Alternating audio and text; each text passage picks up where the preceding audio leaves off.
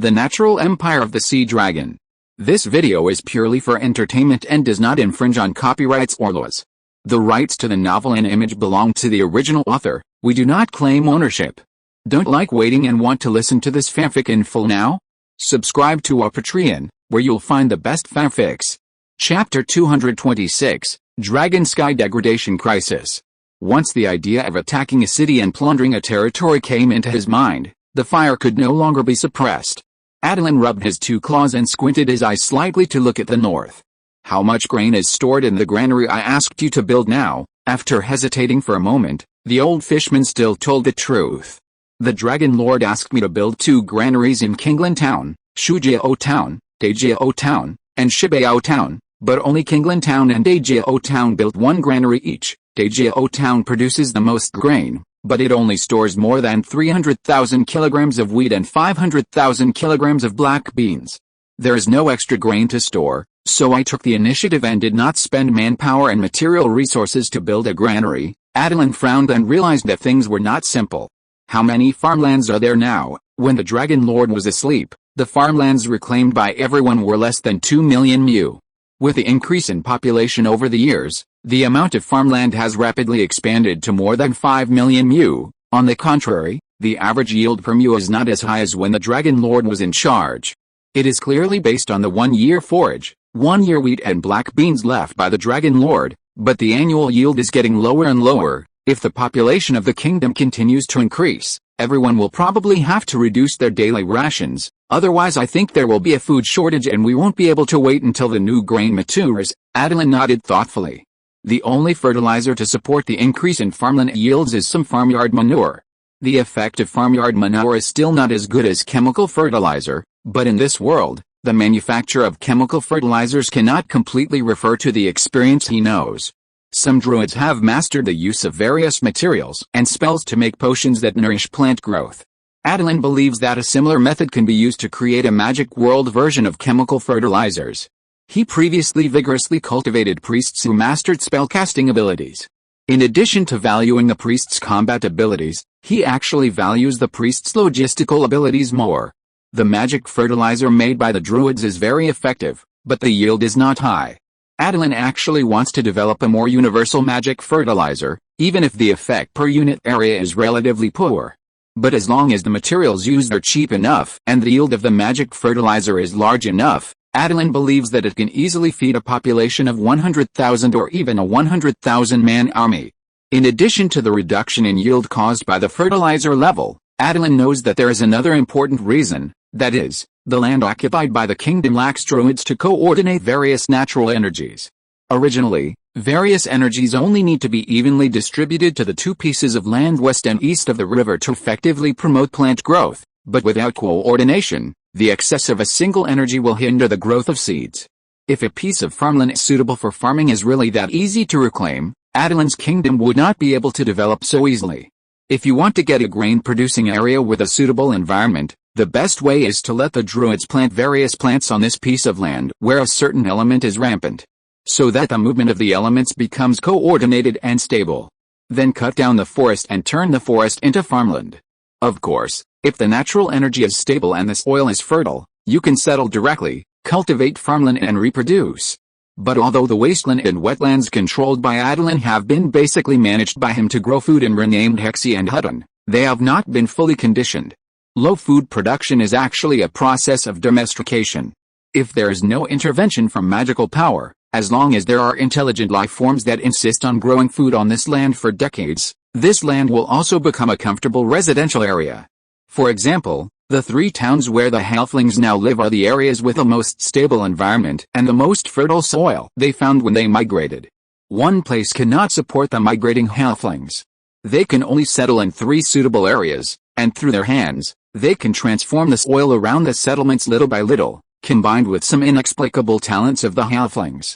Finally, these 3 high-yield food areas were formed. The halflings may have such a talent that can make the soil where they live fertile, and the dwarves do not enslave the halflings, making the halfling town their granary.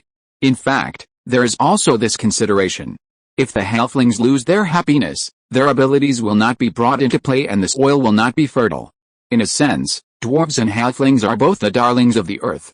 Since they are all relatives, there is no need to use such despicable means as slavery. It's not that the dwarves can't earn money to buy food. Attilan didn't have such a deep understanding of the halflings before. It was the 2.5 years of practice in the Emerald Dream that gave him a more thorough understanding of himself, nature, and the races he came into contact with. Only then did he realize that his method of nibbling the halflings by boiling them in warm water was invisibly the right decision, because he brought the halflings more materials that made them happy from the forest and Kingland town. The high-yield farmland of the halflings can be expanded again, otherwise the food production will only increase when the population of the halflings slowly increases. Now that Attilan is here, he believes that with his promotion, the 3 halfling towns will soon be transformed into Halfling City. Halflings will definitely still be the dominant race in this city, but snake dancers, tauren farmers, centaurs, murloc sailors, and murloc chefs will also become residents of this city. Not to mention the dwarf blacksmiths. There are several dwarf blacksmiths running blacksmith shops in the 3 towns themselves. When this city is built, the number of dwarf blacksmiths will be even greater. However, the main force is not the dwarves of the Hanshin Kingdom, but the wandering dwarves who were forced to scatter to the major human countries in the north because of the expansion of the swamp dragons in the east and the destruction of the country. In the past 2.5 years, he has indeed been practicing wholeheartedly, but in his spare time, he has also been thinking about the development of the kingdom. It's a pity that his soul is not strong enough, otherwise he can communicate through the connection between the Dragon Lord and the priest. And the government affairs of the past 2.5 years will not be delayed. Thinking of the dwarves, Attilan immediately asked, I asked the old blind man to send people to collect the scattered wandering dwarves. I wonder how he is doing. It's okay. The dwarves are too scattered, and many of them are stubborn. They guarded their blacksmith shops and were unwilling to leave. We only recruited a few hundred young dwarves who wanted to establish a dwarven kingdom, although it was a bit reluctant. Silver Ring still got their recognition and became the leader of these dwarves, including the dwarves who came from the Hanshin Kingdom to join him. Silver Ring now has nearly 1,000 dwarves under his command, which can basically meet everyone's daily needs for farm tools and weapons. The armor that requires higher ores is still left to the Hanshin Kingdom. In fact, I think the weapons forged by the dwarves under Silver Ring are still not as good as those of the Hanshin Kingdom, but they are enough for our warriors to use. It just so happens that the tauren, centaur, and lizardmen are all very strong, and if the quality is not good enough, it's okay to make the weapons a little bigger. Dragon Lord, we can now dispatch more than 20,000 warriors at a time, and it will not affect food production.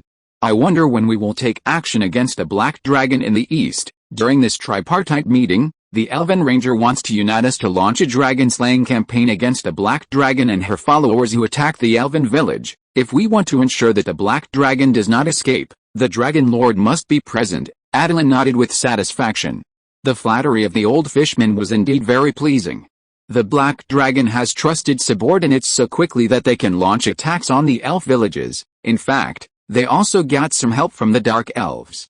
The black dragon subordinates are all stupid and disorderly guys, and they still use weapons made of stone and wood, but the dark elf sent instructors and also supported the black dragon with some iron weapons.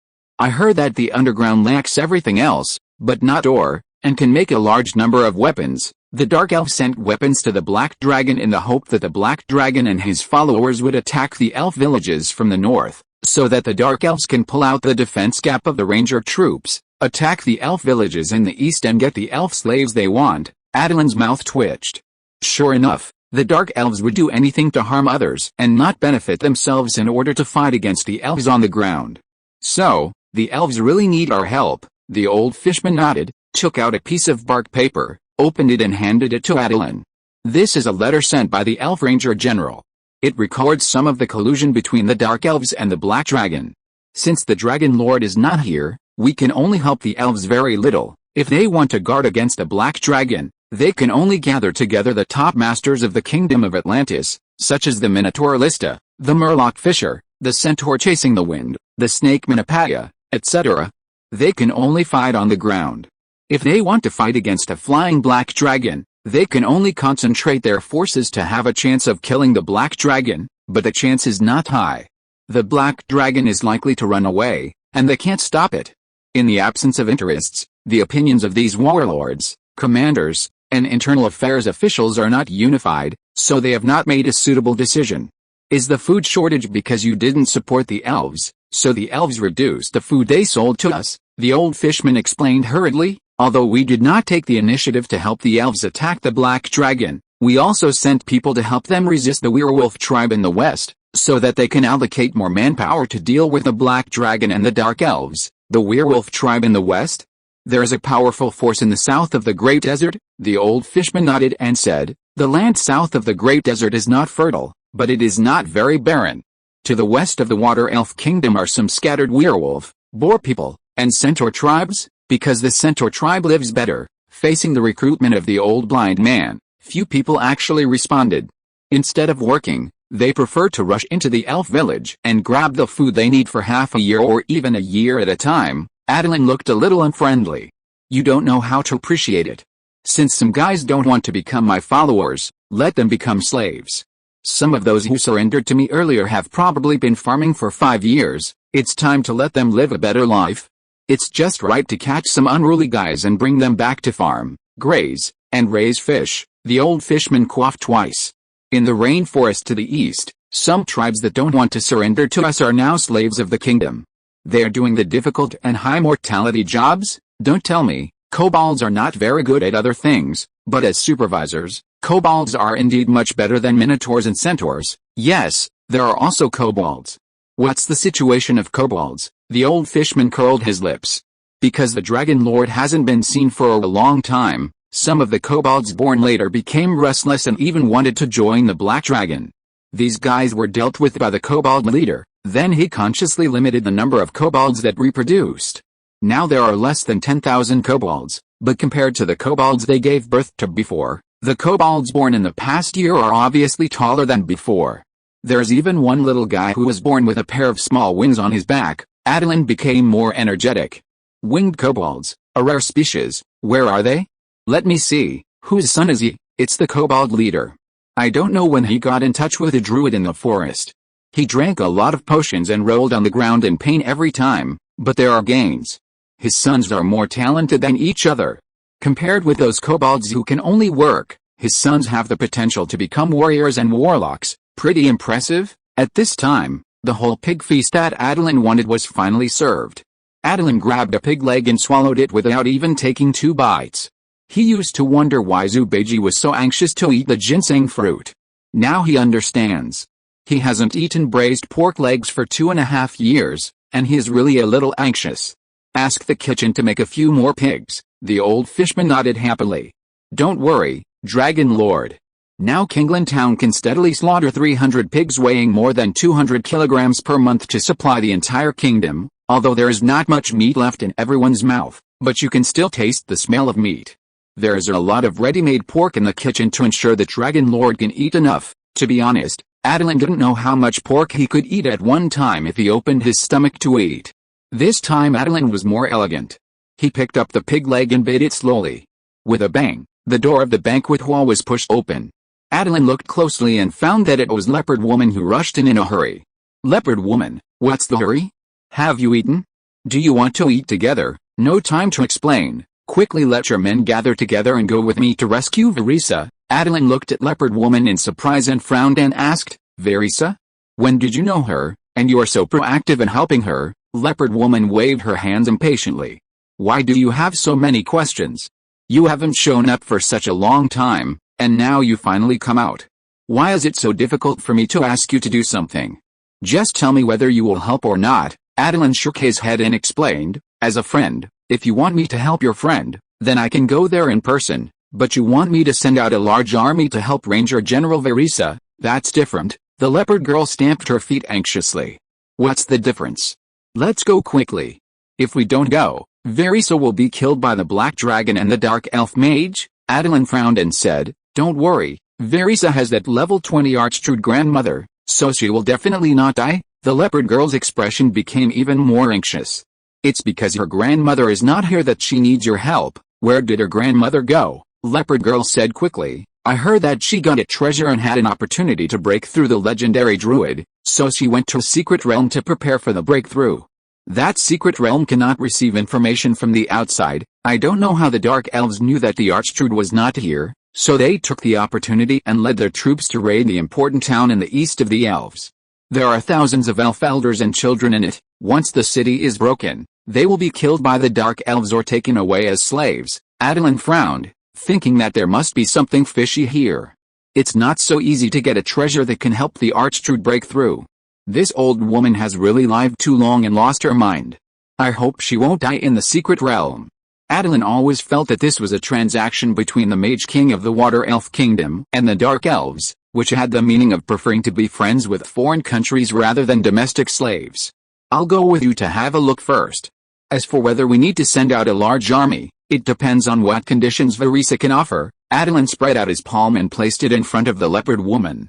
Come on up, I'll take you directly over, the leopard woman said with some uncertainty. Although you are much bigger than 2 years ago, your palm is not big enough for a person to stand on, right? Are you sure I won't fall down halfway through the flight? Attilan rolled his eyes at her. Don't worry, I'm not asking you to stand in my palm. I will protect you with a magic shield and ensure that you arrive at the battlefield safely. The leopard woman stepped on the palm, and a round shield like a blue dragon scale protected her. She knocked on the shield with her hand and found that it was indeed very solid.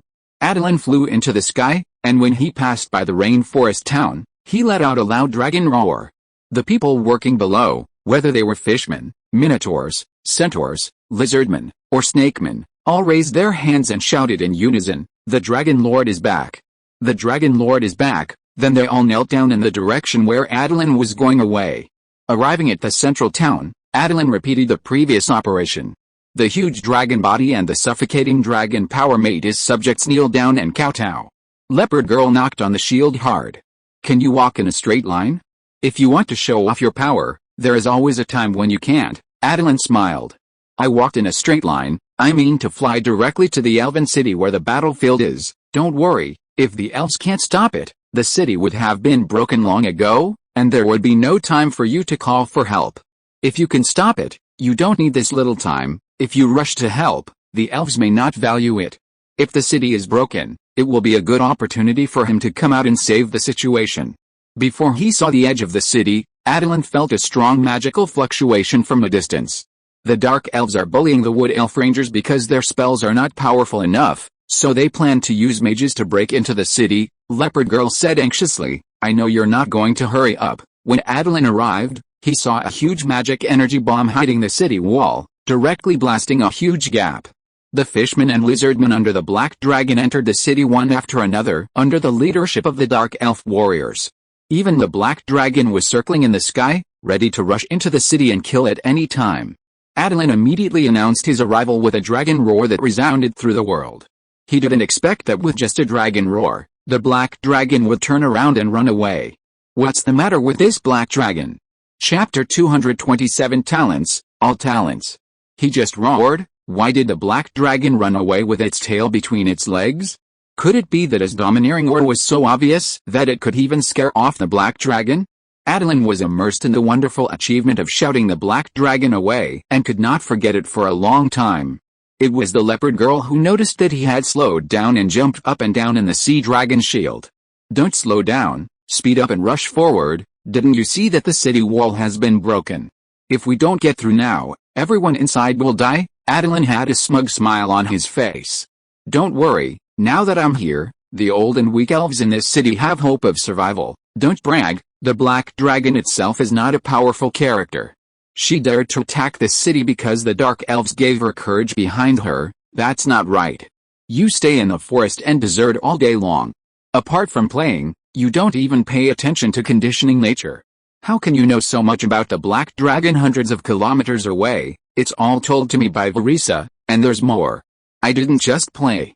In the past 2 years, I have planted a lavender grassland outside the yellow sand pass with my own hands. Even Master Jaina praised me for my serious work. Looking at the proud leopard girl, Attilan shook his head and didn't expose her. Compared with the previous leopard girl, planting a grassland with her own hands is indeed a rare achievement. But compared with other druids in the forest, like the wine girl and the eagle king, diligence is definitely not the word to describe leopard girl. Attilan flew over the city and saw Verisa jumping and running on the building close to the ruins, shooting arrows to hunt down tall enemies and save the old and weak from being slaughtered. Attilan felt that Virissa's arrows were more powerful than when they met before falling asleep. The arrows were attached with wind elements, and one arrow could penetrate the magic shield of the dark elf mage and destroy a mage who had been trained with great difficulty. Unfortunately, Virissa was soon entangled by a dark elf warrior holding two swords. If Virissa had not known a little archery, her snow-white neck would have been cut by the sharp blade. The leopard woman also saw Virissa in danger and quickly beat the shield with her fist. "Open the shield quickly, I want to go down to help Virissa." Attilan glanced at her lightly. "It's so high. If I open the shield and let you down, you'll probably fall straight down to Leopard Girl. Let me save her." With his wings flapping, Attilan dived at high speed, with bright lightning flashing from the corners of his mouth. A huge lightning bolt shot out of his mouth quickly, directly hitting a tall fishman next to the double-bladed warrior into charcoal. "Damn! How did you miss the target?" Although Leopard Girl was very worried about the safety of her good sister Virissa, she still laughed out loud when she saw that Attilan even spit out the dragon's breath in the wrong direction. "Is it okay? Have you really just slept for the past 2 years? You can't even use the most basic dragon's breath." Attilan was speechless. He didn't expect that the speed at which the dragon's body grew spontaneously while sleeping was so great. The power of the dragon's breath was a little out of control, extending forward by a short 4 or 5 meters. The double-bladed warrior who wanted to attack missed, but instead accidentally hit the fishman holding the iron spear who was about to attack Virissa.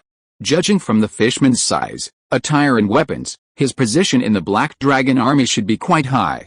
"It's bad, the chieftain was killed by the dragon's thunder, everyone run." A short, shifty fishman kicked the old elf he had killed away, stuffed the exquisite elf ornaments he had snatched into his tattered clothes, and shouted in a hoarse voice. He kept his pace, bypassed the dark elves who occupied important buildings in the city, and followed the road he had planned in advance, turning tactically at the fastest speed. Seeing that the Black Dragon had run away, the dark elves naturally did not dare to face the dragon's might, especially the fleeing dragon, which could not block the way, but the Black Dragon's followers were originally cannon fodder they paid for.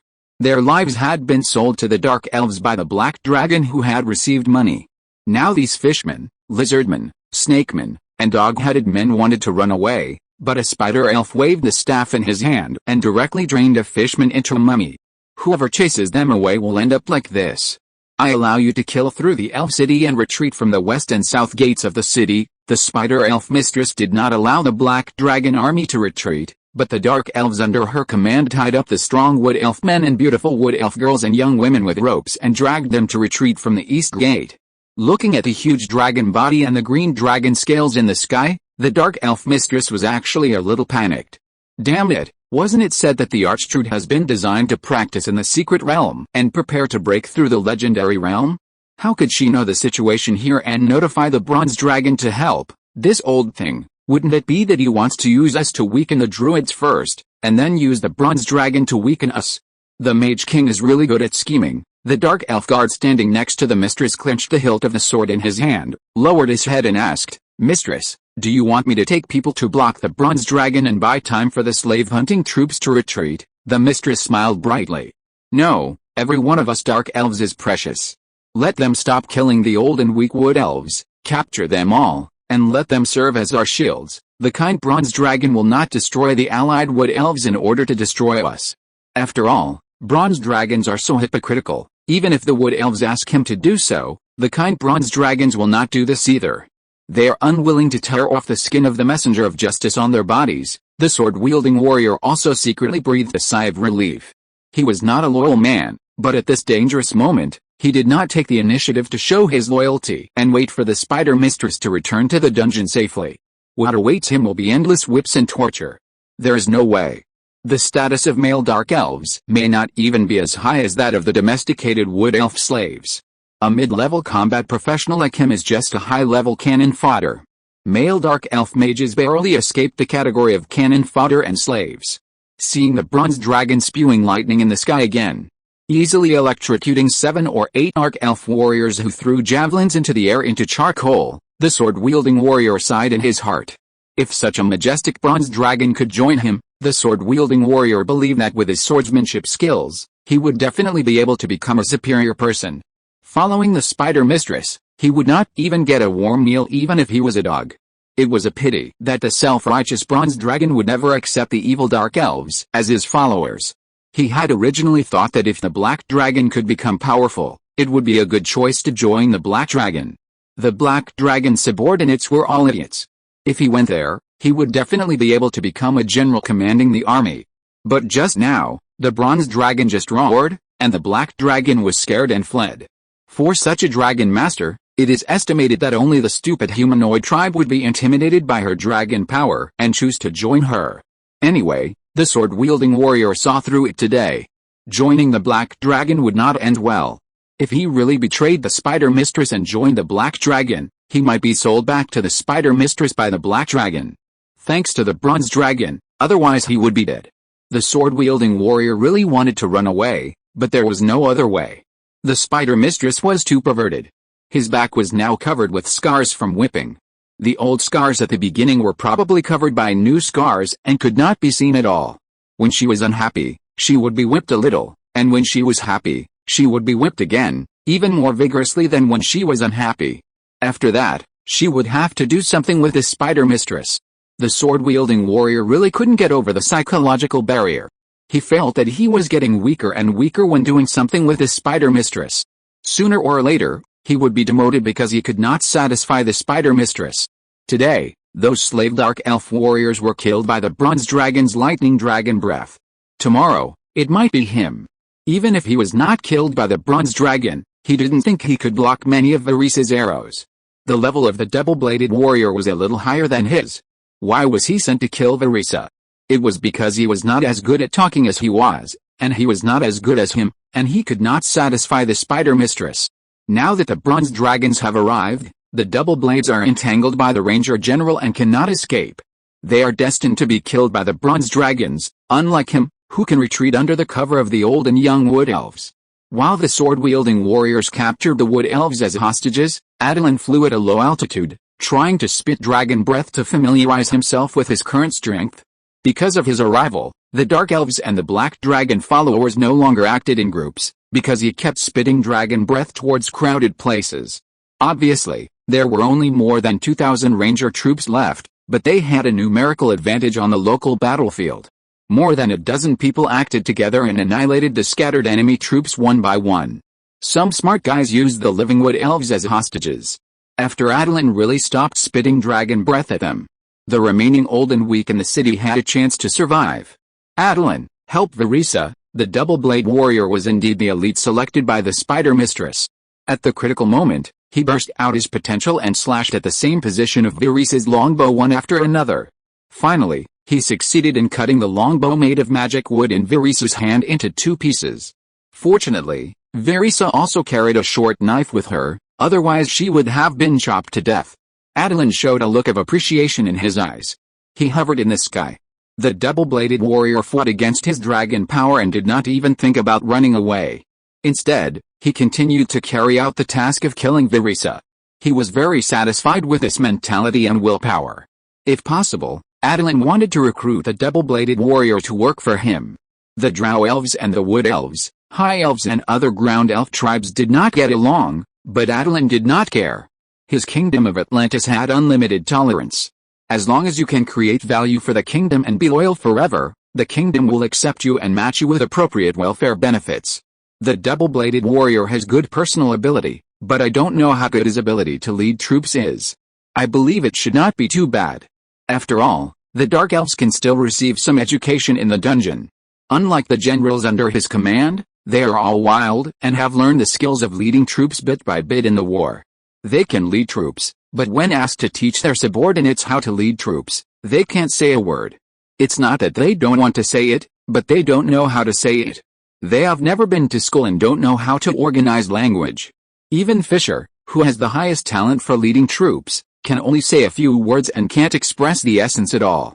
Attilan realized the importance of cultural education. Open the shield quickly. Attilan opened the shield after approaching a building.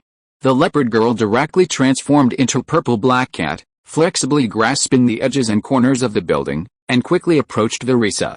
Looking at the purple black cat, Attilan narrowed his eyes slightly. The leopard girl was not a shadow leopard or a forest leopard.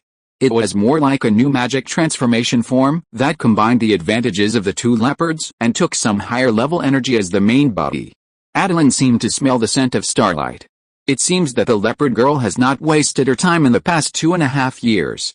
I just don't know how the combat ability of this starlight leopard is. Sister, I'm here to save you. The leopard woman's claws, with purple starlight energy, quickly grabbed the double-blade warrior, but the opponent twisted his body flexibly to avoid it, and the blade in his hand flew away. The sharp knife light flashed, and the leopard woman stepped back reflexively. She avoided the knife light, but her back foot stepped on the air and rolled down from the roof in embarrassment. Attilan almost laughed out loud. The leopard woman's talent is very good, but she still has too little combat experience. Verisa sighed slightly. Although the leopard woman's performance was embarrassing, her appearance still gave Verisa a chance to breathe. Attilan, don't worry about it. Go and help everyone defeat the Dark Elf troops. We must not let everyone be taken to the dungeon by the Dark Elves. The Wood Elves must not become slaves of the Drow. Attilan took a breath of cold air. He didn't expect Verisa to be so decisive. Attilan spit out a fine lightning, temporarily forcing the double-blade warrior back. Verisa, the Dark Elves have used your people as shields to resist my attacks. If I launch another attack, they will be turned into charcoal together with the Dark Elves. You also know that at this time, the fate of the captured Wood Elves cannot be determined by my lightning, but only by the arrows of you and your rangers. As for whether to shoot the Dark Elves with arrows and save the old and the young, or shoot the old and the young so that they would rather die than become slaves of the Dark Elves, this decision must be made by Verisa. I will help you block this warrior. You lead the troops to chase the Dark Elves. Thank you. Jumping from the roof, Verisa hooked her toes and picked up his longbow from the body of a dead Wood Elf ranger. She tried to pull it, although it was not as good as Verisa's. But the arrow shot out still pierced the throat of an unlucky lizardman, saving a Wood Elf boy wielding a broken sword, and his sister behind him. Hide. After walking all the way and constantly summoning the rangers scattered in the city, Verisa returned to her headquarters. The deputy general was holding the fortress in the center of the city with more than 100 people, and there were thousands of old and young people hiding inside. The deputy general's face was covered with blood. He had just repelled the last wave of the Dark Elves' charge, and now he just wanted to sit down and have a good rest. Then he saw Verisa's jumping figure above the building and the ranger troops gathered from various intersections. Everyone, follow me. The deputy general hurriedly walked to Verisa. General, the bronze dragon has come to help us, and the Dark Elves have retreated. There is no need for us to actively pursue them. In this battle, the ranger troops have suffered too many casualties. Verisa glared at the deputy general. Blow the horn and gather everyone at the east gate. The Dark Elves have captured at least 1,000 people. We are the rangers who protect everyone. We must not let the Dark Elves go. Don't forget the responsibility of the ranger unit. Even if we die, we must not let a civilian be captured by the Dark Elves. If you say this again, you will not be my adjutant. The deputy general slapped himself. Yes, with the sound of the horn, more and more elven rangers gathered behind Verisa. Verisa did not rush out of the city. With slaves, the speed of the Dark Elves was not fast. The surviving civilians in the city also needed protection. Therefore, Verisa had to clean up the interior of the city first. Fortunately, because of Attilan's arrival, many Black Dragon followers circled the city and escaped from the city wall broken by magic. Most of the remaining enemies in the city were Dark Elves. And the Dark Elves were gathering quickly towards the east gate. Verisa quickly caught up with the Dark Elves with 1,500 rangers and was ambushed by the Dark Elves near the east gate. Because of his previous remarks, the deputy general bravely rushed to the front, and was shot into a hedgehog by the Dark Elf's arrow. A stream of blood mixed with internal organs gushed out of his mouth, and the deputy general held Verisa's hand. General, we can't chase any more. Leave some seeds for the ranger troops. Right then his head tilted, and he died just like that? Looking at the scattered soldiers around, who were killed by spell bombing and cold arrows, Verisa gritted her teeth and issued an order. All rangers and cavalry, follow me and charge again. We must rescue everyone. Save our families, save our families. Even if there were only 1,000 people left, Verisa still gritted her teeth and led the troops to the battle. She no longer had hope of bringing all the old and young back safely, but the breath in her heart could not be dispersed, and she had to continue chasing. But this time, Verisa would be more cautious. This ambush was the work of the sword-wielding warrior. The appearance of the bronze dragon did make the dark elves panic. Most of them retreated in panic. Everything was seen by the wood elf ranger. They subconsciously thought that the dark elves would not dare to continue fighting under the dragon's breath of the bronze dragon. The sword-wielding warrior took advantage of this mentality and fought back. He was better than the double-blade warrior, and not just in bed. You stay here and think about it. Follow me, you can get the status and respect that you can't get from the dark elves. In my eyes, you are a human being, but in the eyes of the spider mistress, you are just a dog. Be a human being or a dog. I think you should be able to figure it out. Attilan had just tied up the double-blade warrior with vines when he heard the explosion from the east gate. It was impossible for Attilan not to feel such obvious spell fluctuations. The leopard girl transformed into a cuckoo bird and saw the situation clearly. It's not good, Attilan, let's go and help. Not only did the dark elves not run away, they also hid in the house and attacked. Verisa was caught off guard. The double-bladed warrior said, "It must be that despicable guy, Sword. Only someone as cunning as him could come up with such a tactic under the pressure of the bronze dragon. Someone who could be called cunning by the dark elves must be very despicable." Attilan narrowed his eyes slightly. Atlantis needed such talents. Is Sword a man or a woman? A man. The current city lord has not yet succeeded. He is just one of the many daughters of the previous city lord. In order to defeat the other sisters, the city lord performed a dangerous spider transformation ritual, transformed his lower body into the appearance of a spider. No one dared to approach the city lord, except him. Not only was he not afraid at all, he also went to bed with the city lord. Attilan's eyes widened. He originally thought that there was only Zubeiji, the spider rider warrior, but he didn't expect there was another talented person. Zubeiji is a pig after all, and this sword is a real spider rider warrior. Stop talking, go and help. Attilan raised his hand to stop the leopard woman. It is also important to understand the enemy's intelligence. Without Sword, how can we rescue the wood elf civilians who were taken away by hostages? The double-bladed warrior curled his lips. Don't think about it. Since she turned into a spider elf, the city lord's personality has been distorted. Those wood elves in her hands have no other ending except death. The difference is how they die. It's better to let the wood elves shoot them all to death with a barrage of arrows than to be taken to the dungeon. If the wood elves are brought back safely, the wood elves will be unlucky. If the wood elves cannot be brought back, all the dark elves and some women of low status will be unlucky. At this time, even if Attilan goes up to put pressure, it will be useless. The dark elves will not give up the resistance. Do you have any good suggestions, my general? Attilan smiled and waved his hand to loosen the vines that bound the double-bladed warrior. The double-bladed warrior knelt in front of Attilan. My master, the spider mistress will never let her spoils escape. Now death is the best outcome for them. There were thousands of male dark elf warriors, hundreds of female rose priests, and thousands of grey dwarf slave warriors. Attilan didn't think he could fight 10,000 dragons now. When he was young, he could fight 1,000 dragons and a group of jackals, but that was because the jackals were weak. Dark elf warriors, rose priests, and grey dwarf scions, Attilan didn't think he could stop these elites. Attilan also knew that they thought he was a bronze dragon, so they withdrew in a hurry. If they fought with real swords and guns, he would be exposed. There are still some dark elves left in the city who didn't have time to escape. You go find them now, take them out through the gap in the north gate, and then go directly north. Attilan threw a magic crystal to the double-bladed warrior. Go to my territory. You may need to go to the dungeon to perform some tasks later. Yes, Dragon Lord. After instructing the double-bladed warrior, Attilan carried the leopard girl and caught up with Verisa, but they just circled in the sky and did not attack the dark elf line that used the wood elves as shields. In this situation, Attilan also wanted to know Verisa's decision. Chapter 228. You need to pay more. Attilan knew how difficult this decision was. Ordering a pursuit would inevitably cause a large number of casualties to the ranger troops. Not pursuing the captured wood elf civilians would also be tortured to death. There were companions on both sides, and Verisa was still just a young man.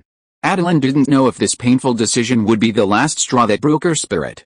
The total number of dark elves was not as large as that of wood elves, but Verisa was fighting against the dark elves of the entire dungeon with only one corner. Because the system of the dungeon was relatively cruel, the loss rate of dark elves had always been relatively high. Those who survived were elites who were proficient in combat and conspiracy. They had a strong desire to survive, but they could also fight at the critical moment. There were probably only 15,000 dark elves in the entire dungeon. This time, the Spider Mistress directly brought out more than 6,000 troops to attack this wood elf city with only 3,000 ranger defenders but 10,000 civilians.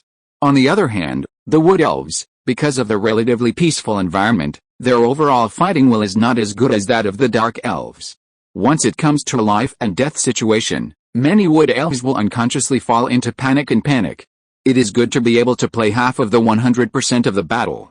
Not to mention those civilians who have professional levels but no fighting will, even the rangers under Verisa, facing the enemy army with a huge crowd outside the city and the help of the Black Dragon. Some new recruits who have less experience in battles, their legs and feet are also weak. The humanoid races such as the Murlocs recruited by the Black Dragon may not have the same professional ability as the Wood Elf civilians, but they can fight desperately for a bite of food. The savage aura and the fierceness in the scarlet eyes, most of the Wood Elf civilians are not their opponents. It is said that it is better to fight well than to train well. Attilan suddenly realized that his kingdom also had similar problems. Perhaps the first generation of his recruits who had experienced wars were fierce in fighting and were qualified sources of soldiers. But the second generation, who are still infants, lack combat experience and the quality of daring to fight at the risk of their lives. This quality is cultivated by the environment. It is said that elite soldiers come from poor mountains and bad waters. In addition to environmental factors, the pain brought by war will also shape a group of qualified soldiers.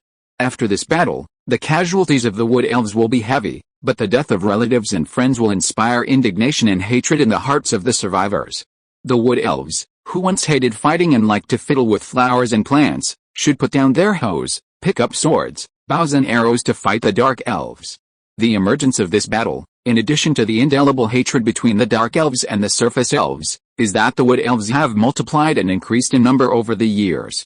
The Wood Elves occupied a lot of originally desolate land to the east, and the distance between the city they built and the Dark Elves was too close. The Wood Elves did not know how to strike first, so they could only suffer. Rather than using hatred to make the soldiers better, Attilan would rather take slightly worse soldiers to the battlefield. As long as they train more in peacetime and fight a few more battles with increasing difficulty. Elite soldiers were trained. For example, the Wood Elf Ranger Corps will definitely expand and launch a war of revenge against the Dark Elves in the dungeon. Attilan thought that he could let Fisher lead the half-old and half-new troops to follow the Wood Elves to play supporting roles. It would create a war atmosphere, cause little damage, and have the effect of training soldiers. The Wood Elves are rich and powerful, so how could they be treated unfairly? At least Attilan believed that Verisa would be able to solve the military expenses after the troops were sent out.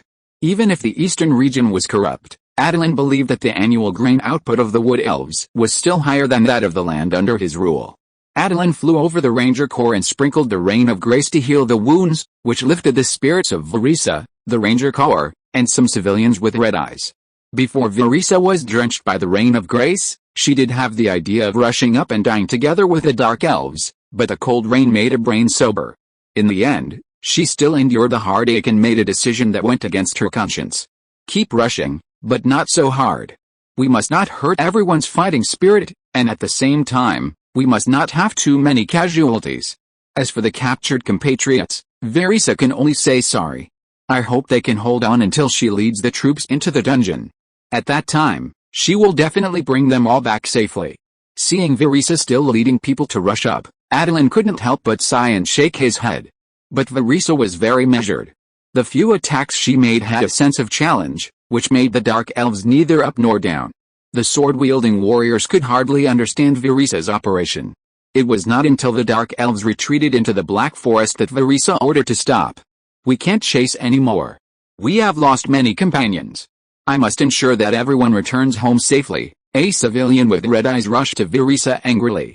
General, my family has died after the city was broken. I don't care whether I can survive or not. I just want to kill a few more damn Dark Elves before I die. Verisa stared at him righteously.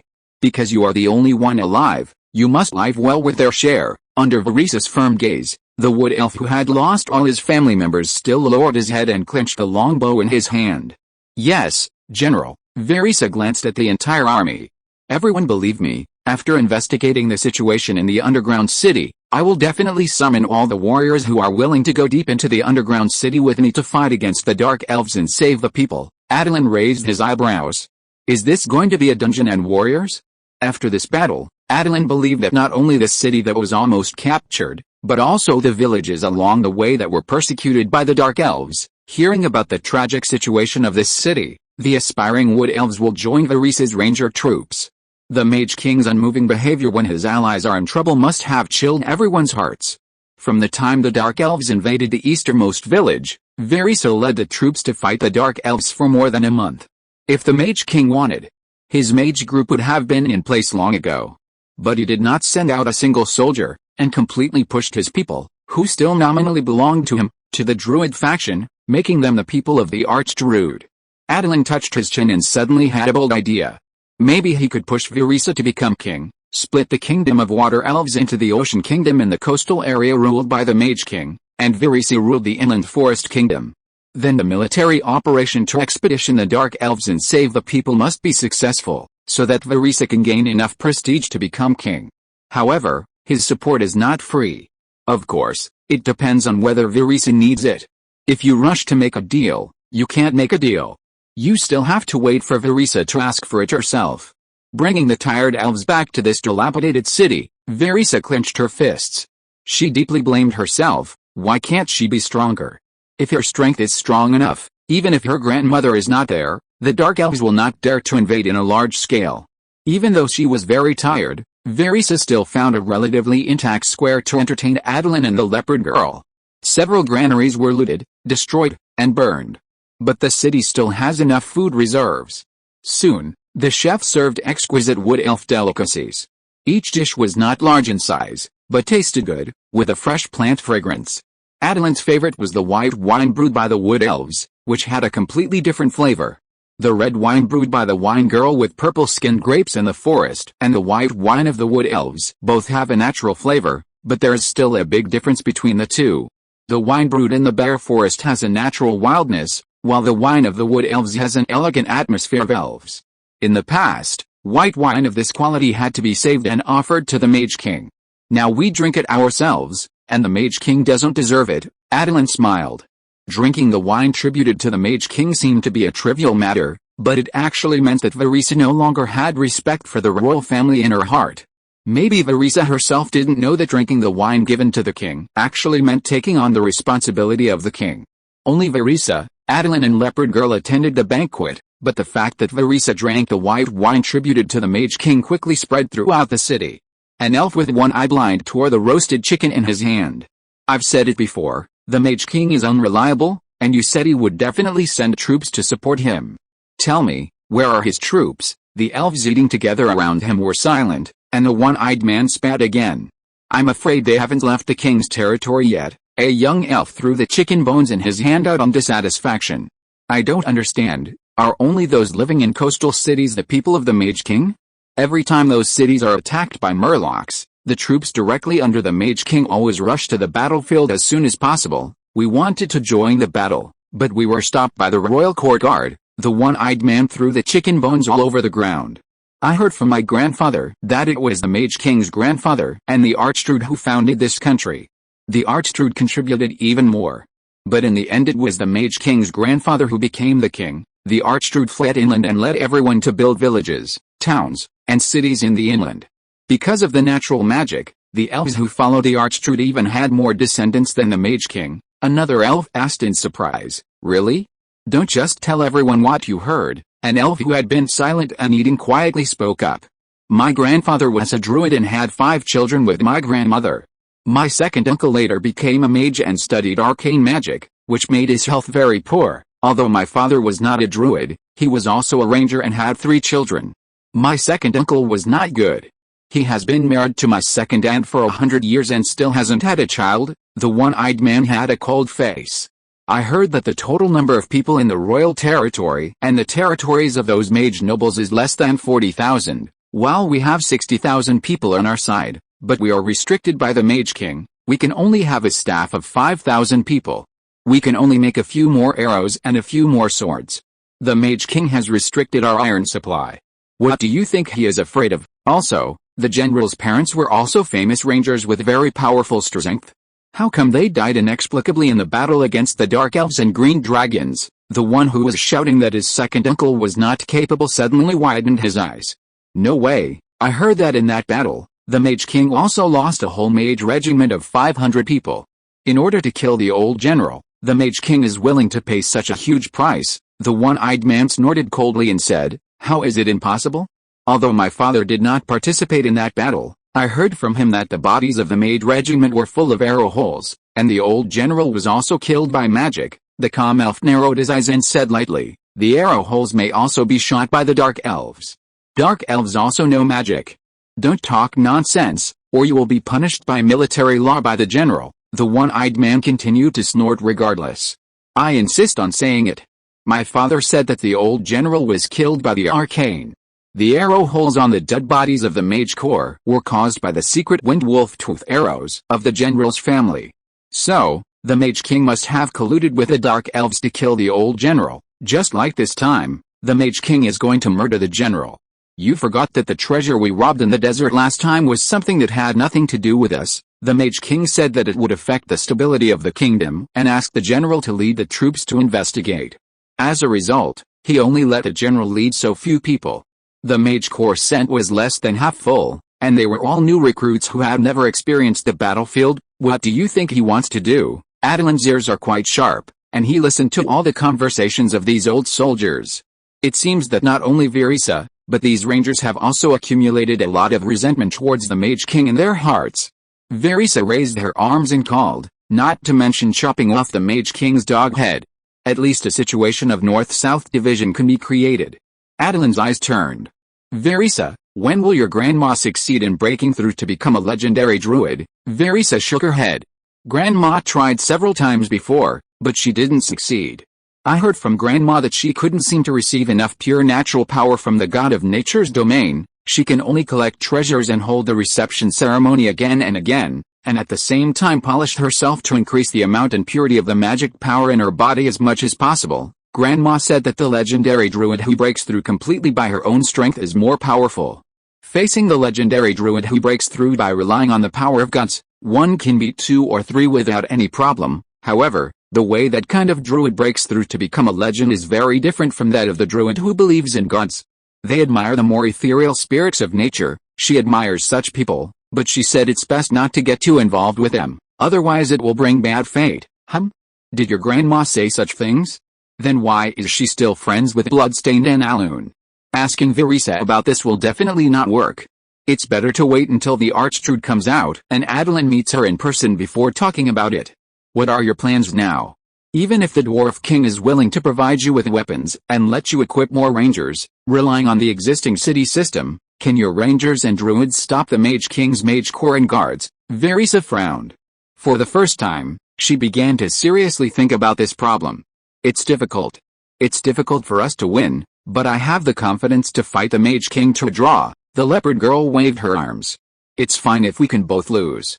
Sly guys like the Mage King and Attilan will definitely not want to lose to you. Verisa laughed, and Attilan's face turned black. In your heart, am I a despicable villain like the Mage King? The leopard girl shook her head and said as a matter of course not. You are even more despicable than the Mage King.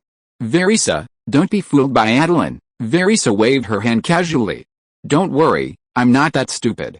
I also believe in Attilan. He's not that kind of despicable person. Attilan nodded. His vision is much bigger than that of the Mage King.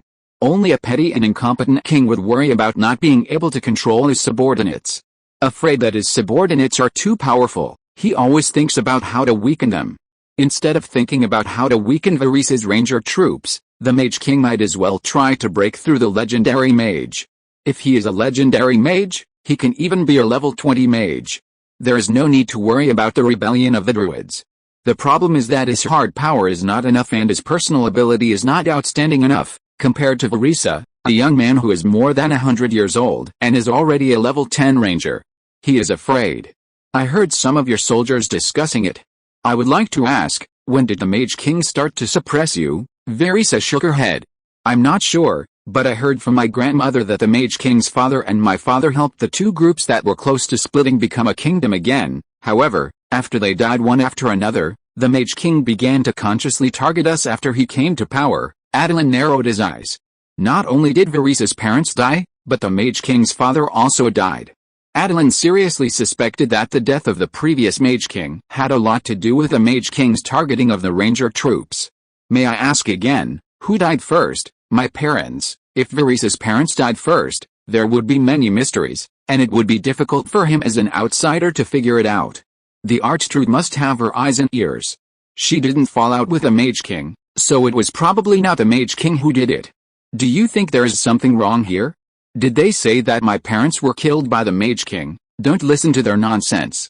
That war involved us wood elves, the dark elves in the dungeon, and the arcane elves in the Tower Kingdom.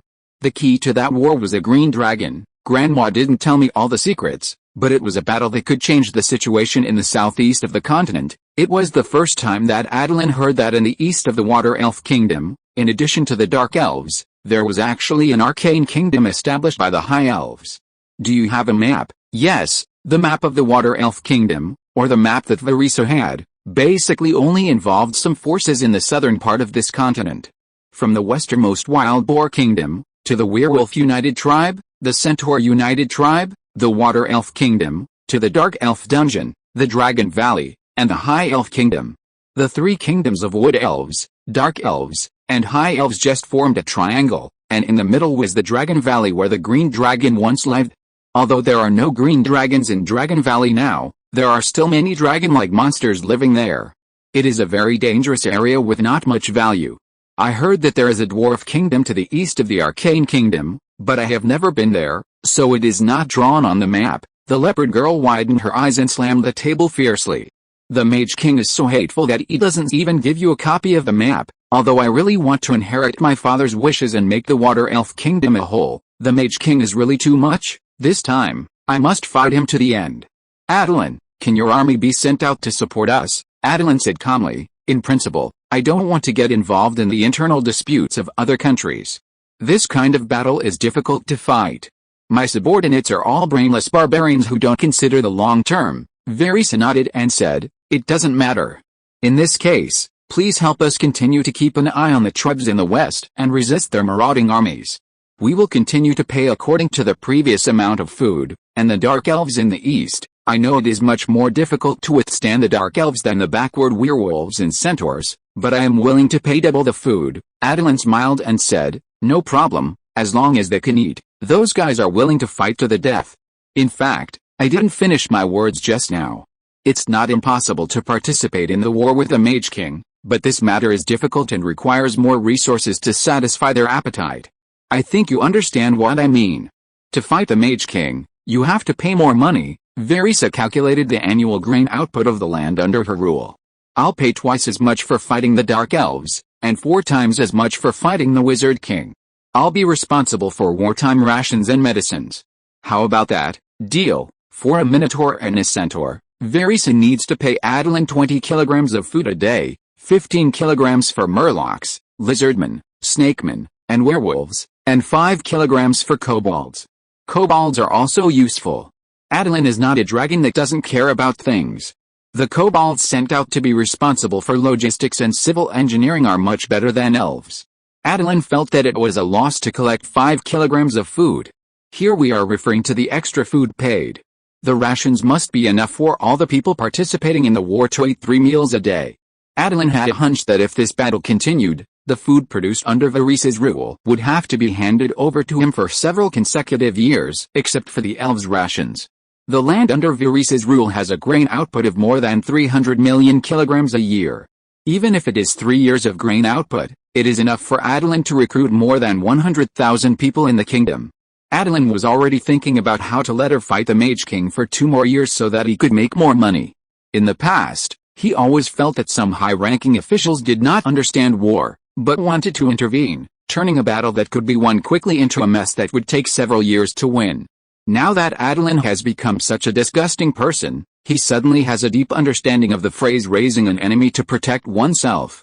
Chapter 229, Attilan's 5 Tiger Generals. In order to avoid becoming a shameless politician, Attilan thought that he should not be so shameless in helping Virissa establish her forest kingdom. If he goes too far now, how can he bring Virissa into his camp in the future? The natural empire is not built in one day, and it is not something that he can build by just one dragon. The kingdom of Atlantis is just the beginning. In the future, he will use war, annexation and political union to walk on two legs. Like the dwarf kingdom, which has already had a considerable connection with him, and the forest kingdom that Verisa is about to establish, Attilan plans to let these two kingdoms form a political alliance with a kingdom he established. The United Kingdom of the Natural Alliance, or the United Empire. If there is no strong external oppression, or there is a voice of unity within, it is not easy for Attilan to implement a united kingdom similar to annexation. Originally, the country can have the final say. Who would be willing to have someone suddenly controlling them, and also need to supply resources? It seems that the area governed by Verisa has become a whole with the Water Elf Kingdom in the form of offerings. In the past, the Mage King's Mage Department and Verisa's Druid Department relied on everyone being Wood Elves to unite into one country. Now, they can also unite into one country with everyone being in the Druid camp as the core. Therefore, persuading the archdruid is the key to whether or not to swallow Verisa's more than 50,000 Wood Elves and the land spanning 200,000 to 300,000 square kilometers from east to west. If the archdruid dies, it will be easier for Attilan to annex the Wood Elf Ranger force. However, for the sake of the Natural Council, the archdruid of the Wood Elf is worth winning over, even if she is a little repulsive to druids who do not believe in natural gods. But Attilan believes that as long as enough is given, the archdruid will be willing to turn to the Natural Council. Just like when Attilan sent troops to help Verisa, Verisa gave 4 times the price, and his army dared to charge against the spell bombing of the Mage Corps. Food is an important strategic resource in any era. As the food output of Atlantis farmland increased, it could not keep up with the speed of their growing population consumption. The Wood Elves were willing to use a large amount of food to hire them to fight. Any warrior hoped to be selected to fight, rather than stay at home to farm. Every time a war was won, Attilan would reward the soldiers who participated in the war. Warriors who fought bravely and had outstanding achievements could also be personally rewarded by Attilan. Part of the reason for the unrest was that after Attilan closed himself off, many rewards that required Attilan to provide magic to make could not be made. The rewards became worse, and everyone was naturally unhappy. Dragon Lord, I wonder how many soldiers you can send to go south with me to resist the attack of the Mage King. After arranging the soldiers guarding the east and west sides, Attilan frowned. Didn't you say that you would expand the army first, attack the Dark Elves' dungeons, and rescue the abducted civilians? Verisa snorted coldly and crushed the grapes in her hand into mud. I know the Mage King best. If I disobey his orders and expand the number of rangers to more than 5,000, he will definitely send troops north to reprimand me.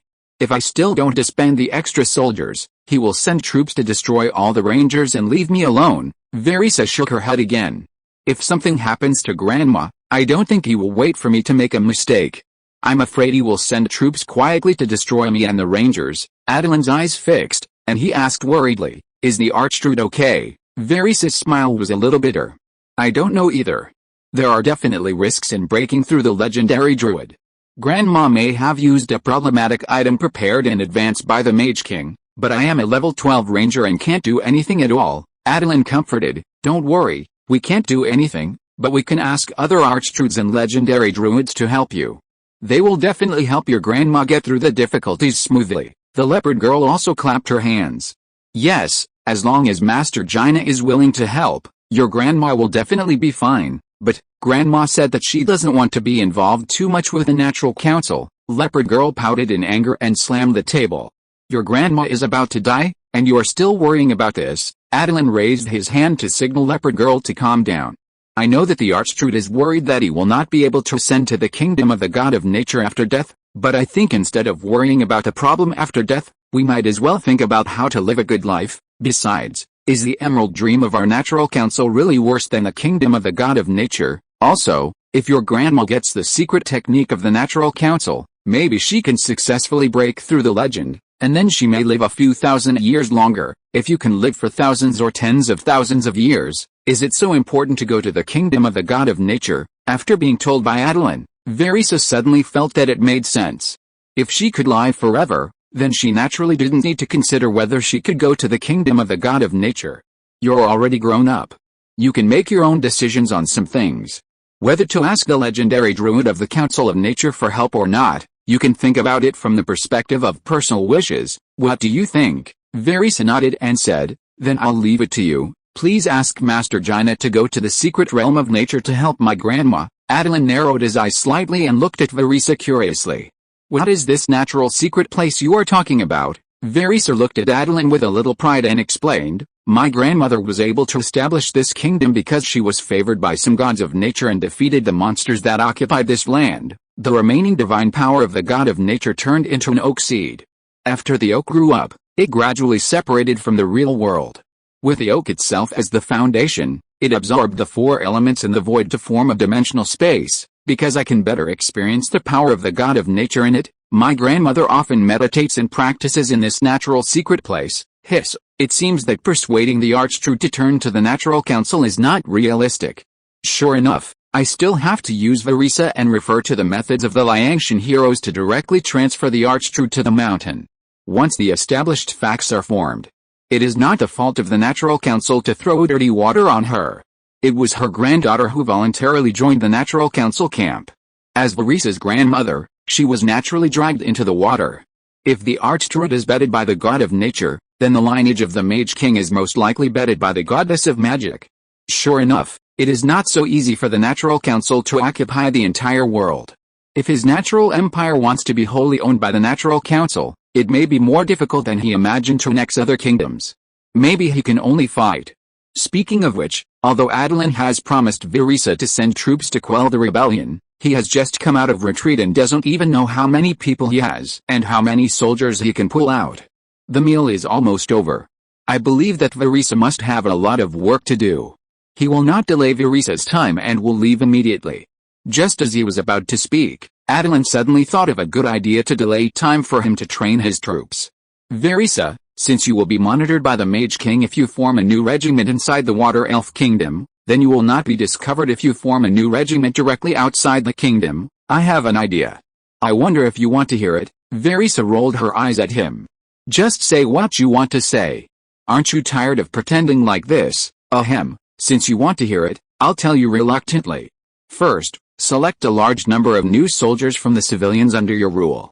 Remember to publicize the tragic situation of this city in advance to arouse everyone's indignation. Then, in addition to the soldiers who are obviously added to the old legion, you can let the other qualified soldiers go all the way north to my territory for training. It happens that the weapons made by the dwarf blacksmiths are just for them to use directly.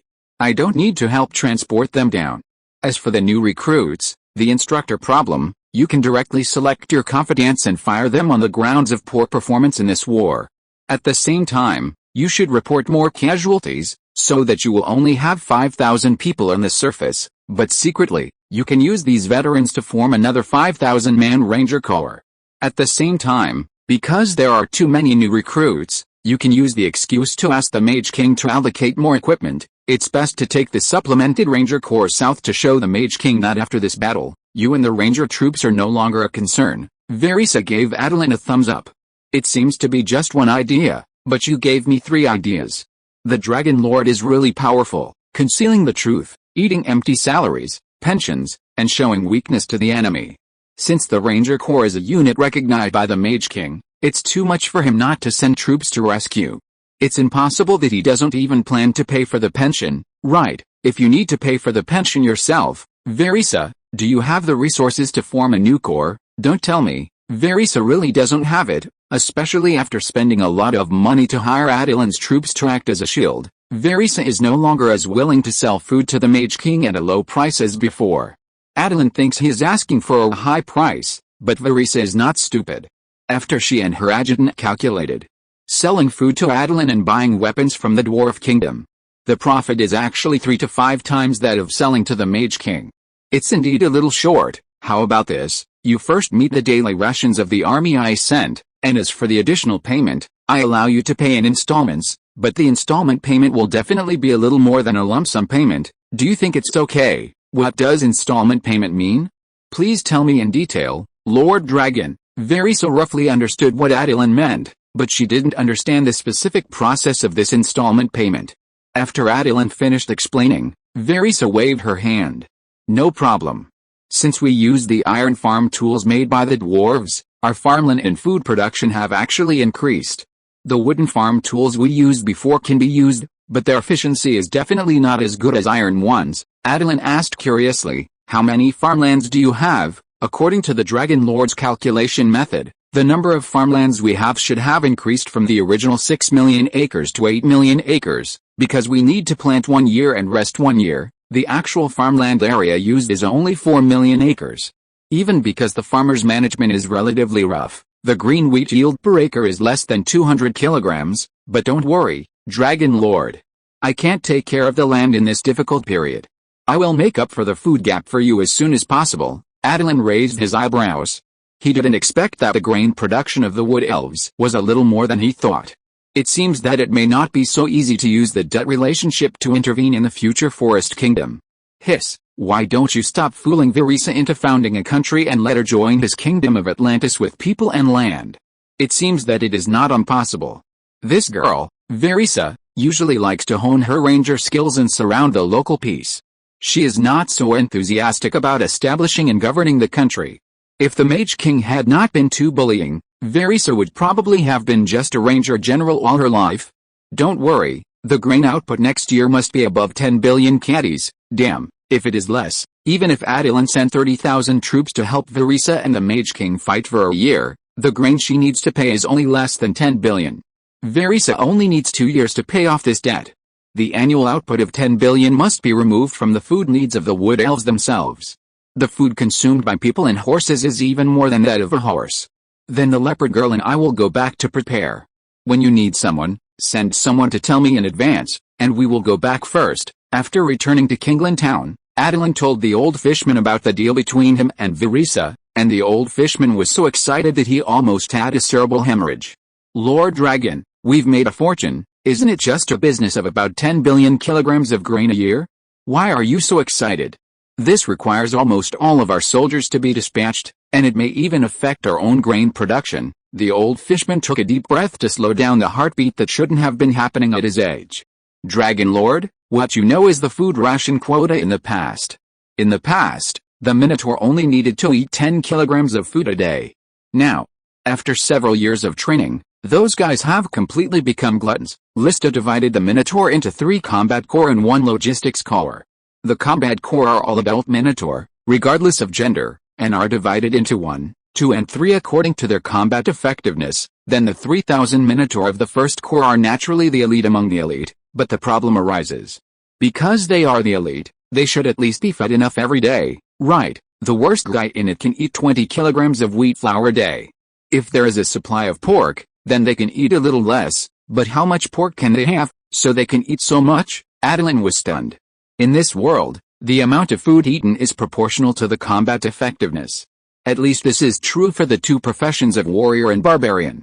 How much do Lista and Fisher eat now? Lista eats 10 kilograms of fat pork, 50 kilograms of wheat, 10 kilograms of various fruits, and a small barrel of wine every day. Fisher eats about the same as Lista except that he doesn't drink. When the barbarians reach a certain level, their appetite no longer increases, and their bodies gradually learn to absorb external energy to replenish their body needs. Attilan nodded. If he only eats to replenish the energy needed by his body, he would have starved himself to death when he was asleep. When he reaches a certain level, he can't directly absorb energy to replenish his body needs. That's probably useless. There is no possibility for such a guy to go further. I heard that the Dragon Lord has awakened. Lista, Fisher, Zhufen, and Connors have rushed back. Does the Dragon Lord want to meet them? Of course, they are all my trusted generals. By the way, why didn't I hear Apatia's name? The old fishman searched his forehead with a headache. She went back to Mep's hometown with Mep and Trina. They have been gone for almost half a year and will probably be back soon. If Mep hadn't returned to visit his relatives, the old blind man wouldn't have been so eager to make a move. Attilan smiled. He didn't expect Mep to be so capable. He appointed him as prime minister and he really showed his ability as a prime minister. Why is Mep going back to his hometown? I heard that he is going to marry Trina. Although he and his father have a falling out, he still feels that it is necessary to talk to his father about such a big thing as marriage. Marriage is a matter between the 2 of them. Why did Apatia go with them? The old fishman smiled. Apatia said that she only has 1 sister and can't let the goats bully her. At the same time, the fairy forest is in the territory of the Northern Kingdom.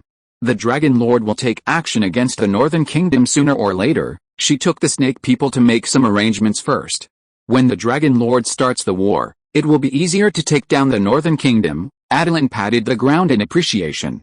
As expected of Operia, you did a great job.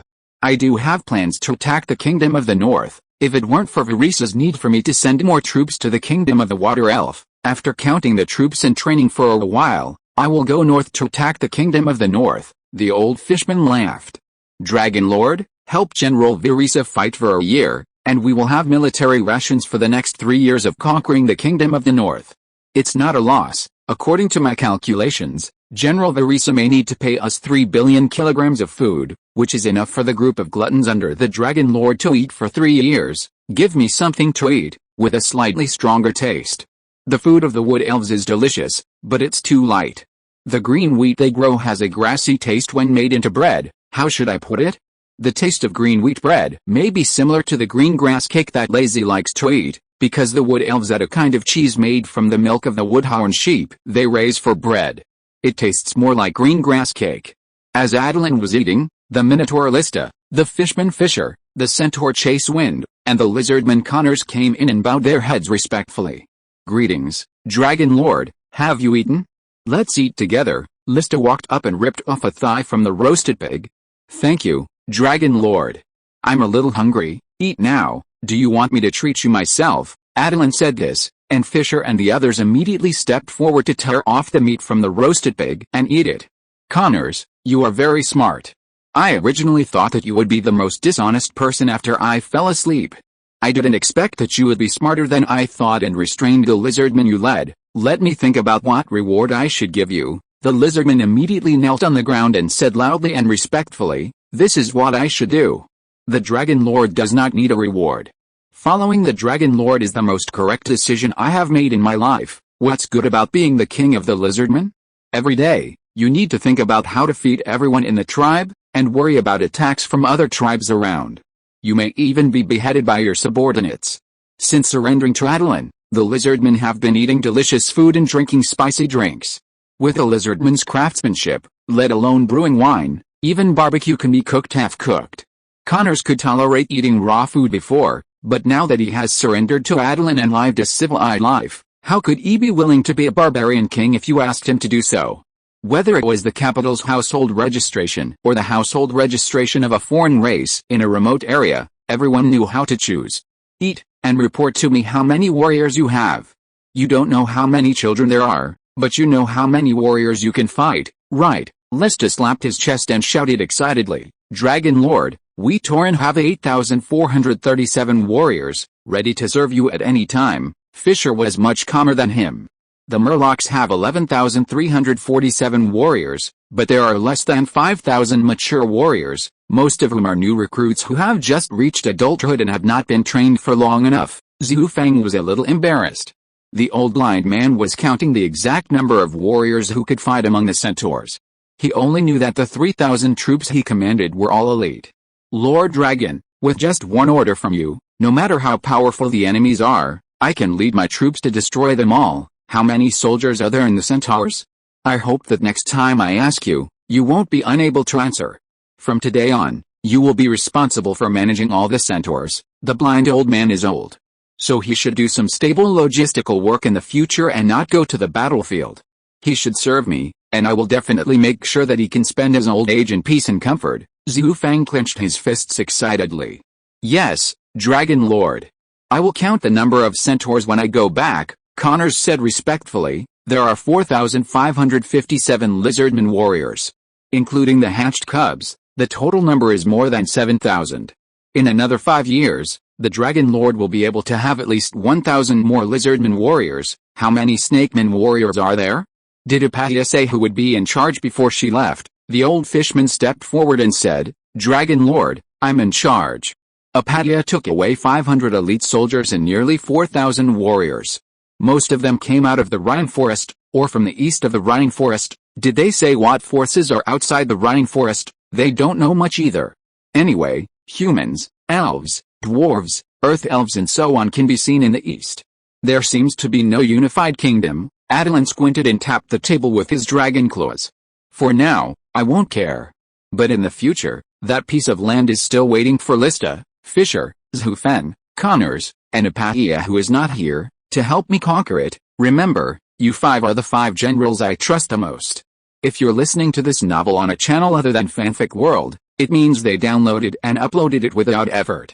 We cordially invite you to visit our channel, Mundo Fanfic Novelis. There you'll find the original version of this story and you can explore many other novels of various genres. We're waiting for you to immerse yourself in a world of incredible novels. Chapter 230, Leopard Girl Turns into a Dragon? Lista and Fisher are barbarians, Zhufeng is a warrior, Connors is a priest, and Apathiya is a psychic. The professional configuration of Attilan's 5 tiger generals is quite comprehensive. The 5 tiger generals sounds good, but it also reflects from the side that during the 2.5 years that Attilan was dormant, although the number of his followers doubled, no outstanding talents emerged.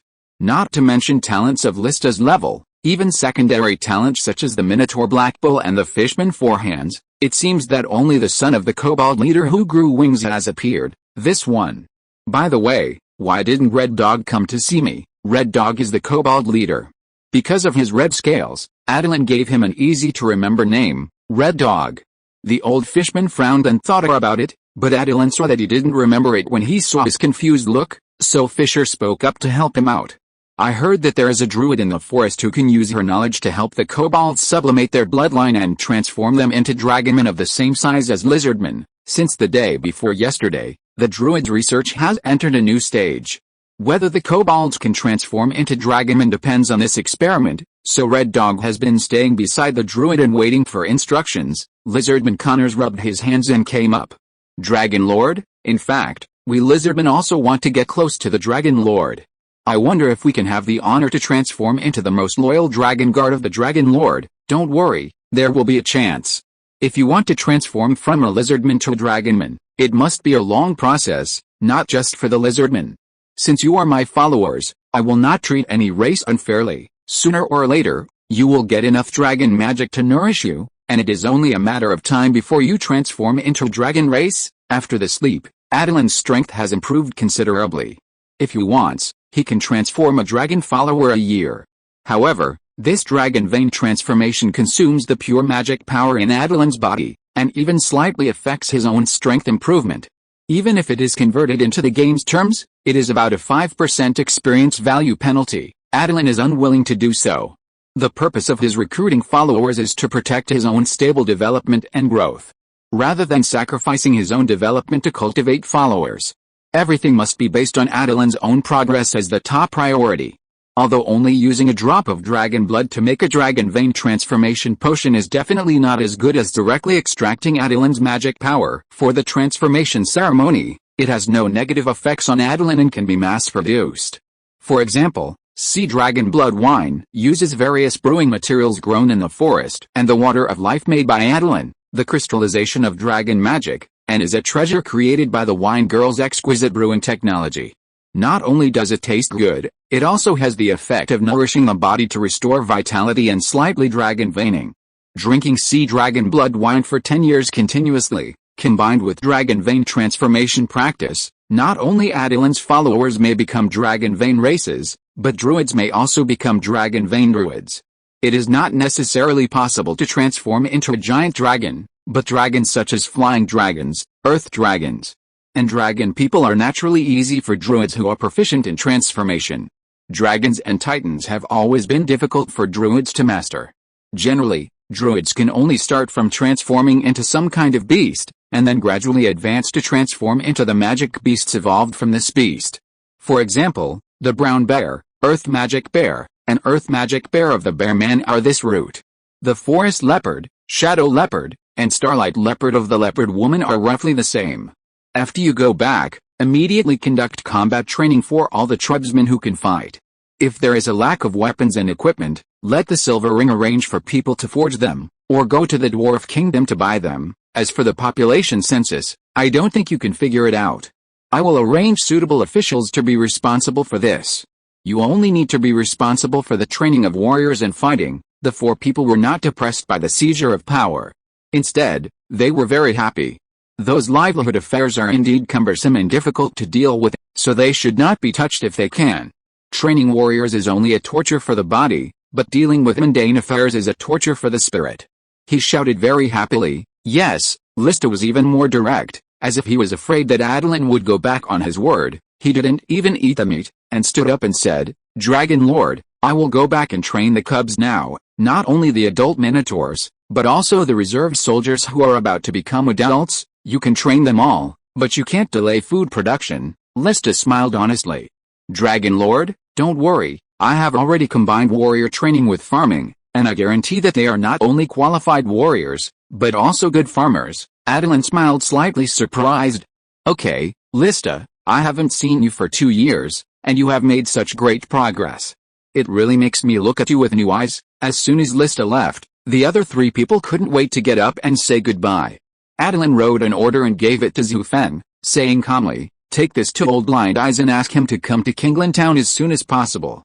I am going to conduct a training for the priests, and he will live in Kinglan Town in peace in the future. I am relieved to leave the centaurs to you. Since he was one of the 5 tiger generals, Zhufeng was naturally responsible for the military issues of the centaurs, and Attilan took back the livelihood affairs and handed them over to his students.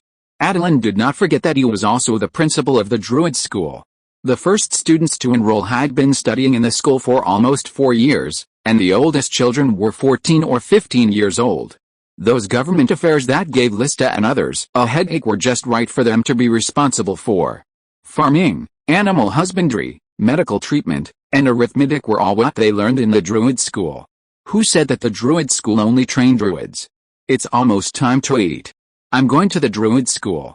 Old Fishman, pack some food for me. I haven't seen you for so long. I have to bring some gifts to my dear students. Yes, Dragon Lord. Attilan put the big and small bags of food into his dimensional bag, humming a little song, and came to the Druid school that he hadn't seen for a long time. Looking at the school with people coming and going below, Attilan stopped in mid-air in a daze. Is this my broken and small Druid school? Attilan slowly landed on the playground, and the students around him screamed and ran around randomly, shouting, the dragon is coming. I'm going to be eaten by the dragon. Mom, I miss you. Students, don't panic. I'm your principal. I won't eat you. The louder Attilan explained, the faster the students around him ran. Until a crisp child's voice sounded, stand still. The originally panicked students stood still in place and didn't move. Line up according to your age, juniors on my left, seniors on my right, with me as the center. Hurry up. Attilan nodded with satisfaction. Who said he didn't have any talent? Isn't this a very outstanding student? Attilan walked up and took a closer look. Although her temperament had changed a lot, it was indeed Hannah, worthy of being the daughter of a legendary druid and a legendary wizard. The future angel of death, the titan of life, Hannah is extraordinary. It's just, why is it that 2.5 years have passed? Hannah, you are still the same height as 2.5 years ago? Attilan didn't recognize Hannah at first glance, because he subconsciously thought that in the past 2.5 years, Hannah must have become a super invincible beautiful girl. But in the end, Hannah was still as small as she was when they first met. Of course, there are still changes. The tiefling features on her body are basically invisible. The goat horns on her head have a bit of sacred titan aura, which is majestic without anger. No wonder in the Druid school, no matter how tall the students are, they all listen to Hannah. Principal Attilan, welcome back, everyone. This sea dragon druid is indeed your principal. Now that everything has been made clear, everyone can move freely. But after Attilan finished speaking, the group of children still stood straight and motionless, without even making a sound. Didn't you hear the principal? Move freely. As soon as Hannah spoke, the originally quiet playground suddenly became lively. Attilan suddenly had a heart attack. He had only been away from school for 2.5 years. Had his position as principal been shaken by Hannah? What kind of position should he set up in the school to take power back from Hannah? As if sensing Attilan's thoughts, Hannah spoke to comfort him. Principal Attilan, you haven't shown up in front of the students for too long. In addition, many students have only entered school in the past 2 years. Naturally, they only know me as the Student Union President, but not you as the principal. Attilan asked in confusion. Have I set up the position of Student Union President? Although you didn't explicitly set up a Student Union President, before you fell asleep, I heard you mention that in your plan. Druid School will have a Student Union and various clubs. Everyone likes me and supports me to be the Student Union President. I think you have no objection, Principal. Attilan smiled. Hannah, you did a good job. I originally planned to select the best student from those students to be the student union president, and you are one of the candidates. I'm looking for the bar girl. Do you know if she is in the school now? The vice principal took the 4th grade students to the forest for practical activities. They should be back soon. Principal, please wait a moment, or I will arrange someone to call them back. Attilan continued to smile. No, I can go to the forest to find them. Also, given our relationship, you don't have to call me the principal, just call me Big Brother. Hannah shook her head. When working in the school, it's better to call me by my position. Although Hannah was still small, she was mature enough to make Attilan have a heart attack. Attilan suddenly felt that if there was a political struggle, he would probably not be Hannah's opponent. As expected of the granddaughter of the Devil Duke, this natural ability to utilize order and rules really gave him a sense of level suppression compared to a savage dragon like him. Hannah, I plan to let some suitable candidates go to the country I created in the South for internship. After all, not everyone's talent is suitable for going down the path of professionals. For their future life, becoming an official of my kingdom of Atlantis would be a good choice for them. Do you have any suitable candidates to recommend? Hannah rolled her eyes. Principal, your idea is really good. I will give you a list as soon as possible. How about this? Come to my office at 10 o'clock tomorrow morning and I will give you the sorted list. I still have work to do, so I won't chat with the principal. The vice principal and others are going in this direction. You should be able to find them if you follow this road. After saying that, Hannah bowed slightly, turned around and left. Okay, Attilan was crying in his heart. He was actually defeated by a little girl like Hannah. The last sentence just now made him feel that Hannah was the leader and he was a subordinate. Should Hannah send it to his office tomorrow? As the principal, he had to go to the office of the student union president to get the report in person. Sure enough, once there is a power vacuum, other people will soon fill the vacancy. Once the power is taken away, it will not be so easy to take it back. Especially Hannah, her family background determines that she must not indulge in power, otherwise there is a possibility of degeneration. Her talent is much better than her mother. Even with her grandmother, it is possible to have a chance to meet her. Once she falls into the devil, she will definitely become the lord of a certain layer of the 9 hells. With deep concern, Attilan went to the forest to find the wine girl. Sure enough, he saw the wine girl with more than a dozen children around 15 years old, who were strong and revealed excellent temperament, hunting around a fireboar. Children, whether the juniors can eat the charcoal grilled fireboar today depends on your efforts. Don't let the principal and the juniors down. You, the vice principal, call yourself the principal. Are you also planning to usurp the throne like Hannah? Attilan restrained his breath and did not emerge from the clouds until the group of students successfully killed the huge fireboar. Wine girl, you have done a good job as the vice principal in the past 2 years. The wine girl picked up the wine pot and took a sip. You don't need to emphasize the word deputy. Do you think the students will still recognize you as the principal if you don't show up for 3 years? Attilan said seriously. Before, I had to miss the teaching task for the past 2 years due to my physical condition, but my heart has always been with my classmates. I have never forgotten the burden I shoulder. You have worked hard in the past 2 years. The barmaid was not moved by this level of sentimentality. Seeing this, Attilan could only use his trump card. I cracked a brewing method of frost and fire wine. The barmaid immediately stepped forward and grabbed Attilan's arm. Principal. The druid school cannot do without you. Attilan looked at the barmaid coldly. When did you become so realistic? Do you know how many students the druid school has now? Attilan thought about the scale of the school building he saw in the school just now, and the number of students playing on the playground. 800, the barmaid shook her head again, and said slowly and firmly, there are 1,372 students, and there are only a few of us teachers in the school. Flower girl, sloth, bearman, leopard girl, fag brothers, big horn, Tarzan, eagle king and me, although Shanna, fire girl, grass girl, and fruit girl are occasionally pulled out to lead the class. We are the only ones who stay in the school permanently, especially me. I can only get 1 day of rest every 7 days. I'm running out of time to study new wine. Do you think it's too much to ask you for a method of brewing frost and fire wine? Too much? Attilan nodded firmly. Not at all. This is what I should do. I don't know when we will brew frost and fire wine, respected principal barmaid, looking at the students who were decomposing the flame board but looked over from time to time. I have a day off tomorrow. Tomorrow? I have built a new winemaking workshop in the school. It's just right for the students to see what kind of wine even gods would like. Attilan asked with wide eyes. You really opened a winemaking class and a wine tasting class in the school. I am the principal, so I can naturally decide what courses the school offers. Is there a problem? Principal Attilan, who hasn't shown up for 3 years. Attilan shook his head repeatedly. No problem, no problem. Attilan was also helpless. It was normal for dragons to sleep. Even though he was different from ordinary dragons, he couldn't avoid sleeping. It seemed that he had to learn to delegate power in the future. Pack up the prey, then we will return to school, a leading centaur said, but the prey we hunted is not enough for everyone to drink a mouthful of broth. Didn't we agree to hunt for a whole day? Your principal Attilan is back, so how can you eat less meat? If you don't feel happy hunting, how about I take you to hunt saber-toothed tigers? The centaur shrank his head.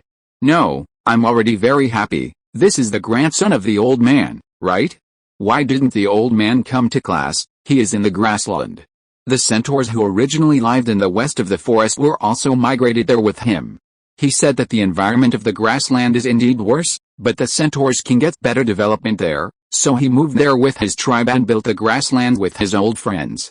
I heard that their old druids have decided that after they die, they will hold a life return ceremony on the grassland, let the natural magic network of the grassland and the forest connect into whole with their contribution. Attilan was quite emotional. Is the sea dragon blood wine enough? It would be fine if the sea dragon blood wine was not mentioned. As soon as the wine girl mentioned it, she looked at Attilan with contempt. What do you think? With your stingy look, you are afraid of shedding a drop of blood every time. How much sea dragon blood wine can you make? Attilan shrank his head in embarrassment. How are the old seniors doing? Of course I'm fine. Every time I need your dragon blood, Master Gino will take me to Moonshadow Lake to draw blood. Don't worry, your most precious dragon blood is not drawn in vain. I compensate you every time. The magic potion made from materials in the forest to replenish vitality and strength in the physique. I give you a bucket at a time. I guarantee you'll make a profit. Attilan suddenly realized. I was wondering why my size has grown so much after I fell asleep. It turns out that it's because of you and Master's wife. The students walked in front. Attilan and the barmaid walked at the end. The barmaid frowned and whispered, Did you meet Leopard Girl after you woke up? Yes, we went to the south together to support Verisa. Do you know when they became so close? That's what I want to say. Verisa came to visit the forest that time. You were not there, so I entertained her, but Leopard Girl insisted on going to the wine cellar to get wine. She just wanted to drink secretly, or was it because Flower Girl and I restricted her from drinking, so she got drunk and went crazy? The barmaid sighed again. If she just drank too much, it wouldn't be a big deal. The key is that she drank all the newly matured sea dragon blood wine, which was the batch of wine you asked me to study the dragon potion, but after I came back, I didn't find anything wrong with Leopard Girl. Doesn't she have a new form, a purple leopard? Have you seen it? Yes, the energy is indeed strange, but isn't that starlight energy? It is starlight energy, but that's because we asked Lady Alun to suppress the effect of the sea dragon blood wine, otherwise Leopard Girl would have transformed into a dragon beast without self-awareness. I told you not to eat random things, but Leopard Girl still didn't listen. Now she feels good, right? So her problem is not solved. The wine girl nodded and said, the seal that Lady Alun set on Leopard Girl can slowly transform your dragon magic into special starlight magic, but in essence it is just a fusion of dragon magic and star magic. Leopard Girl must master the dragon transformation before the seal can no longer suppress it. Now that you're awake, the task of training Leopard Girl will be handed over to you. Attilan thought and nodded, and couldn't help but complain. This leopard woman, she didn't tell me such an important thing, and just went to save Verisa. After drinking the wine, Leopard Woman suddenly turned into half-dragon, her hands turned into dragon claws, and she almost tore Verisa's throat apart, and her heart was also opened by the claws. Verisa almost died, so Leopard Woman naturally felt very guilty. Leopard Woman is like this, simple and kind, and does things without thinking. It's not easy to turn into a dragon. In my inherited memory, there is a world where humans practiced an advanced profession that can turn into a giant dragon. Only when they practice to a certain level can they temporarily turn into a giant dragon. The sea dragon blood wine that Leopard Woman drank is just a mark. The key point is that the druid's transformation can permanently turn into the corresponding race. Will Leopard Woman become a dragon vein human forever? The wine woman shrugged. Dragons are one of the most powerful races. The possibility of leopard woman turning into a dragon again, even if this possibility is very small, can't be killed.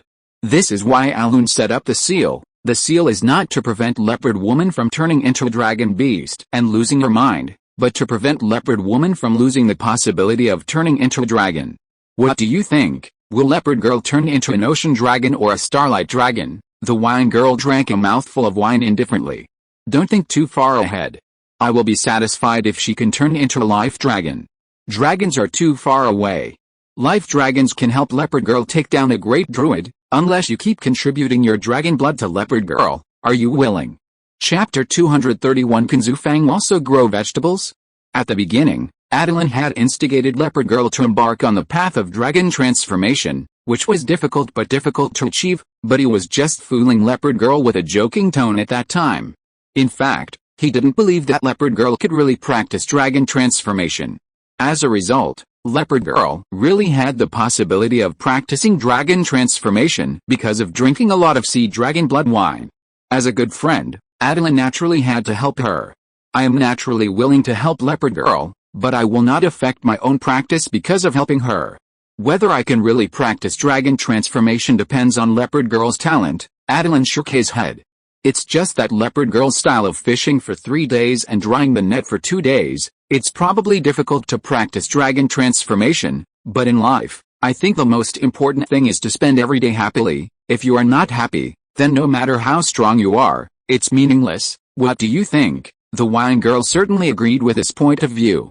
Strength is important, happiness is equally important, but only when you are strong enough can you ensure that you spend every day happily. Just like I like to brew wine, but I will not only pursue the taste of the wine, I also hope that I can brew fine wine that can improve my strength, so that I can become a great druid while drinking wine. If I can brew a divine wine that can make me sleep after drinking it, and wake up to become a great druid, then I will have no regrets in this life. Attilan's mouth twitched. Among the wines that he knew were helpful for cultivation, the most powerful one was the Frost and Fire wine brewed by the Panda Monk. But the Frost and Fire wine can only play a weak role in improving the legendary druid. What is the difference between the wine that can make a great druid by drinking a pot of wine from the wine girl's mouth and the golden elixir of Taishang Laojian in the myths and legends before Attilan crossed over? Only by eating one of Taishang Laojian's golden elixir can one become an immortal on the spot. The wine girl. It's not that Attilan looks down on her. Even if it is the god of nature, it will cost him a lot of divine power to infuse a great druid in one breath. After all, a mere god of nature is not worthy of being compared with Taishang Laojian. Then you have to work hard. If you can become a quasi-god, you will have an endless life to study the divine wine that can make people become great druids after drinking it. The wine girl shook the wine pot, turned the bottle mouth downward, and a drop of crystal wine flowed out.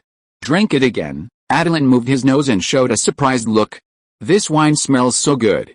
I didn't expect that in just 2 years, your wine-making skills have improved so much. The wine girl shook her head. It's not just my efforts that can produce such good quality wine, but also the help of the students in the school and the fishmen you sent to us. You always said before that there is strength in numbers, but I didn't think so. Those children and the followers you sent don't know anything about nature. I don't think they are of any help in cultivating materials for winemaking, but after really practicing it, I realized that I was superficial. People grow up, and one person's strength may not be enough, but the power they add up to is much stronger than mine alone. It was only after that I gradually understood why Master Geoj set up this druid school. As long as there are enough druids, even if their levels are not high enough, the natural holy way we dream of will come true one day. Attilan praised with a thumbs up, even though it was a bit funny to make this thing with his dragon claws. As expected of a wine girl, your awareness is very high. So do you want the brewing method of Frost Fire wine? Yes. This is what I deserve. Don't forget that you are the principal, and it is your responsibility to nurture these children. I could have had enough time to make wine. I have given my share of awareness, but Principal Attilan doesn't seem to have given your share of awareness, right? Attilan immediately showed an expression of shame. I'm ashamed. If my body hadn't been damaged by my practice of the secret arts, I wouldn't have missed the growth of these children. The time that has been lost cannot be recovered, but in the future, I will accompany them to grow up together. The wine girl frowned and asked, I remember when the white deer goddess first came, You and the old naughty boy urged others to teach you some secret arts, and then you fell asleep not long after. I thought the secret arts were mastered, but it turned out that the secret arts had problems, so you messed around and suffered, right? Now that you're awake, the problem should be solved, right? If it's not solved, hurry up and fix it. I can handle the druid school. Although the wine girl complained about Attilan, they were friends in wine and meat. It was impossible for the wine girl to be disloyal and let Attilan go to teach despite his illness. Besides, Attilan himself had only been learning for 5 years, and most of the time he was studying the secret arts. In fact, he might not understand the conventional practice routines of the druids as well as those students who had been in school for 4 years. Now that the students are in the 4th grade, they have learned almost everything that should be taught. The children are older, so I plan to select some excellent children from them to serve as our assistants. What do you think? Attilan nodded repeatedly. I think it's great. If the druid school wants to be perfect, it needs more teachers. It would be best if there is a group of teachers who can teach from the 1st grade to graduation for each grade. Too few teachers and too many students. We can't have enough understanding of the students. I don't want to force a warrior seedling to practice the druid way. The wine girl smiled and curled her lips. Teach students in accordance with their aptitude. When the school was first established, you did nothing but talk big and spouted a series of great truths. In fact, you didn't say a word about the specific teaching methods. Now think about it, following your teaching philosophy, the students are really on the right path. Attilan raised his head confidently. Of course, he came from a big country with 2,000 years of education experience, so he naturally knew what kind of teaching model should be adopted for students. If you want to follow my way, you must have enough teachers. After all, the students are still too inexperienced. I think we can't let the teaching assistants you choose stay in the school forever. We still need to let them go out more often. Other places may be dangerous, but I can barely guarantee their safety in the land from the Dwarf Kingdom to the Wood Elf Ranger territory. The Dwarf Kingdom and the Wood Elf Ranger territory, as Attilan's allies, know that these children are his students. As long as they have not committed unforgivable crimes, I believe they will give Attilan a face. Maybe they will be humiliated, but at least they will not lose their lives. The barmaid nodded and said, I will take them to the school for the time being, and then let them go to the wasteland and wetland to see how fertile the desolate land where they pulled weeds back then has become. Attilan frowned. You didn't just let them stay in school to study these years, and didn't even let them go to Kingland Town a few times. How is that possible? The caravans coming from the halfling town will pass by our school. You also know that there are all kinds of beasts in the forest. After knowing that we are a school for training professionals, those merchants will hire some students to protect them when they pass through the forest. Attilan's eyes flashed with a hint of joy. Is there a caravan going to Kingland Town? But to go to Kingland Town, should it be better to take the water route? Why take the land route? Most of them are halfling caravans, and I heard that taking the water route seems to be more dangerous than taking the land route.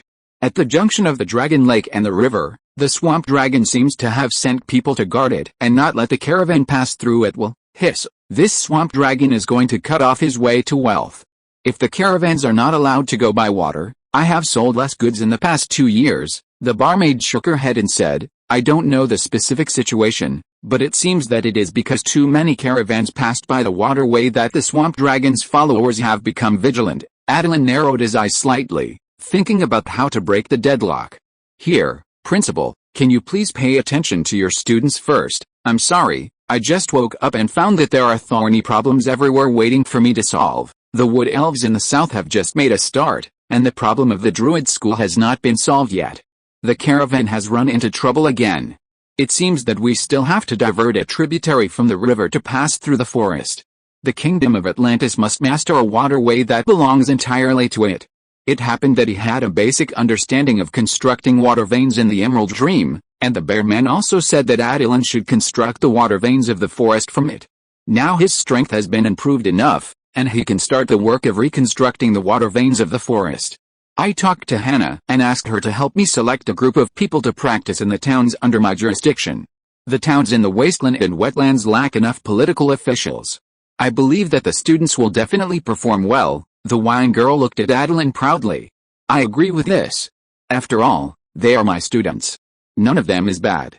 It is more than enough to govern your makeshift team. Attilan had just returned to the druid school when he found a centaur messenger waiting at the school gate, looking around anxiously.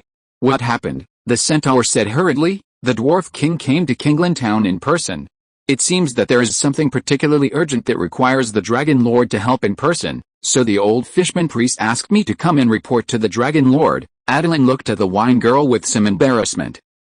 You go to receive the dwarf king first, but you must write down the brewing method of frost fire wine and have someone send it to me before tomorrow. Otherwise, you will have a hard time. The wine girl pointed at Attilan viciously.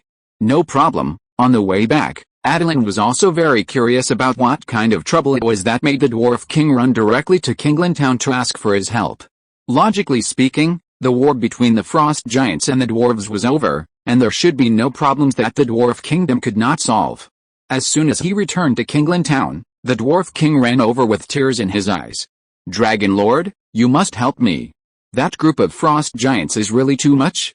If this continues, we dwarves will really have no way to survive. Attilan asked puzzledly. What did the frost giants do? They wantonly scattered the seeds of a kind of plant on the snow-capped mountains.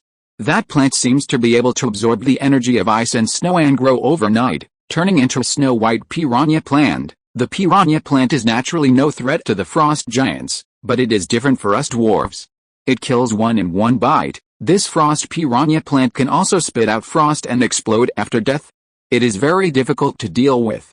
We dwarves lack mages who can deal with this kind of means, and it is difficult for our weapons to cut off the piranha plant. Even if it is cut off, the piranha plant will grow out in the same place in a few days, leaving us with no choice. I think the Dragon Lord is a druid, so he should have a way to deal with the piranha plant, right? Attilan's eyes condensed.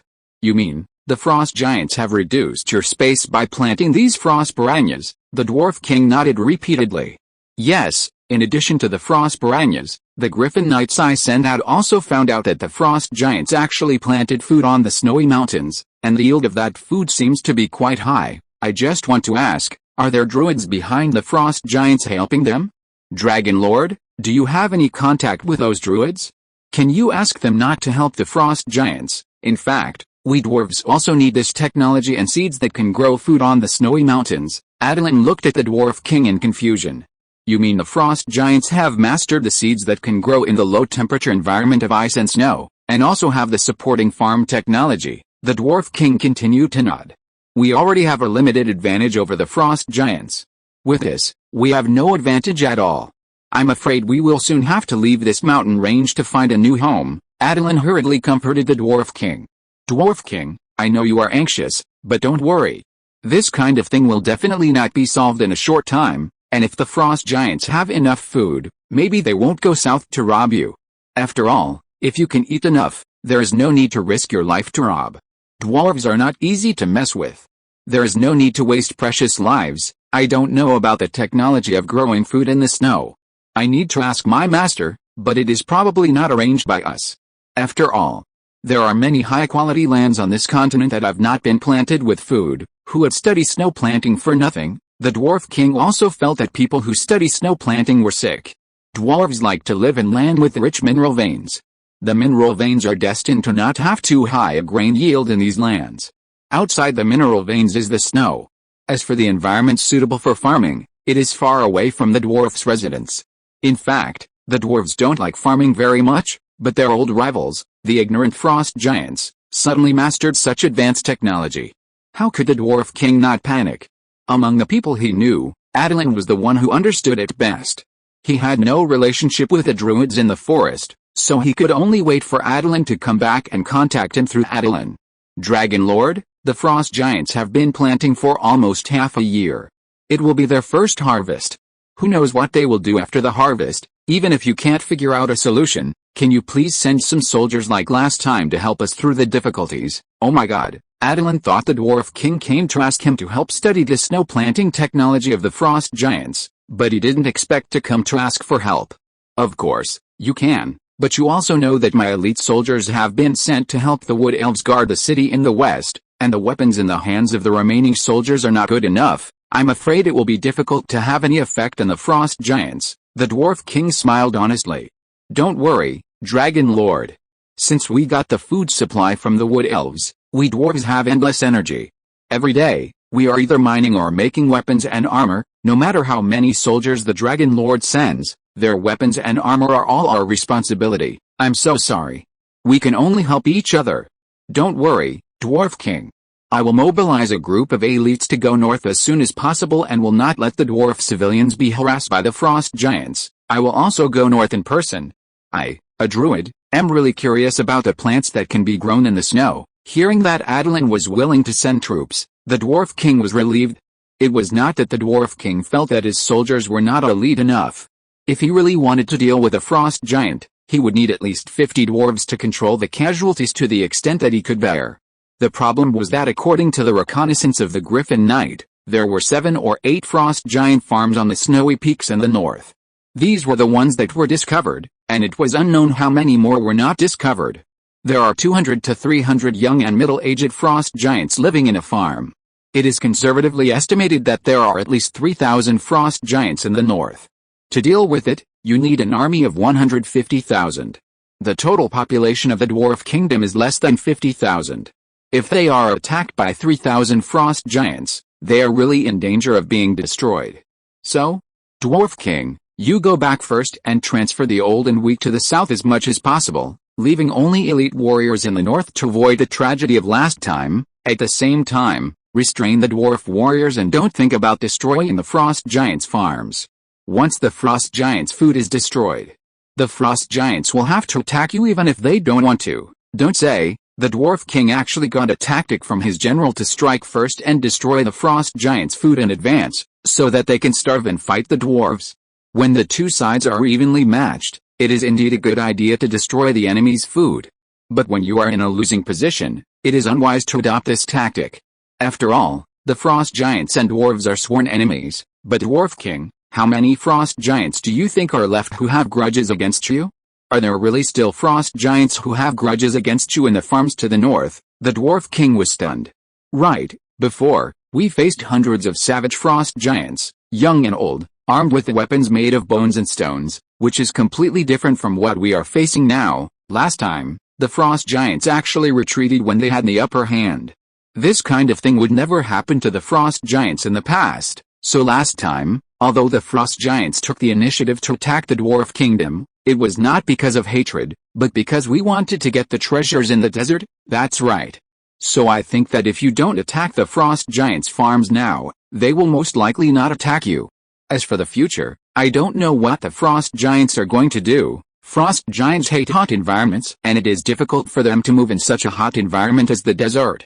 Only frost giants need plants that can be grown in the snow, but Attilan doesn't think their wisdom can research those seeds. After sending the Dwarf King away, Attilan immediately found the bear man who was meditating and told him the situation. The bear man pointed his finger at his knee. The frost piranha plant is not a druid's style. It should be a magical creature developed by an arcane master. Its function is to extract frost energy so that food can be grown on that piece of land. The food grown by the frost giants should indeed be able to withstand low temperatures, but in order to produce enough food, the temperature of the surrounding environment cannot be too low, otherwise, the food yield will not be too high. The frost carnivorous plant takes into account both the role of regulating the ambient temperature and protecting the farm. It is a very clever magical creation. It's not that I look down on the frost giants. This kind of magical plant that can reproduce in large numbers cannot be developed by them. The person behind the scenes is most likely a storm giant quasi-god. I think the first opponent of the natural council to occupy this world has appeared. Master, what should we do now? I will go with you. Right now. Attilan's eyes widened. Ah, that's a quasi-god. If he attacks us, we will be dead. The bear man hit Attilan on the head. Although the quasi-god doesn't have the power of a true god, it also has the word god in it.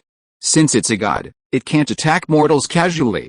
This is the rule of the world, otherwise, we will be punished, unless we offend him, so you must watch your mouth. Yes, I will never speak carelessly. The bear man sat on Attilan's back. Attilan flew to the snowy peak at the fastest speed and saw the farm of the frost giant. Master, where can we find the storm giant quasi-god? And why are we looking for him? Fly up, you will understand when you get there. It's the riddle man again. I hate the riddle man. Attilan still looked up and flew higher in the sky, until he wanted to penetrate a cloud, but heard the bear man say, "Stop, bypass this cloud, and fly above the cloud." Attilan turned his head in confusion. Why, bang! Attilan felt like he had hit a wall. My neck. The bear man shook his head. If Attilan hadn't slowed down after he spoke, his neck would have been broken or his head would have been bleeding. After the bear man healed Attilan's neck, Attilan honestly bypassed the clouds and saw a magnificent building under the golden sun. He opened his mouth in surprise. Is this the giant's cloud manor? Hey, frost carnivorous plants, and that kind of ice and snow wheat, there are also here. Chapter 232, Giant Farmhouses, Firewood Chicken and Pot Stickers. Attilan immediately realized that this cloud manor was a test site for giants to study snow planting. Frost piranhas and frost wheat were cultivated here before being planted in the snow. Watching a group of frost giant boys and girls push open the door, holding various farm tools to fiddle with the plants in the farmland made of clouds, Attilan said, I didn't expect that clouds could actually grow plants. If I could master this technology, why would I spend so much energy to level the undulating hills of the wasteland and the bumpy swamps of the wetlands, plant directly in the clouds and let the plants receive sunlight all day? The yield of the food grown in this way will definitely be much higher, right? The bear man said coldly. In so many worlds, only the storm giants have mastered the cloud planting technology. Even the cloud giants have only learned a little bit from the storm giants who once led them. You want to learn? Do you think you are a cloud dragon? I remember that you have some cloud dragon blood in your body. Do you need me to help you activate it? Attilan shook his head quickly. Don't. The two bloodlines of Purgatory and Frost have caused me a lot of suffering. It's hard to maintain the fragile balance between the dragon body and soul. If I activate the cloud dragon bloodline again, I'm afraid my hands and feet will be out of balance again. Master, how long will we stay here? I always feel that there is a very terrifying breath in the castle below, but after careful perception, except for these miners who are farming, I didn't sense the breath of a strong man. The giant who presides over this farm must be very powerful. Let's retreat as soon as possible. I always feel that if I stay any longer, the giant will use his big hand flashing with thunder to twist my slender neck. I really don't know why the dragon's neck is so long and so thin. Don't complain. Wait quietly. At this moment, a mental wave came into Attilan's brain. Don't wait outside. Come directly to the castle, Georgie, and this little dragon. Attilan's eyes widened in surprise, and he turned back to look at the bear man standing calmly on his back. Master, do you know each other? The bear man simply waved his hand. It's still useful for a dragon to have such a long neck. At least you can turn your head and look at me when you talk. Okay, let's go directly to the tall tower in the manor. It was not until he got close to the manor standing in the clouds that Attilan realized how big the building was. The tall tower mentioned by the bear man could actually allow a dragon over 10 meters long to land safely on the ground. As soon as he landed, Attilan heard a slightly tired voice. Jayaj, it has been almost 300 years since I last met your master. How is your master doing recently? Looking in the direction where the voice came from, a giant with blue and white skin was lying on a chair made of clouds, reading a book, drinking black tea, and basking in the sun.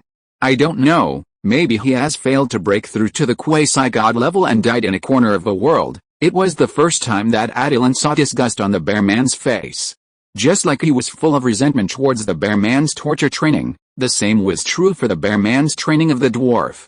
The giant closed the book in his hand that Attilan felt a strong magical fluctuation, and said with a smile. Your master is the most capable dwarf I have ever seen in my life. Maybe he can really sublimate the titan blood in his body and transform into a dark iron titan. The bear man curled his lips in disdain. That old guy has no idea of becoming a dark iron titan. He just wants to beat up the elf master once. The dark iron titan just happens to have the power he needs. Attilan blinked in confusion. Master, didn't you say that Belu's father is not good at fighting? The bear man glanced at Attilan indifferently. You believe what he said? The master's wood-horned ear form does not have the powerful frontal combat ability of dragons and titans, but it does not mean that he is weak. The life magic he mastered can make you clearly know that sometimes living is a kind of torture. You should know that life magic can be used in reverse in addition to healing yourself and your companions. Attilan nodded and said, I have tried it on the weeds in the forest. Combined with the life extraction skills I discovered from the acid mist breath, I can't instantly drain the vitality of a weed. The bear man snorted in dissatisfaction. Don't say you can extract vitality. Even if you infuse vitality for treatment, you can't fully utilize the vitality you infuse. 10 vitality is infused, and at most only 7 is effective. Last time when I treated the locust tree, Have you ever thought about why I only let you be responsible for making the water of life? Attilan lowered his head and pretended to be just an ostrich. The storm giant smiled and waved his hand. Jayaj, you scolded your disciple in front of me, hoping that I can help you guide him. The bear man lowered his head respectfully. It would be his honor to receive your guidance. Attilan quickly followed the bear man and saluted the storm giant respectfully. Speaking of which, I once fought a life and death battle with a dragon in a certain world. I don't know how many giants and dragons died in that world and became the world's food. Now I have to guide a dragon in his practice. That's very interesting, Attilan asked curiously. Is it the legendary one in which giants and dragons fought endless wars in countless material worlds in order to compete for the dominance of the astral world? The storm giant raised his head, with a look of reminiscence in his eyes. That should be the case. Since that war, there have been fewer giants and dragons in the material world, and those slightly smaller races have gradually become the dominant races in the material world. After that war, I don't know how many years I was depressed, until I met the dwarves who broke into my house and wanted to find the Titan records. It was your master, the guy with iron and fire, who told me what to do if I wanted to revive the giants. The bear man asked curiously. Master Obelisk, have you found a way to revive the giants? Attilan asked nervously. After the giants are revived, will they go to war with the dragons again? Let me make it clear that our elemental dragons, color dragons, and metal dragons are not on the same camp. We elemental dragons did not participate in the battle back then, so the affairs of the giants have nothing to do with us. You are a magnanimous person, so don't bother with our little elemental dragons. The storm giant smiled and pointed at Attilan. Geoj, your disciple's really interesting. Don't worry, I want to revive the titans of the titans. The war with the dragons has nothing to do with the new titans. What titans of the titans? If the titans don't belong to the titans, then who do they belong to? Seeing the confusion in Attilan's eyes, the storm giant was about to continue talking when he suddenly heard a very loud and long cockcrow. The storm giant stood up directly, and his huge body brought a strong sense of oppression to Attilan. The height of the storm giant was estimated to be almost the same as Ultraman. It seemed that an underage monster like him, more than 10 meters long, could be beaten with one punch. I have wanted to kill this chicken and eat its meat for a long time. Now that you are here, I will treat you to meat. I caught it with great difficulty and managed to domesticate it into a broiler suitable for giants. It is almost useless now. It barks at inappropriate times every day and disturbs me from reading quietly. Come with me, let's eat first. It is a good opportunity to try the ingredients I cultivated on this farm. When Attilan heard about eating, his eyes suddenly showed bright light. This is an ingredient cultivated by a storm giant quasi-god who has lived for who knows how many years. Attilan was naturally very excited. I wonder if his magic power will suddenly increase after eating it? Following the storm giant to the chicken coop where pheasants were raised, Attilan asked in surprise at the creature in the wooden fence, Master, are you sure this is a chicken? What Attilan saw was not a pheasant with feathers all over its body, the kind he knew. The chicken in the storm giant's mouth had 2 wings and feathers on its wings. But its body is covered with a layer of dense green scales, and it has a long tail with messy feathers growing on it. As the chicken flapped its wings, Attilan saw a pair of very small wings under its wide wings. Very good, no need to worry about not having enough chicken wings. Isn't this chicken a little too primitive? However, primitive as it may be, the size of this chicken is indeed large enough, and 1 chicken is enough for Attilan's dragon. Have you ever eaten a chicken that is taller than the bear man and 2 meters tall? That's right, this is not a pheasant at all, it is a terror bird. The bear man looked at this pheasant and asked curiously, Master, can I see the broiler you have domesticated? Don't worry, let's eat first. As expected of a 40-meter tall giant, he used a large iron pot with a diameter of 5 meters for eating, and this iron pot also exuded a magical atmosphere. Watching the master skillfully handle the feathers and scales on the terror bird, and then cut a terror bird into pieces of meat of the right size with magic, and then throw it into the iron pot, he would add water to start stewing the chicken. Master, wait a minute, the storm giant was stunned and asked curiously, you don't like chicken? Of course not, I just want to ask, Master, are you also a magic chef? The storm giant thought about it. I think so. At least the food I cooked does have a certain magical effect, Attilan still said with a stiff face, although this is my first time eating moa, I think it's a bit too simple to just boil it in water. Boiling meat in plain water is convenient, but it doesn't taste good. The storm giant waved his hand. Don't worry, cook the chicken first, and I will add a variety of plants to cook together to ensure that there are enough ingredients. Master, what do you want to add? I have pumpkin and apple here. The chicken will have a sweet and sour taste. I believe you will like it, such a good and rare ingredient. As a chef, Attilan must not see the ingredients being wasted. I'm actually a little confident in my cooking skills. Master, why don't you let me cook? The storm giant raised his eyebrows and said half-jokingly, that's fine, but if the food you make doesn't taste good, I won't teach you how to practice. The bear man said lightly, Master, don't worry, my apprentice doesn't care about anything else, but he studies food very clearly. The storm giant looked at Attilan with a smile. His life has lost too much fun. Attilan can do whatever he wants, which just brings him some fun. Then I look forward to the food you make. Zai along, Master, do you have a cooking oil here? I killed a group of walruses at the seaside a few days ago. Is the oil okay? Of course. The storm giant took out a 3-meter-high earthenware jar from his cabinet that was dozens of meters high. It was full of snow-white oil. The oil was put into the pot, the 5-meter iron pot was ignited, and more than 300 kilograms of processed chicken were poured into the oil pan, making a sizzling sound. Soon, the chicken exuded a unique fragrance. So using oil first and then cooking the chicken will give off such a fragrance. Do you need any other ingredients? Attilan asked. Do you have wine and spices? The storm giant waved his hand, and a dazzling array of ingredients appeared in front of Attilan. Space magic, yes, do you want to learn? As long as this chicken tastes good, I'll teach you. I'm determined to eat this space magic. Attilan searched through the ingredients sent by the storm giant. In addition to common spices such as bay leaves, pepper, cumin, and cloves, he actually saw a bright red dried large chili. A chili is almost as big as his dragon horn. It's worthy of being a giant's farm. Grind the chili into powder and add it as a spice. Attilan found that there were actually eggs of this kind of terror bird in flour of frost wheat. How could he not make some pancakes to eat? Chicken, pancakes. Attilan instantly thought of firewood chicken and pot stickers. While controlling the chicken to roll in the iron pot with his mental power, Attilan took out the old dough from the dimensional bag and began to knead the dough to prepare pot stickers. Pumpkins that were bigger than his head could be used to make pumpkin carriages. Pumpkin cakes were also arranged. Wheat, pumpkin, and peas are the main food crops grown in the giant farm. Vegetables such as lettuce and mushrooms are grown in small quantities, as well as fruits such as apples, peaches, and grapes. Peaches. I haven't eaten them for a long time. After Attilan kneaded the dough and waited for the dough to ferment, he saw several bright red and pink peaches and couldn't help but pick one up and took a bite.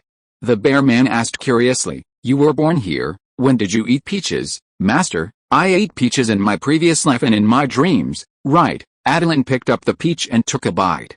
It's sweet and juicy. Great. Master, would you like one? Attilan really wanted to see how the bear man would eat this peach with a diameter of more than 50 centimeters.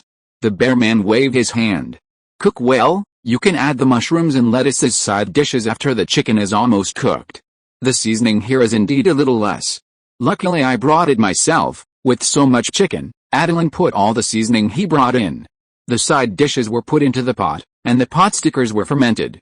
They were attached to the edge of the iron pot one by one, and soon they gave off the aroma of the dough being steamed after fermentation, and the wheat being roasted on the iron pot. The storm giant's eyes lit up instantly. This flour can actually be made like this. It seems that you really need to learn space magic. When the time was up, Attilan opened the pot, and the aroma of chicken and spices instantly hid him. Chapter 233 The Secret of the Elemental Dragon God. Looking at the drifting white mist, Attilan was about to tell everyone to eat while it was hot, when he saw a blue-white hand using a spoon to scoop out a large ball of chicken, mushrooms and lettuce from the pot and put them on a sterling silver plate. The other hand didn't mind the heat, and directly picked up a pot sticker the size of a basketball and took a bite, then stuffed another piece of chicken into his mouth, chewed it all up and swallowed it without spitting out the bones. It's delicious, especially the charred rice crust on the edge. I love this taste and aroma.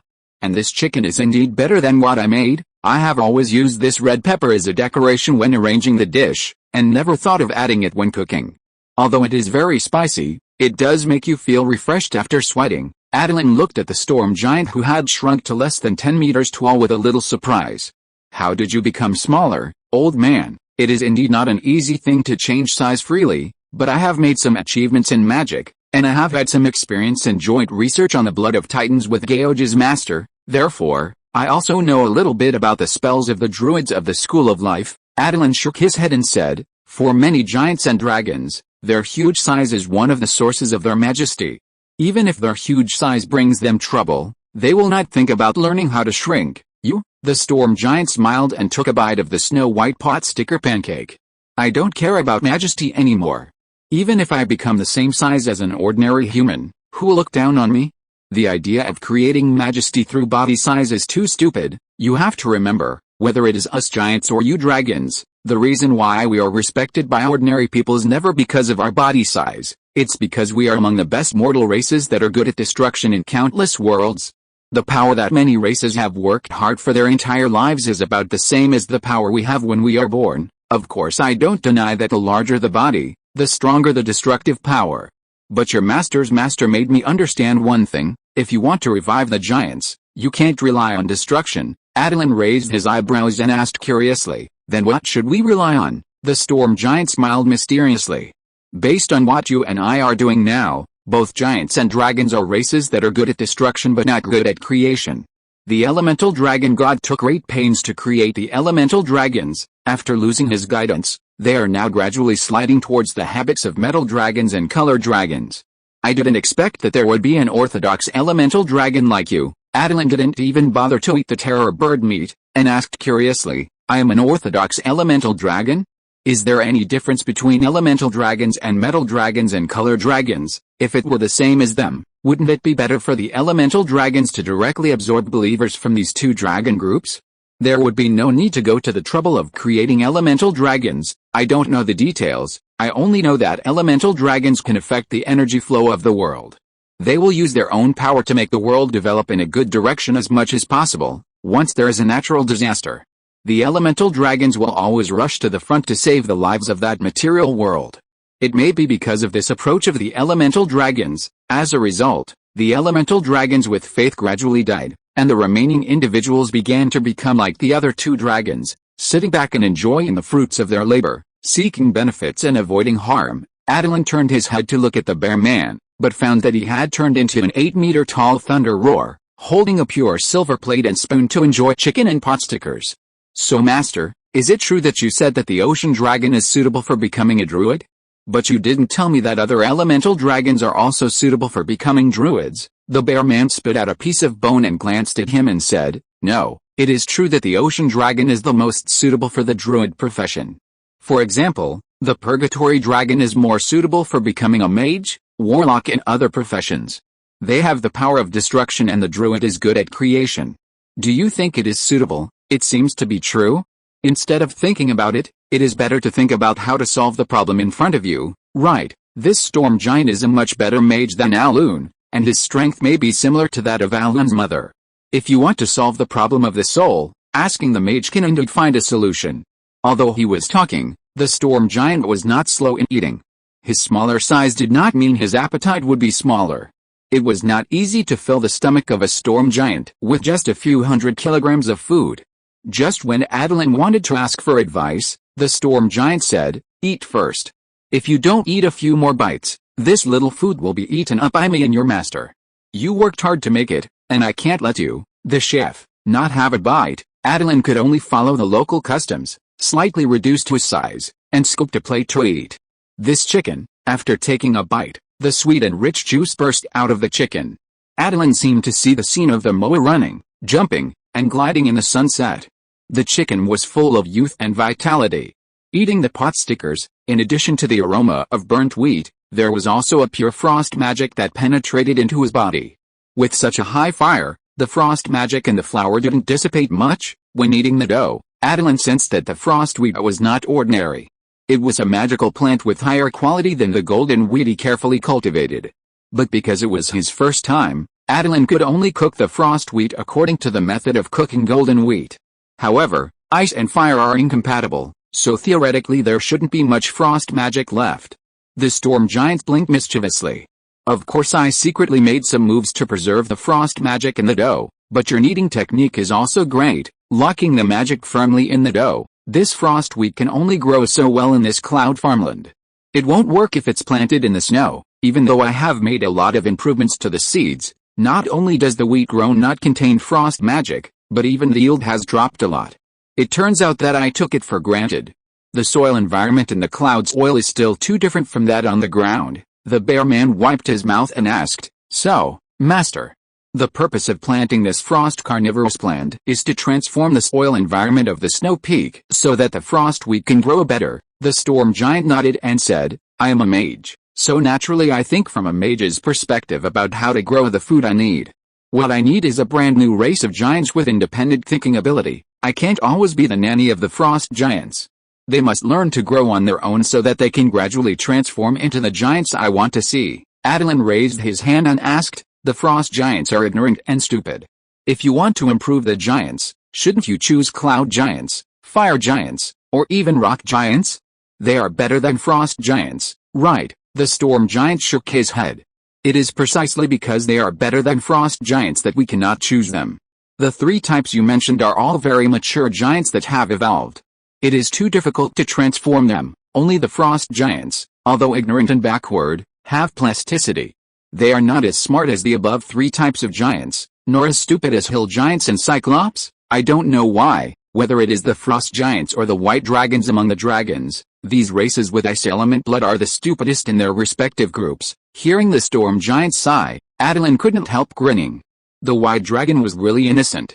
The bear man said, "Master, if you want to get rid of the oppression and control of the giant gods on the giants, you can join us and create a new kind of giant. Aren't you afraid of ending up with the same fate as the elemental dragon god?" The storm giant smiled.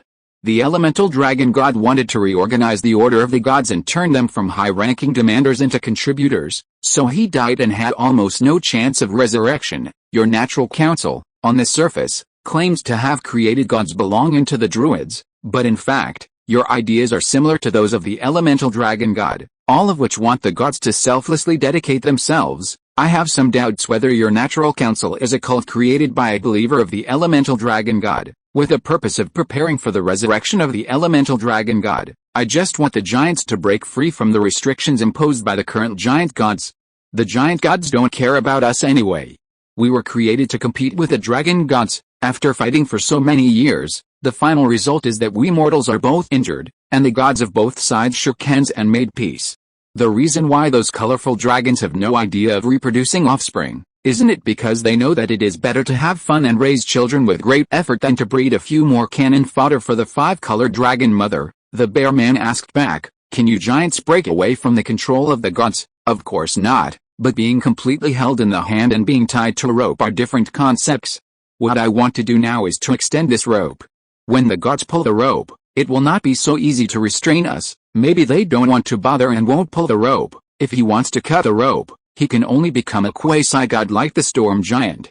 Otherwise, if he did such a heinous thing, he would have been strangled by the giant god with the rope tightened around his neck. By the way, I still remember the slogan that the elemental dragon god shouted out. It seemed to be called carrying out justice on behalf of heaven.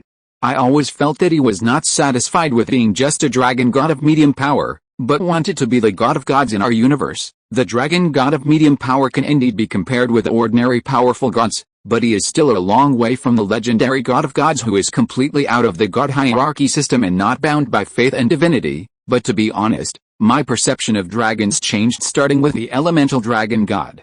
He not only takes care of the races that believe in him and those that do not believe in him equally, he also created the elemental dragons to help him change the world.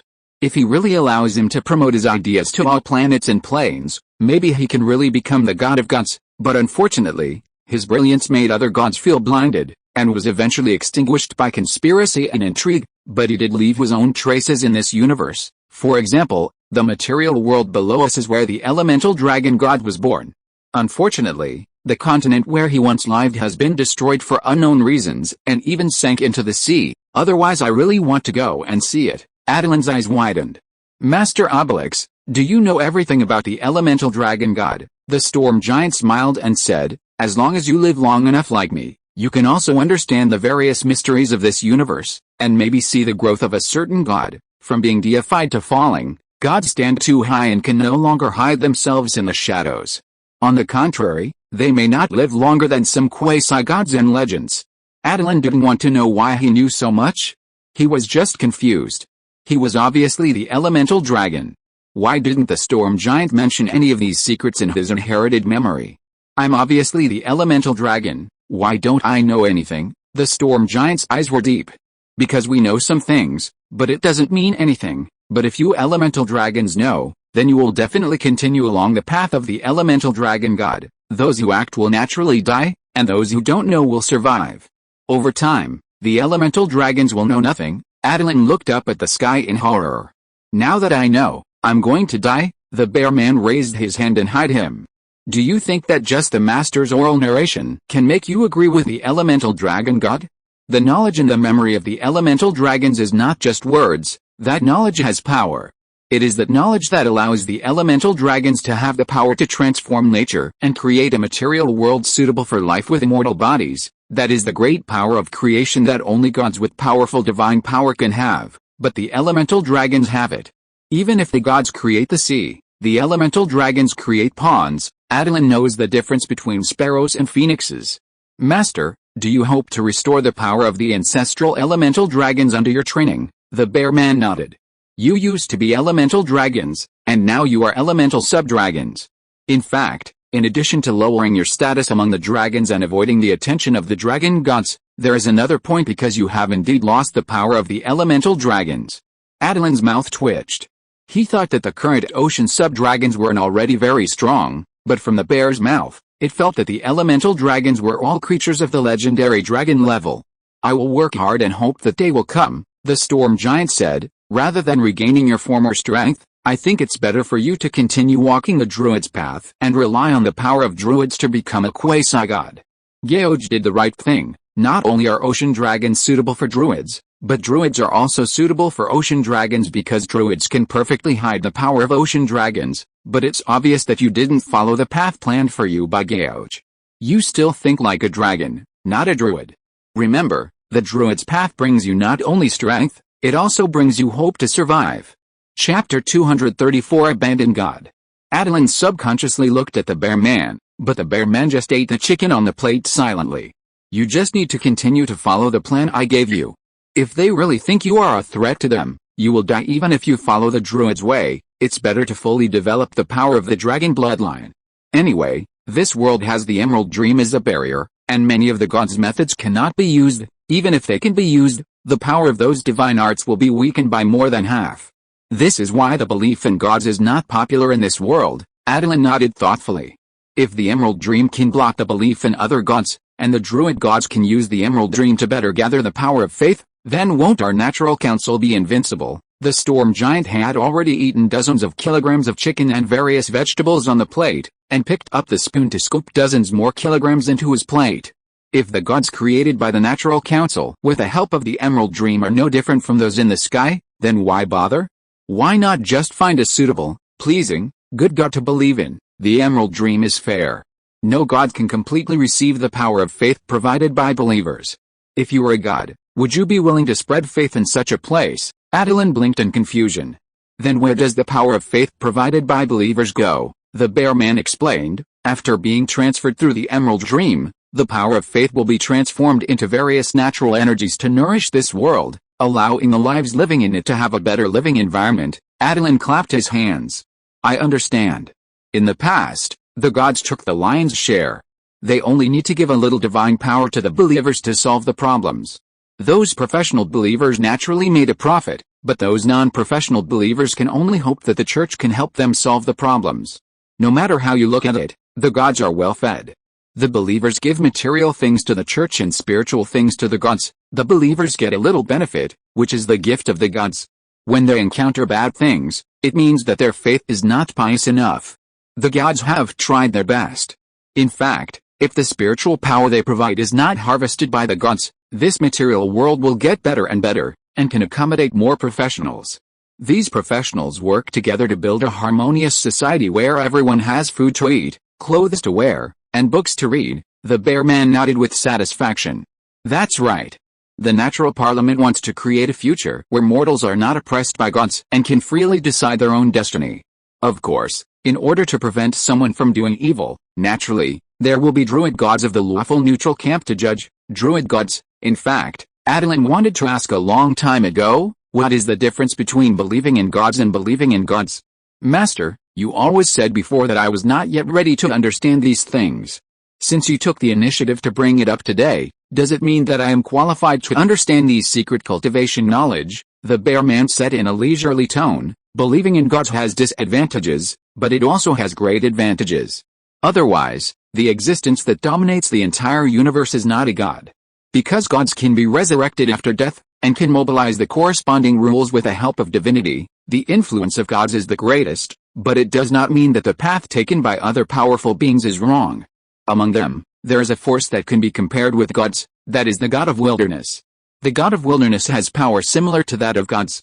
They can also grant divine power to believers, but faith is not a necessary power for them. Their power comes from themselves, not from believers. Because of this, the speed at which the god of wilderness improves its strength is much slower than that of gods. After the death of gods, they can be quickly resurrected with the help of faith. The god of wilderness is different. They cannot be resurrected quickly. In the war between the god of wilderness and the gods, they were killed in large numbers, completely wiped out, or sealed. The biggest advantage of gods is that seals have no effect on them. As long as there are believers, they can condense new godhood, body, and soul. A gleam of light flashed in Attilan's eyes. Master, what you mean is that the druid god we want to create is the god of the wilderness. The storm giant grinned and tore the chicken leg in his hand into pieces. Why not have all of them? The god of wilderness absorbs the power of faith in the process of strengthening himself through practice.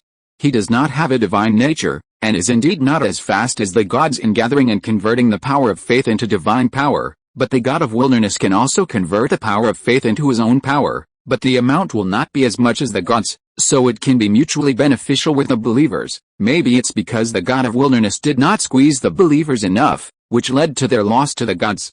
After all, the first gods were born from the god of wilderness, but those guys were also killed by the path they opened, and even the battle that originally only needed to kill the god of wilderness was turned into a battle that required killing all the believers together. The divine nature is a sharp blade and also a shackle, but I heard that it seems that some gods have already developed a way to get rid of the control of the divine nature, even if they can't take away all the power in the divine nature, regaining freedom and still having most of the power left, as long as there are not many enemies, should be the best choice for the gods, the bear man said coldly, precisely because of the escape route.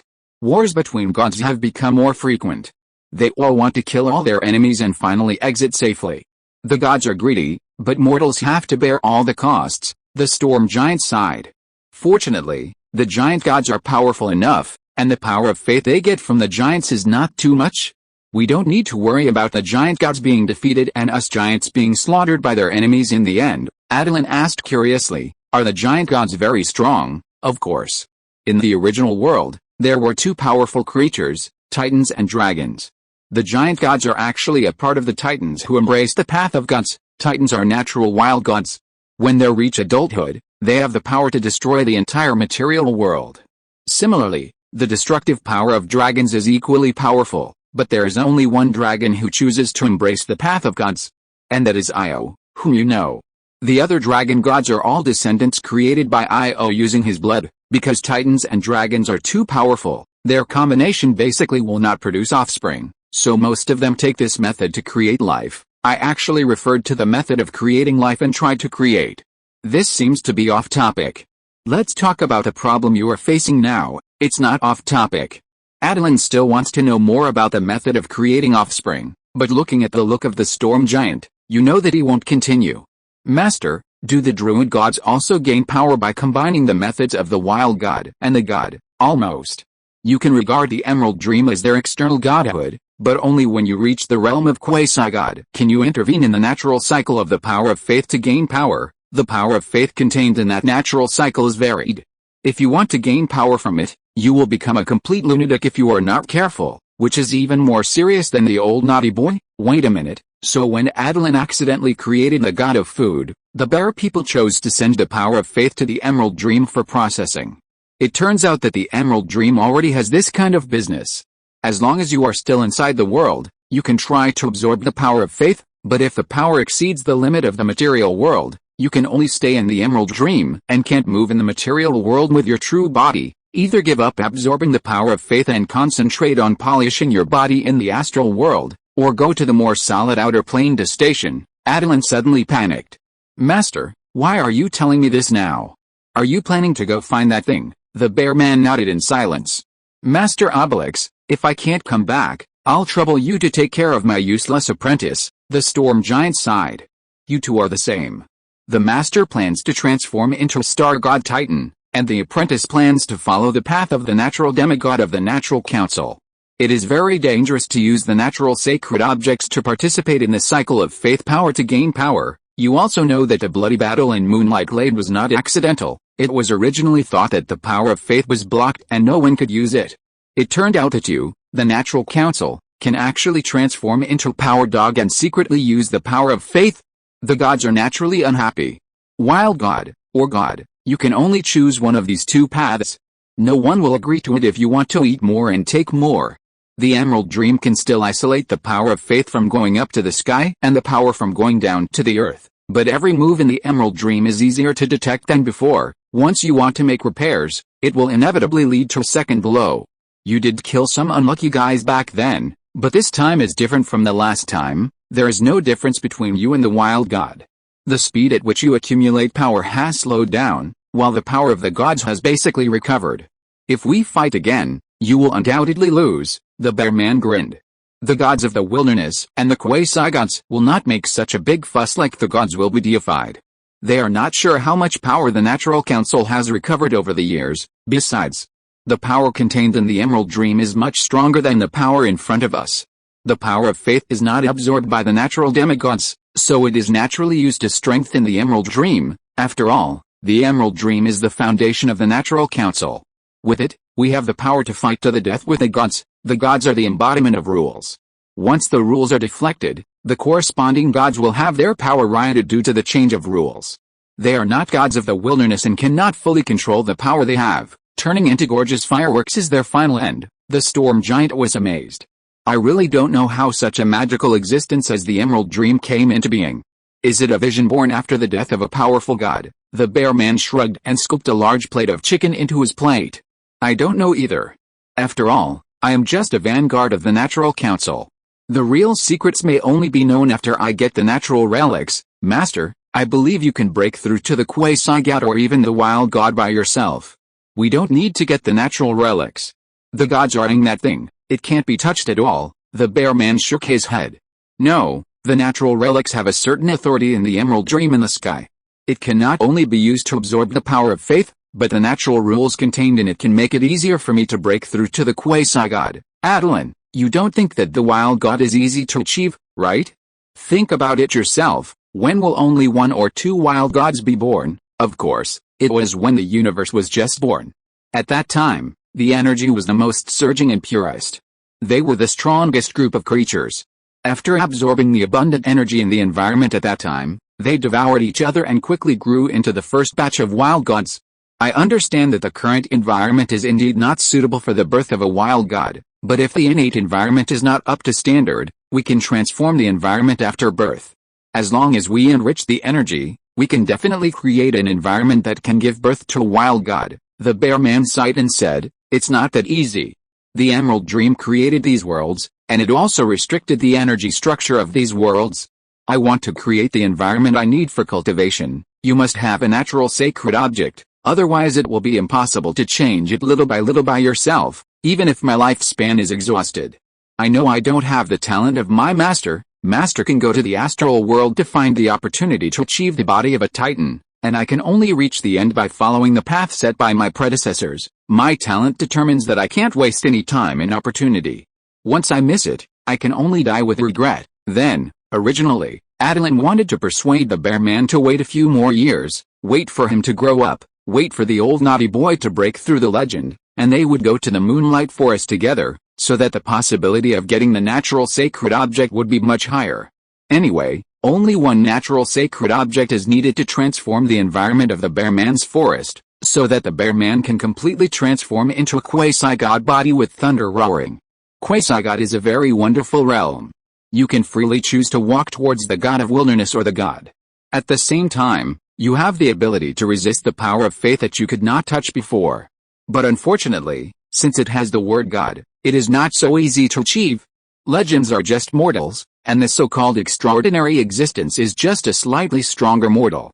Master, I understand. The bear man stepped forward and touched Attilan's head.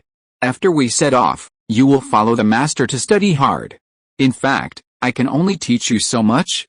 There are indeed many secret arts of the school of life, but there is actually only a little core knowledge. You can experience a lot of other things from the abilities of the ocean dragons. After all, they are secret arts that extend from them. Life control must be practiced every day. The master will help you solve your soul problems. The storm giant scooped the last food on the pot into his plate. Jayaj, I hope you have a safe journey. Attilan lowered his head in silence. Once he wanted to leave the umbrella of the bear man, he was actually a little hesitant in his heart. The more he knew, the more timid he felt. A natural demigod, who turned out to be a wild god with half the power of a god. Interesting. God, wild god, natural demigod, which path is right for him? Recommended book. After escaping from marriage, I found a witch lady at the World Tree Western Fantasy Ember Stream, Harem Farming Twisted Love. Chapter 235 The Will of the Universe. With a heavy heart, Attilan wanted to eat a pot sticker, but found that there was nothing left in the 5-meter-long iron pot. He pointed at the iron pot in amazement.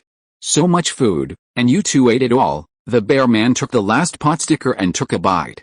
Who told you to ask questions instead of eating? If you don't want to eat, then we won't be polite. The ingredients are great, and your cooking skills are also great. Although Attilan only ate a little bit because he was focused on the secret knowledge deliberately revealed by the storm giant and the bear man, he liked the taste of the moa meat very much. Such a rare moa, and it has been raised for so long. The meat is full of magic, and I actually missed it. I also raised a batch of colorful chickens with magic. The storm giant looked over curiously. Is the meat of your colorful chicken delicious? Colorful chickens are much smaller than moa. The size of an average adult is about the same as the claws of a moa. As for the taste of the chicken, I can only say that the feathers of colorful chickens are really beautiful. Of course, colorful eggs are also very good. Why didn't the storm giant understand what Attilan meant? It doesn't matter. It's not easy to breed a high-quality broiler chicken. Moa is indeed delicious, but they reproduce a small number of offspring at a time, and grow very slowly. It won't mature at all if it's not 5 years old. But after my breeding, the number of eggs laid by moa has changed from once a year to twice a year, and from 3 to 5 eggs at a time to about 10 eggs at a time. The time to maturity has also been shortened from 5 years at the beginning to 2.5 years. It took me nearly 100 years to grow 10 times faster. How long have you been breeding colorful chickens? The breeding time of colorful chickens is only 3 or 4 years. Attilan domesticated them from a wild chicken with colorful feathers and weak magic in the forest. I believe that many friends who have eaten pheasants know that pheasant meat is very tough and has very little meat. It is hard to chew and needs to be stewed for a long time before it can be eaten. The 5-colored chicken has only been domesticated for such a short time. The excellent genes that help pheasants run and fly at high speed in the forest cannot be changed in 4 years. Broiler chickens do not need to fly, so they can grow more meat. Pheasants are not like that. They cannot fly. Pheasants that cannot fly fast have long been eaten by excellent predators in the forest. The selected pheasants are those that are difficult to catch and have little meat. 100 years. Wouldn't it take that long for my 5-colored chicken? The storm giant shook his head. In the past 100 years, I have spent the remaining half on building this magic farm in the clouds. If you want to cultivate excellent magical ingredients, a magical and stable environment is essential. The colorful chickens you cultivated were selected from the druid forest that Geoj spent 200 years to build. After generations of screening, they have acquired certain characteristics of magical animals. Otherwise, before you can cultivate them, they will have been eaten by jackals, tigers and leopards in the forest. If you want to cultivate ingredients with a required taste, you need to create a corresponding magical environment. Later, I'll take you to visit the growing environment of various ingredients on the farm, especially the scaly feathered chicken. Although they are not products of the same era, there are still some connections. You can refer to the habitat of the scaly feathered chicken, which should make your colorful chicken more delicious. It seemed to be the case. Attilan found that he only selected the magical parts from the caught pheasants and finally bred the colorful chickens, but did not improve the living environment of the colorful chickens. It seems that the reason why the breeding progress of the 5-colored chicken is so slow is all due to me. After I go back, I will pay more attention to the 5-colored chicken and strive to breed excellent magic broiler chickens as soon as possible, the bear man just said lightly. You can't change the layout of the forest at will. If you also want to build a similar magic farm, you must put it in the wasteland you opened up, just treat it as a test. Before I leave, I want to see if you can comb the natural energy veins to the level of a god. If you fail, I won't trust you to manage the forest. Attilan knew that the energy network of the forest was a man-made channel. Things that were not naturally generated were easy to collapse over time. Therefore, it takes time to repair. Attilan's eyes widened, and he suddenly thought of a possibility. The reason why the grain production in the wasteland and wetlands began to decline in the past 2 years may be because the energy veins he arranged superficially in the past few years have collapsed. He was busy these days, but he didn't seriously patrol his territory, otherwise he wouldn't have discovered this problem. From the outside, the kingdom, which has become lush and green, is peaceful, but the internal energy veins may have gone astray. Do you understand? The bear man asked calmly, but Attilan lowered his head in shame. My apprentice, I have indeed encountered many problems these days, so I didn't grasp the root of the matter. The result of my hasty actions is that I took the wrong solution. Now that you understand, you can sort out the lands you have opened up after you go back. Those places suitable for living creatures can be turned into farmland and cities. Those places that are not suitable for human habitation can be turned into forests. Similarly, your magic farm can also be chosen in such a harsh environment and energy-scarce place. Attilan was stunned. If it is a natural treasure land, do you think it is possible for you to occupy it? Will staying in such a place help the druids practice? I chose the yellow sand land of the Bear Forest. Is it because I can't find any other more suitable place? A practitioner must learn to challenge difficulties. Only by overcoming difficulties can progress be confirmed. This is why I went to Moonglade to find natural relics. Moonglade can make me grow. Even if I can't find natural relics, I can find the opportunity to break through to the quasi-god by practicing in Moonglade a few more times. Do you still remember the panda monk who made me, Jaina, and Robert joined forces to deal with him? What does this have to do with him? He is not satisfied with the monk connecting himself to the mountains and obtaining the means of immortality. He believes that the power of the mountain people is limited. Once the mountains collapse, the monks will also die. He hopes to obtain the means of immortality without relying on the mountains, but the rules of the heavenly palace established by the gods in his world are strict and do not allow the appearance of such wild gods. Even the number of warrior monks who master the immortality of the mountain is not limited. Strong practitioners must serve the heavenly palace, otherwise the only outcome is death. In Shen's world, the wild gods who have been cultivated after birth are called immortals. In fact, they are the immortals of the mountain who can move freely.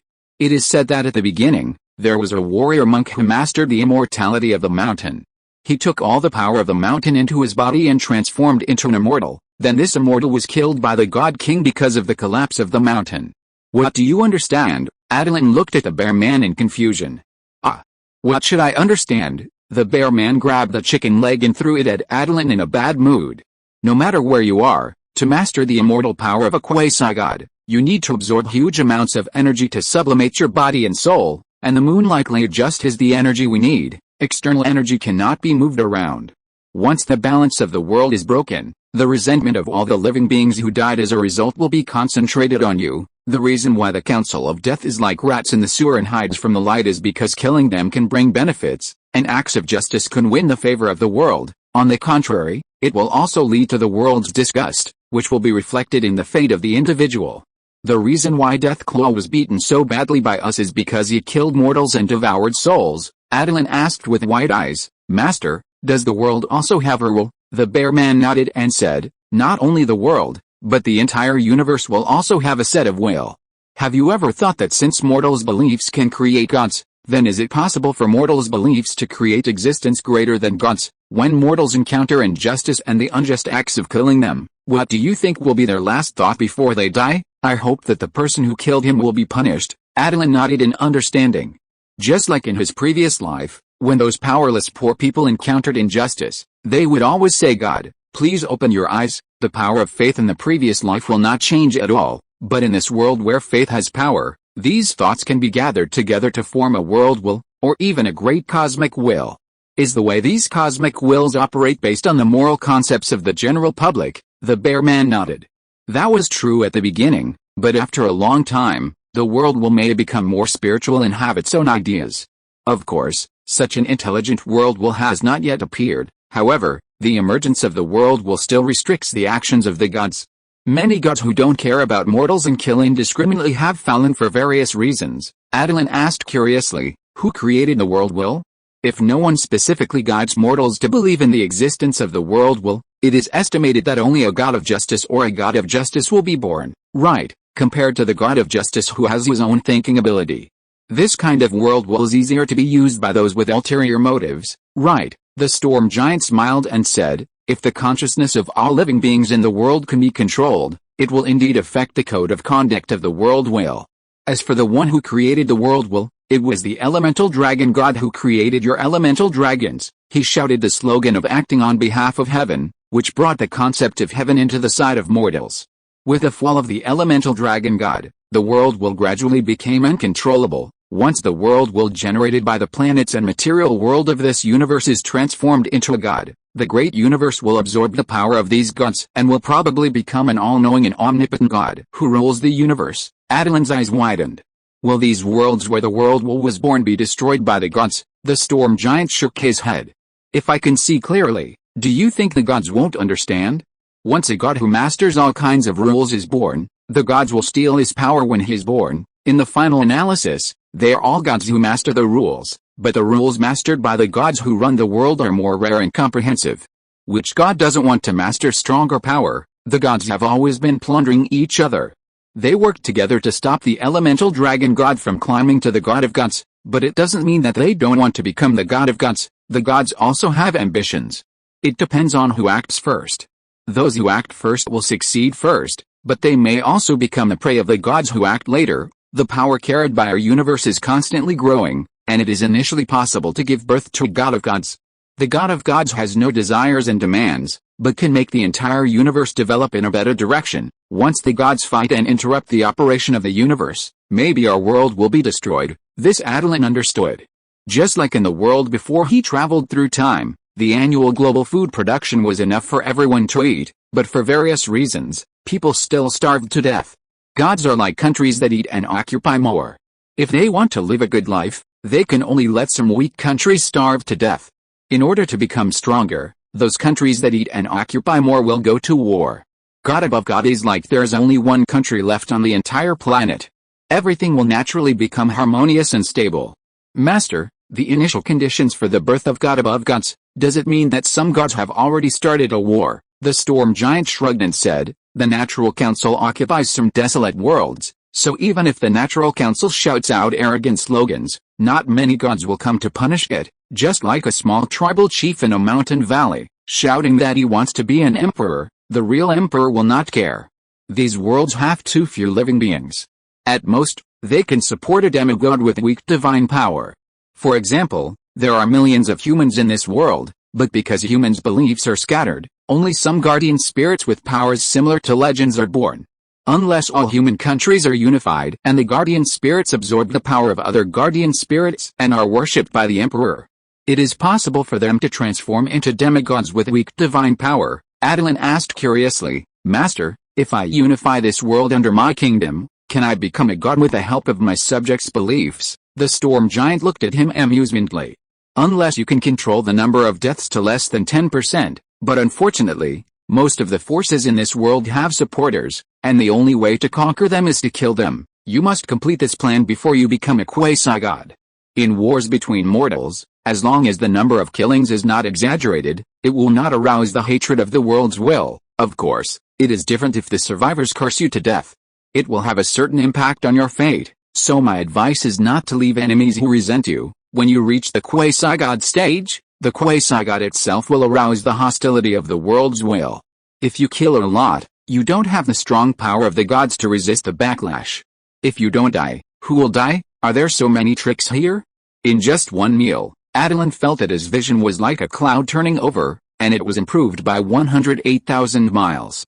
Chapter 236, Jade Scale Blessed Land.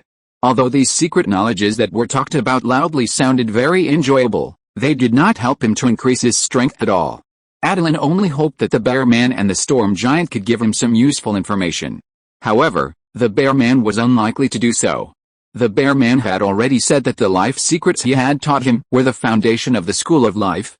According to what Attilan said before he crossed over, those secrets were methods of practice, not methods of application. Those spells used for combat were certainly important, but the growth of strength was the foundation. As long as he practiced the life secrets seriously, no matter what level of attack spells the opponent had mastered, he could kill the opponent with a breath of dragon's breath. Just when Attilan wanted to ask the storm giant how to strengthen his soul, the bear man spoke. "Master, I'm leaving my disciple in your care. His personality is indeed more cautious than that of ordinary dragons, but he is also lazier and more greedy. Therefore, teaching him is not an easy task. Don't be too anxious to let his soul grow and balance the dragon body and dragon soul. Let him practice slowly and hone his patience. He is obviously a dragon, but he wants to reach the sky in one step. I knew that if he continues to practice like this, he will fall sooner or later. The incoordination between the dragon soul and the dragon body is inevitable." As he spoke, the bear man glared at Attilan. Attilan complained in a low voice, "Since you knew, Master, why didn't you remind me to exercise my dragon soul?" This time the bear man hit him directly on the head. "I'll let you fall now so that you'll learn your lesson. Besides, you're not very strong now, so I can remedy any problems. Otherwise, you'll have to wait until you're stronger before you do this again. How can an ordinary legendary druid like me solve the problems caused by a legendary dragon?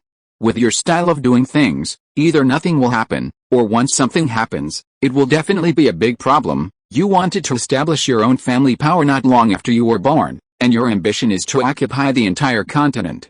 Many ancient dragons only control part of the continent, but you still want to take them all. Do you know what the final results of those ancient red dragons and ancient green dragons were?" Attilan lowered his head in embarrassment. Although it didn't happen in this world, his inherited memory still recorded some examples. The best result is to successfully escape after losing one eye, breaking the tail, and breaking the hands and feet.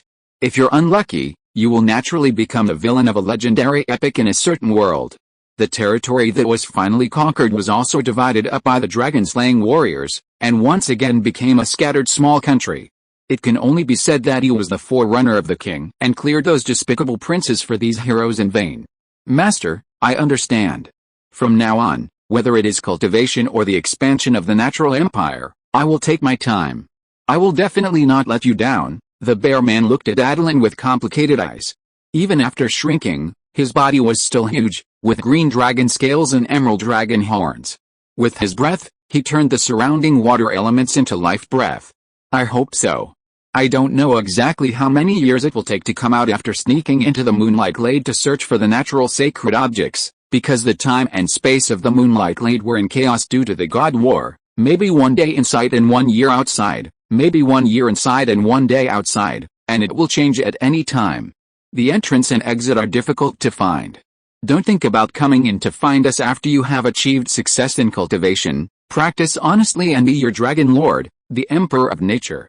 Do you understand?" Attilan touched the dragon horn awkwardly. "Master, don't say such things. The more you say that, the more I feel that you..." The bear man waved his hand and said, "Destiny does exist, but there are countless possibilities for destiny. My destiny is determined by myself." "Didn't you say that my destiny is determined by me?" "I am going to verify this statement this time. I am not a good practitioner. I can only use stupid methods in my own practice. I will still only use stupid methods to teach you after accepting you as my apprentice. Master Obelisk is a very powerful practitioner. I have personally experienced his ability to instruct people. Every time I have benefited a lot. It is better to learn from him than from me. You stay here and study hard, and you don't have to come back to see us off." After saying that, the bear man transformed into a thunderbird and flew away. After the bear man left, the storm giant scratched his head. "You, the master, are still so humble. If he doesn't know how to practice, how can he catch up with those geniuses? With his stone head, is he really a dwarf master who can't guide his disciples?" "I knew that we couldn't expose Yunhei Manor to this world. I just opened the manor from the dimensional space yesterday, and today your master brought you to visit me. Let me think about it. I should teach you some knowledge about the practice of guts." Attilan asked curiously, "Senior, isn't your Yunhei Manor built directly in our world with clouds?" "Of course not. If Yunhei Manor could be built so easily, our storm giants would not be the top leaders under the giant system. You don't think that the storm giants really lead other giants by relying on the giants' clan uniforms and blood suppression, right? The most fundamental reason is that we have mastered the technology of cloud planting. The cloud giants have only learned some superficial things, but they dare to call themselves aristocrats among giants, and it is because of the huge benefits brought by Yunhei Manor. The storm giant suddenly clapped his hands excitedly. I know what to teach you. Although you can't learn the cloud sea manor, I can tell you the concept. You can build your own natural manor in the way of your druids, master. What you said, is the cloud sea manor a kind of knowledge that can be deified? The storm giant coughed awkwardly. The cloud sea manor is indeed powerful, but not to that extent. You also know that the life level of giants is lower than that of dragons. At that time, they could fight against dragons. The magic food produced by the cloud sea manor is an important support. It can not only make the giant cubs grow quickly, but also allow giants to have multiple babies at one time, and it can also increase the upper limit of the giant's life level. Attilan took a breath and asked in shock. Doesn't it mean that we just need to keep eating and eating to break through the legendary level of life? The storm giant nodded. Strictly speaking, it is true, Attilan asked back, but what we just ate should be the food produced by this cloud sea farm, but I feel that my improvement does not seem to be too much? Is it because my cooking magic is not used correctly? The storm giant smiled awkwardly. That's because I only built this farm for 100 years, and it's at the edge of the universe, so the number of various elements drawn into the dimensional space is not enough. Therefore, the quality of the magic materials produced here is slightly lower, just like the farmland planted by mortal farmers. The longer the farmland is cultivated, the higher the quality of the cloud field will be, and there will also be a corresponding upper limit. The quality of farmland in different areas will also be different, and the same is true for cloud fields. In order to allow these frost giants to farm on it, I have also made some adjustments to the cloud fields. Otherwise, you wouldn't feel like you were banging your head against the wall, but you would have passed through the clouds and appeared in front of me. Attilan asked, then is it the original cloud field? If the cloud walking technique is not used, no one can be on these cloud fields, almost. But the difficulty of planting cloud fields is not actually in planting, but in cultivating and expanding the area and quality of cloud fields. I believe that you must have learned how to guide and sort out the energy veins of the earth from Georgie. Is it difficult to adjust the flow of energy? Attilan nodded. I have tried to practice this myself.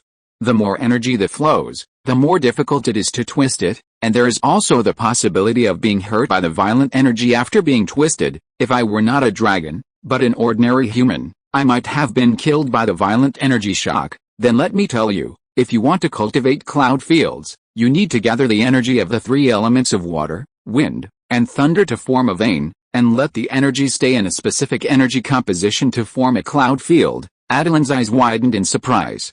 Of course, he knew that if the energy in the energy veins could be stopped to nourish the farmland, the yield of the farmland would be good, but he couldn't let the energy stay, and the energy was very violent, and it was more likely to destroy the food in the farmland. It's like using a turbulent river to irrigate the farmland. It is more likely that the river will wash away all the fertility of the original farmland, leaving only a piece of rotten land.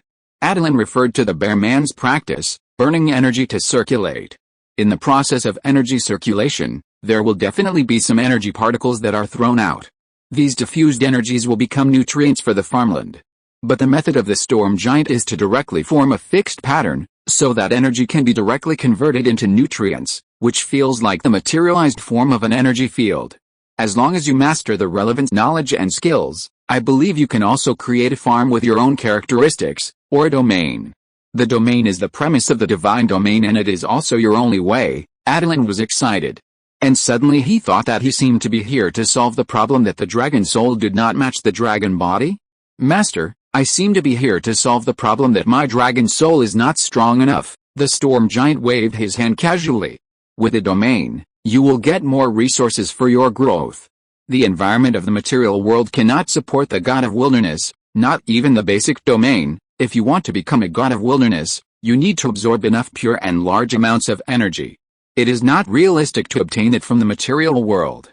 The elemental world is your future, it is true, but it is not to absorb the energy of the elemental world, but because the treasure house of the elemental dragon god is in the elemental world, and he needs to go treasure hunting.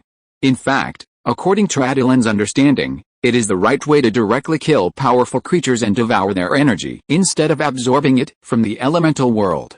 The energy of the elemental world is also divided into different levels. Where there is a lot of pure energy, there must be powerful elemental creatures. If you want to absorb energy, you must kill the local lord. Instead of eating it bite by bite, it is better to find a way to kill the lord, so that you can eat it all at once. Unexpectedly, the storm giant clapped his hands directly, and Attilan suddenly felt like a big bell ringing in his ears. This was a shock to the soul. I know what you are thinking. It is indeed fast to kill powerful creatures and devour their energy directly, but think about it yourself. Your master has enough energy, right? If you can perfectly devour the energy in his body, your improvement must be significant, right? But can you do it? If you kill Geoj, will there be no other legendary druids in the Natural Council? They can send Geoj here to guard because of internal problems, but once Geoj dies, they will definitely avenge Geoj. At that time, the fate of Deathclaw will be your fate. No, Deathclaw is a lich, and he can live after death. As for you, you are dead. Attilan just opened his mouth to speak, and the storm giant raised his hand to interrupt. I know you want to say that Geoj is not your enemy, but I tell you, the power of the elemental realm is much stronger than the Natural Council. The water in the water elemental realm is very deep, and it is easy to drown an ocean dragon. Is it clear to me that you can swallow directly? You are still young and you can't grasp it. Attilan suddenly woke up. He and the storm giant were not close friends. The strongman storm giant honestly chose the path of farming, but he still wanted to go the path of swallowing evolution. Not to mention the corpse kun, he probably turned into dragon corpse directly, and his meat was eaten by the enemy. The bones were probably the raw materials for turning into bone dragon. When he arrived in the elemental realm, he should play the role of a fat sheep. Let me see. The Cloud Sea Manor is the road of the storm giant. Without the support of the giant god, I formed my Cloud Sea subspace through some means of the mage. You should try it directly on the ground. The subspace is too difficult. Although the energy-enriched area is much worse than the subspace, it is also a very difficult practice. When it was built, your soul strength probably doesn't need to be enhanced by refining potions. Since you are full, start training now. Let me see your practice of energy enrichment, purification and cultivation of the earth area. The storm giant looked at Attilan's beautiful green dragon scales. Even green dragon scales. When you form your unique energy field, it will be as beautiful as your dragon scales from the perspective of energy. Following the storm giant, Attilan came to an area without cloud fields, but still with air walls. Although the ocean dragons are very different from us storm giants, you can control water and lightning elements, so wind elements must not be a big problem for you. Let's start practicing from the basic water element cloud field framework. Once the framework is in place, we can fill it with lightning elements as energy. The knowledge involved in wind elements is too advanced and useless to you. I won't learn it. Following the storm giant's explanation, Attilan also understood the difference between ordinary Sea of Clouds Manor and subspace Sea of Clouds Manor. There is no difference between ordinary and ground. They are all things in the material world, but in subspace, it is all energy summoned. There are differences in the size of the two effects, but the types of effects are the same, except that subspace can isolate the inside and outside, and can effectively gather energy without dissipating it. Attilan translated it, and these two different fields are actually the Western version of the cave paradise. The storm giant said that the Green Dragon Scale project is to let him try to cave energy on the land he controls and create a green scale paradise. If you're listening to this novel on a channel other than Fanfic World, it means they downloaded and uploaded it without effort. We cordially invite you to visit our channel, Mundo Fanfic Novelis. There you'll find the original version of this story and you can explore many other novels of various genres. We're waiting for you to immerse yourself in a world of incredible novels. Chapter 237 Storm Spirit Amplification Potion. The spell technique of condensing clouds explained by the storm giant sounded simple, but once Attilan got started, he knew what was easier said than done. First of all, he could indeed gather water elements to form clouds, but as soon as his mental power was relaxed, the wind blowing in the sky would quickly blow the clouds away. When the storm giant demonstrated it to him, the condensed clouds were indeed blown away together, which means that he condensed only a ball of water vapor, not the cloud soil that constitutes the cloud field. Master, is there something I haven't mastered about this technique of condensing cloud soil? Why did it disperse as soon as the wind blew? The storm giant just smiled. There is no problem with your technique, but the strength of the mental power to condense the cloud is not enough, and these water element energies have not really formed a whole. There is no shortcut to this process. You can only use your mental power to continuously compress the cloud to form cloud soil according to the prescribed structure. When your mental power strength increases, the cloud will naturally form cloud soil that will not be blown away by the wind. This is your soul enhancement practice. When your mental power is exhausted, the training is over. Mental power is the outer manifestation of the soul. It is indeed possible to train the soul by training mental power, but the feedback of mental power increase to the soul is very low. Just strengthening mental power seems to solve the problem that he can't control the dragon body well.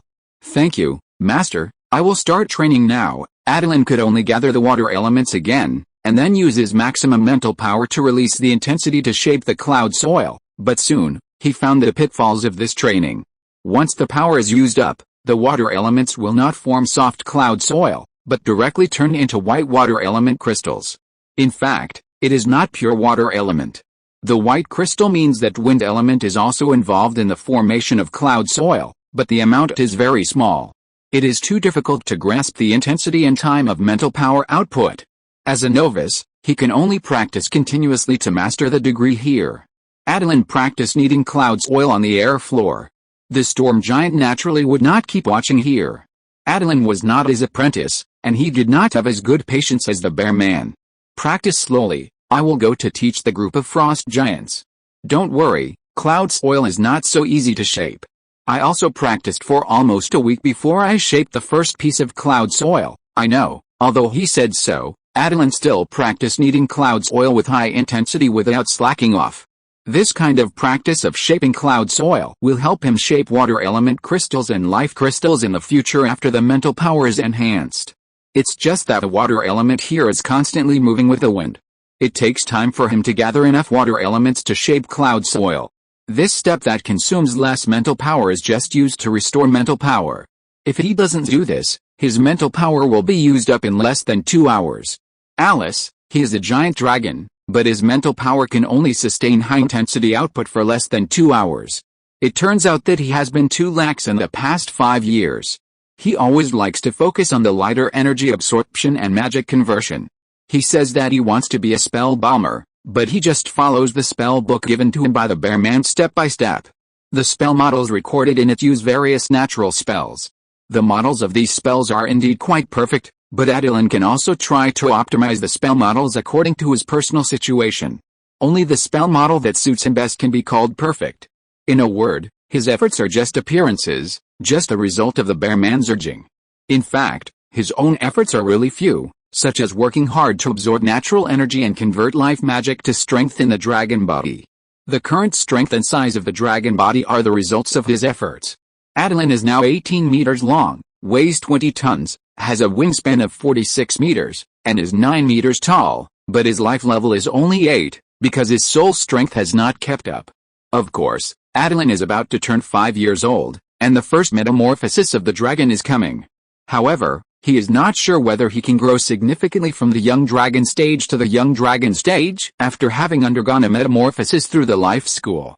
After a long time, Attilan's tired eyelids were almost unable to open, but the appropriate mental strength and time for fabricating cloud soil have not been tested.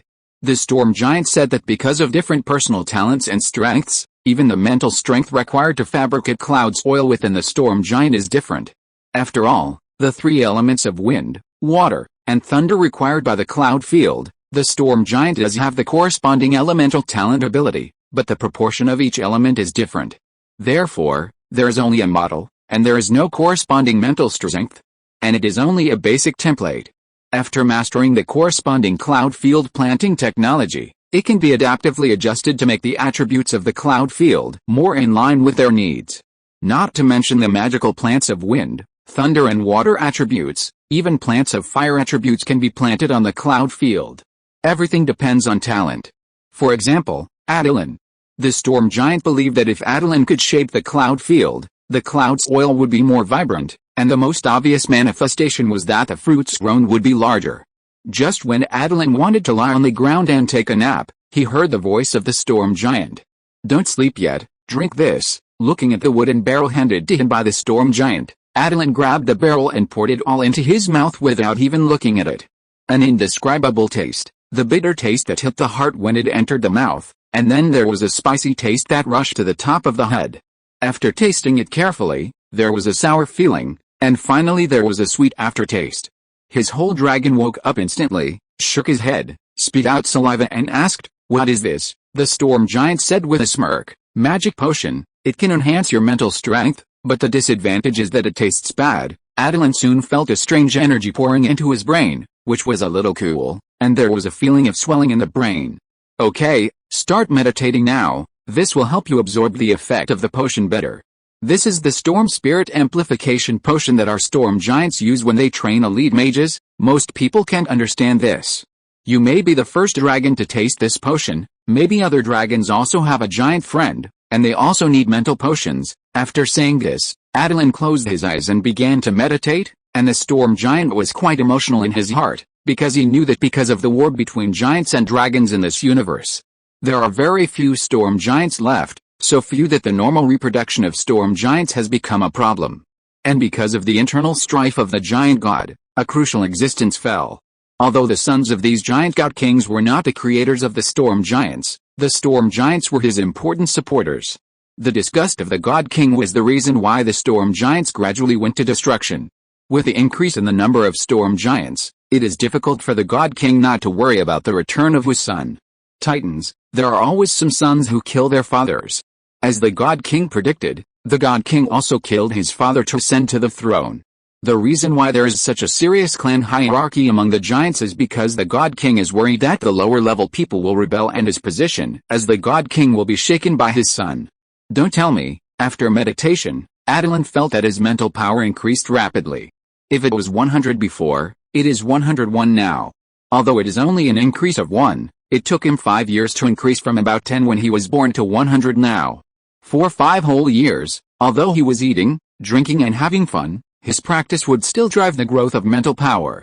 But who makes mental power not the focus of Druid's spellcasting? Druid's spellcasting is the perception and fit of external energy. Mental power can enhance the power and control of spells. But it does not mean that Druid can't cast spells without mental power. From now on, 1 bottle a day.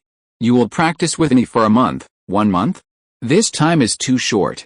Master, you are not reluctant to give up your potion, are you? I can make magical dishes for you as a reward. Facing Attilan's doubts, the storm giant said with a dark face, "You don't think it is a simple matter to brew this kind of potion? It takes a long time just to cultivate those medicinal materials. The medicinal materials I have now can only be used to refine 30 bottles. After drinking it, you can get out." Attilan said quickly, "Senior, just tell me what materials you need. I also have some friends in the forest. They are good at planting magical herbs. I can ask them to help plant them. Do you think any medicinal material can be used?" The medicinal materials used in the Storm Spirit Enhancement Potion must be grown on the cloud field, and it requires a lot of energy investment. I have to feed so many frost giants now. Where is the land area to help you grow medicinal materials? Attilan immediately said, "Senior, I think it is a waste for you to use such precious cloud field to grow food. Magic fields like cloud fields should be used to grow rare herbs and cultivate high-quality magical beasts." The storm giant snorted. "What do the frost giants eat? Even though they have built several farmlands, that's because my cloud fields have cultivated seeds for them to plant. Otherwise, the seeds planted on the snow will continue to wither. This year, 1 plant can produce 5 kilograms of food, but next year it will only be 3 kilograms.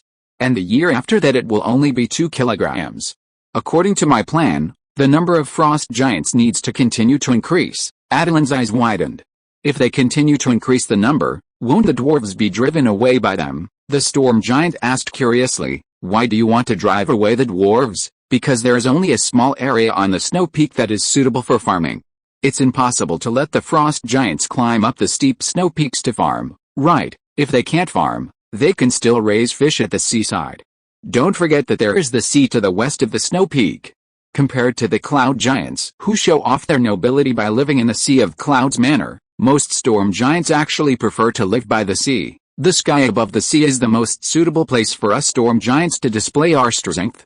Besides, I'm not breeding ordinary frost giants, so they naturally shouldn't only live in snow mountains." Attilan asked curiously, "Master, Wouldn't this new giant combine the bloodline advantages of the three giants, Storm, Cloud, and Frost, to be a powerful species that can live on land, sea and air? The storm giant smiled and shook his head. Unfortunately, I am only a quasi-god. I cannot even be considered a titan. Naturally, I cannot cultivate a race of giants that are perfect like gods. They are actually a kind of giants that cannot walk on clouds, cannot breathe underwater, and cannot even withstand cold. Attilan was stunned. Master, are you creating a blank slate giant? Aren't they just a large human? Apart from their large size, they have no bloodline advantage at all. The storm giant shook his head. The big ones are hill giants. They are average in size among giants. Fortunately, their intelligence is not bad. It is precisely because I saw their plasticity, that's why I chose to promote this kind of template giant race, Attilan nodded. Indeed, a blank piece of paper is easier to draw on. No wonder he felt that these new frost giants were more cunning than the real frost giants. It turned out that there was no frost bloodline to suppress their brains. Then can they awaken the power of their bloodline? Yes, but the chance is not high. With this elemental affinity, they might as well try to become mages. So I also have to reserve some mental potions used by mages for them. Attilan smiled and said, since they are now large humans, why not let them try the mental potions used by humans? Giants require a larger dosage. I will let my druid companions try to cultivate gigantic herbs. Don't worry, senior, we will be able to meet the needs of whiteboard giants. The storm giant smiled. Okay, then I'll leave it to you. If the druid potion you made really works on them, I'll take care of all your potions in the future. The one I just gave you was actually the basic version. This kind of potion is generally provided to children of storm giants, as well as mages among fire giants and frost giants. There is also an advanced version, which is generally provided to young storm giants and cloud giant mages.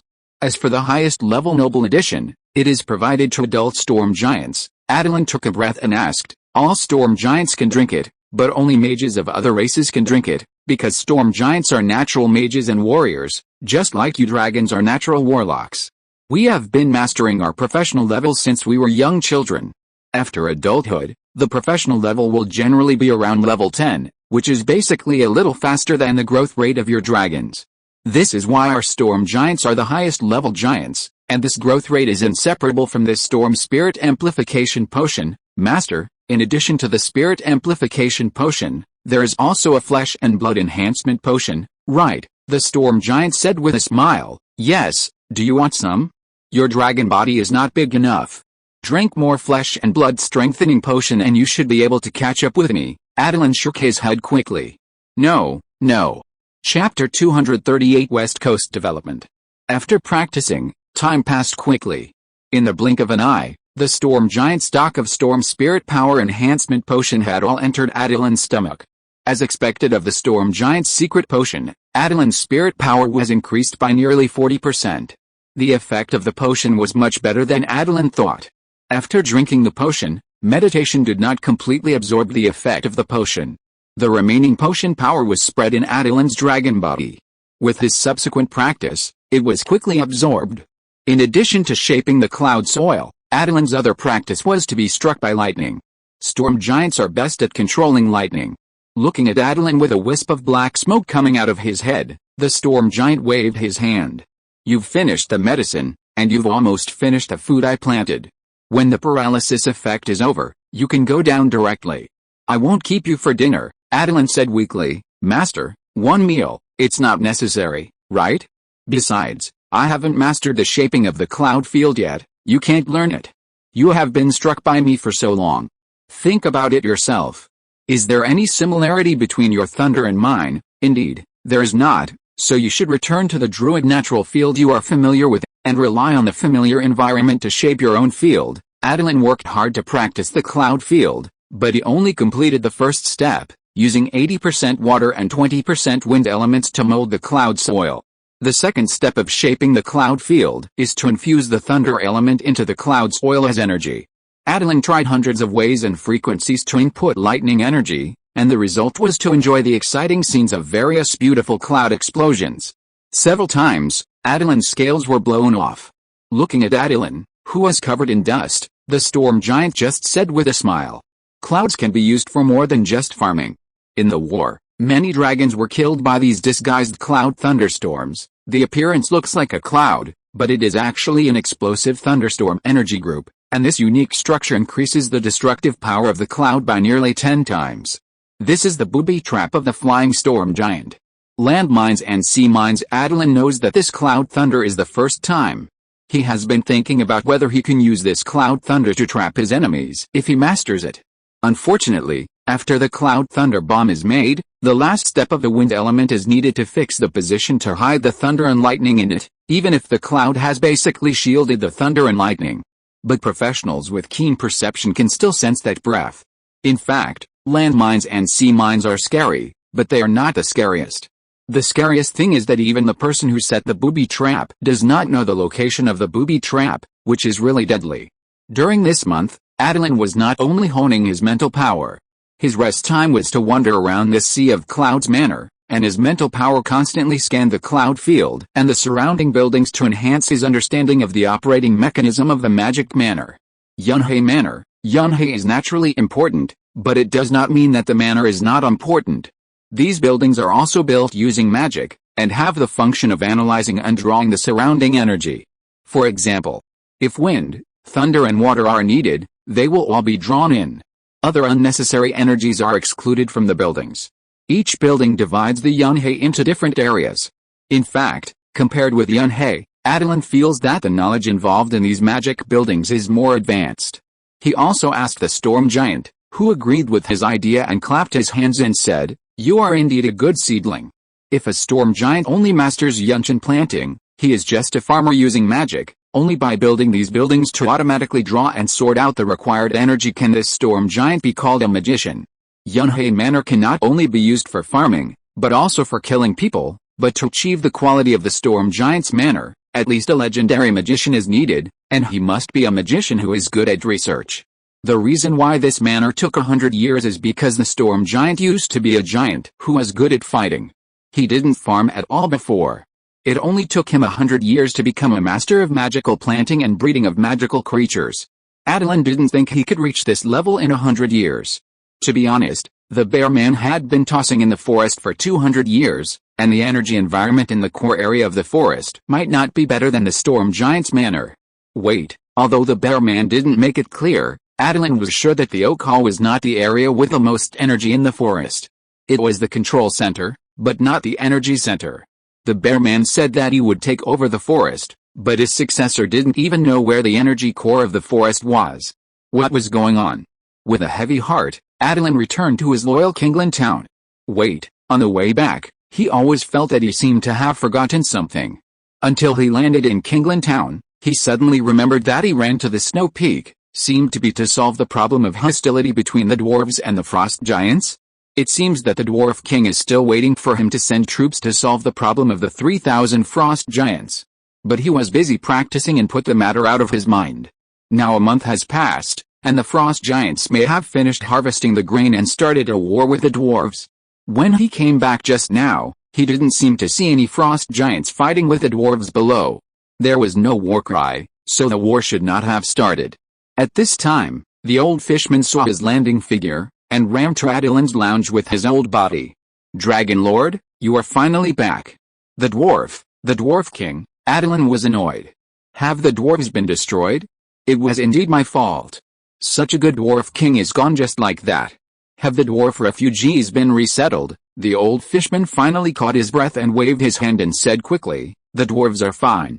Not only did the frost giants not attack the dwarves, but they also proposed peace talks and gave some of the grain they grew to the dwarves as a gift. In order to thank us for their resources, the dwarves selected some of the gifts the frost giants gave them and gave them to us.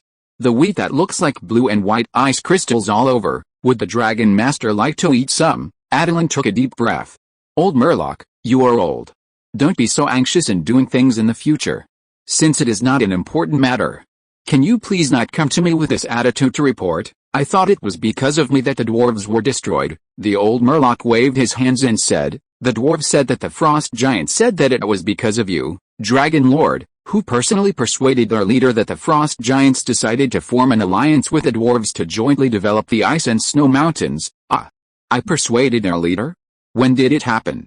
I haven't met with the frost giants recently. This time it was the old Murloc's turn to be stunned.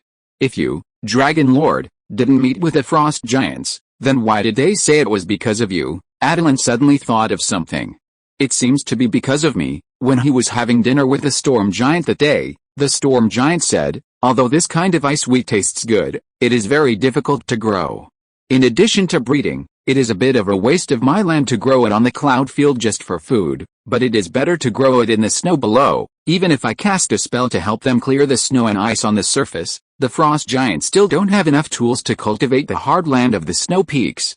The land that was finally cultivated was frozen again by the icy wind. Now it is very difficult to clear the farmland and plant new crops. At that time, Attilan was eating the meaty chicken thighs of the scaly feathered chicken and said casually, "The frost giants don't have enough handy farm tools, but the dwarves do.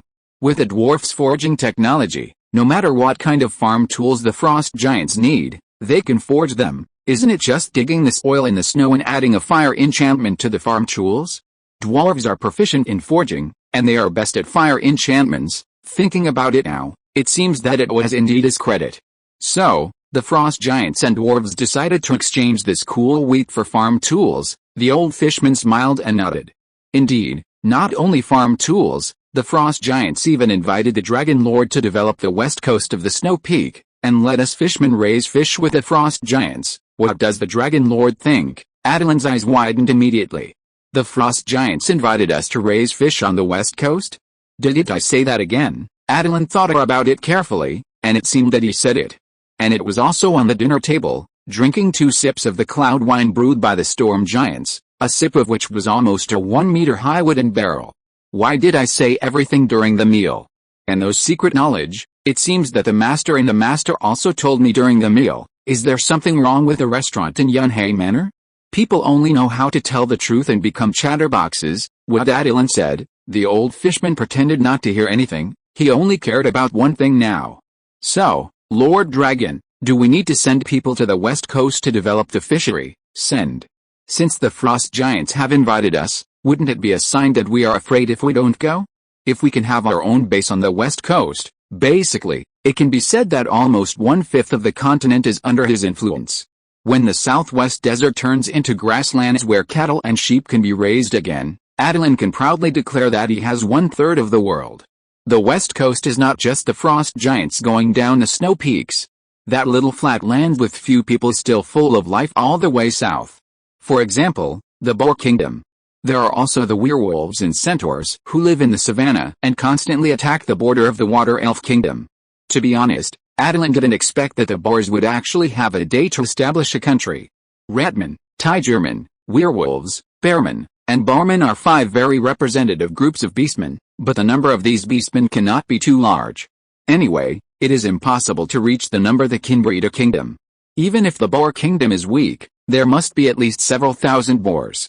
Attilan doesn't think that anyone would give up being a good person and turn into a pig. Beast curse. Since it is a curse, it will naturally have a bloody and barbaric side. The beast curse broke out, and the whole person's eyes turned red in an instant, and he lost his mind. When he woke up, he saw some familiar pieces of clothes, bloody arms, legs and other parts. Even if you dare not imagine it, you know what fills your stomach. When Attilan thought of the mutated yak people on the snowy mountains, he suddenly had some ideas.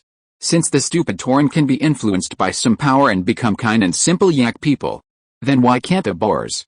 I didn't think there was anything wrong with the yak people before, but after seeing the storm giant, a quasi-god, transform the frost giant, Attilan suddenly worried about who was behind the yak people. How are the yaks now?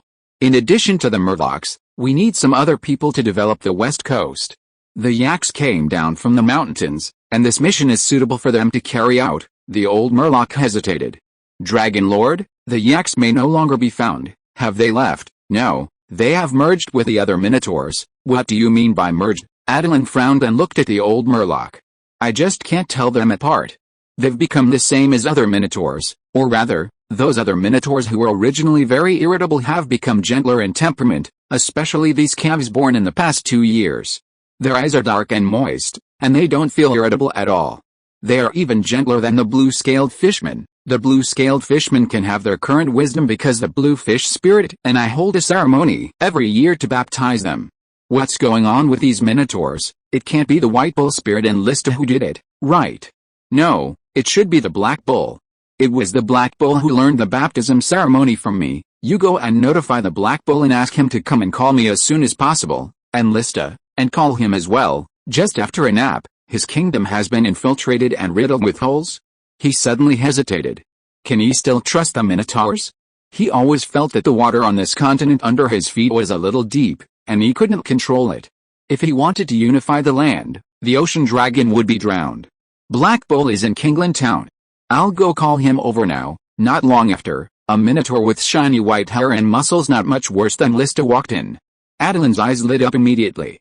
Old Fishman, is this a new warrior emerging from the minotaur tribe? The white bull said aggrievedly. Dragon Lord, I'm Black Bull, don't you recognize me? Attilan carefully sensed the white bull in front of him. Whether from the size or the breath, this couldn't be the black bull he knew. Black Bull has black hair and exudes the breath of earth element. You have white hair, and the breath of ice element is 10 times that of Black Bull's earth element. You say you are Black Bull. Once I went to the Dwarf King to buy farm tools. I was tired and drank a sip of mountain spring water in the mountains. As a result, I don't know how I fell asleep. When I woke up, I became like this now. Hiss, subtle, very subtle. Black Bull, I have a task for you now. Go and select a minotaur with a similar aura to yours. I want you to go to the west coast to carry out a mission. Since you don't know the other party's purpose, just move his outstretched claws as far away from you as possible. Chapter 239, Fountain of Wisdom.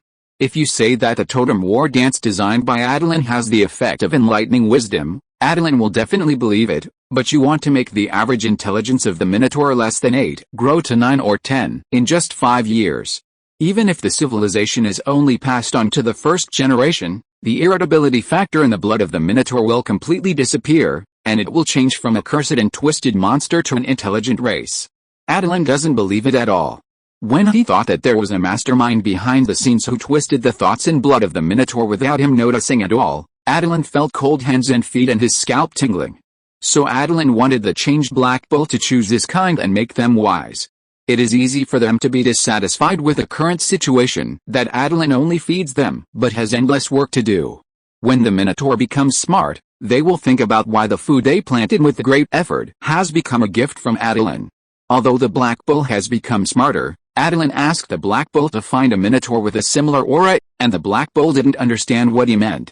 Dragon Lord, do you want me to take some minotaur priests to carry out the mission? No, I mean to ask you to find minotaur who have become as smart as you to carry out the mission.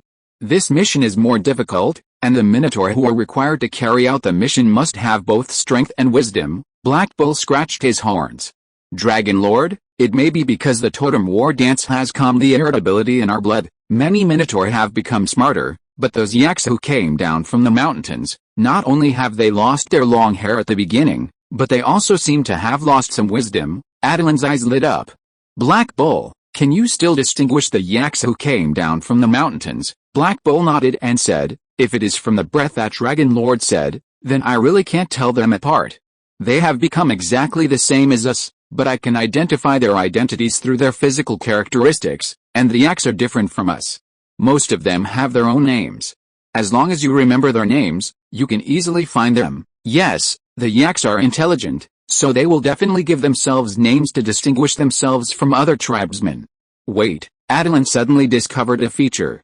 After those yaks came down from the mountain, their wisdom was actually decreasing. This shows that the source of human wisdom is likely to be some kind of substance on the snow mountain? Energy? Or the environment? This is very necessary to experiment. Black Bull, you pick some smarter yaks and take them to the snow mountain. You stay in the mountain for a while, and remember to divide them into small teams and divide them into different living areas. I want to see what on the mountain makes the Tauren wise, and whether this power can affect other races besides the Tauren. In this way, you can simply take 100 people from each race under my command, and disperse them in different places on the snow mountain in groups of 10, so as to better communicate with the dwarves. We need to build a city on the mountain. After selecting the location, let Silver Ring lead people to build the city and tell him that this city is the first step for him to become the king of the dwarves. After it is built, he will be responsible for managing the city. Although the mountains near the forest and desert are also barren, There are not many minerals under the mountains, and although growing crops will not yield much harvest either. But it can be used to plant fruit trees. After all, fruit wine is the dwarves' favorite among all the goods Attilan provides to the dwarves. Wine is the essence of grain. This sentence is very suitable for dwarves. Because after drinking wine, dwarves will not eat. Dragon Lord, is our mission to build a city? Building a city is your secondary mission. The main mission is to explore a road that does not pass through the high mountain area controlled by the dwarves and can reach the west coast. After reaching the west coast, Attilan wanted to continue, but Black Bull hesitated for a moment and asked, Dragon Lord, if we go all the way west from the area where the desert and the mountains meet, will it be easier to find a road that can be walked?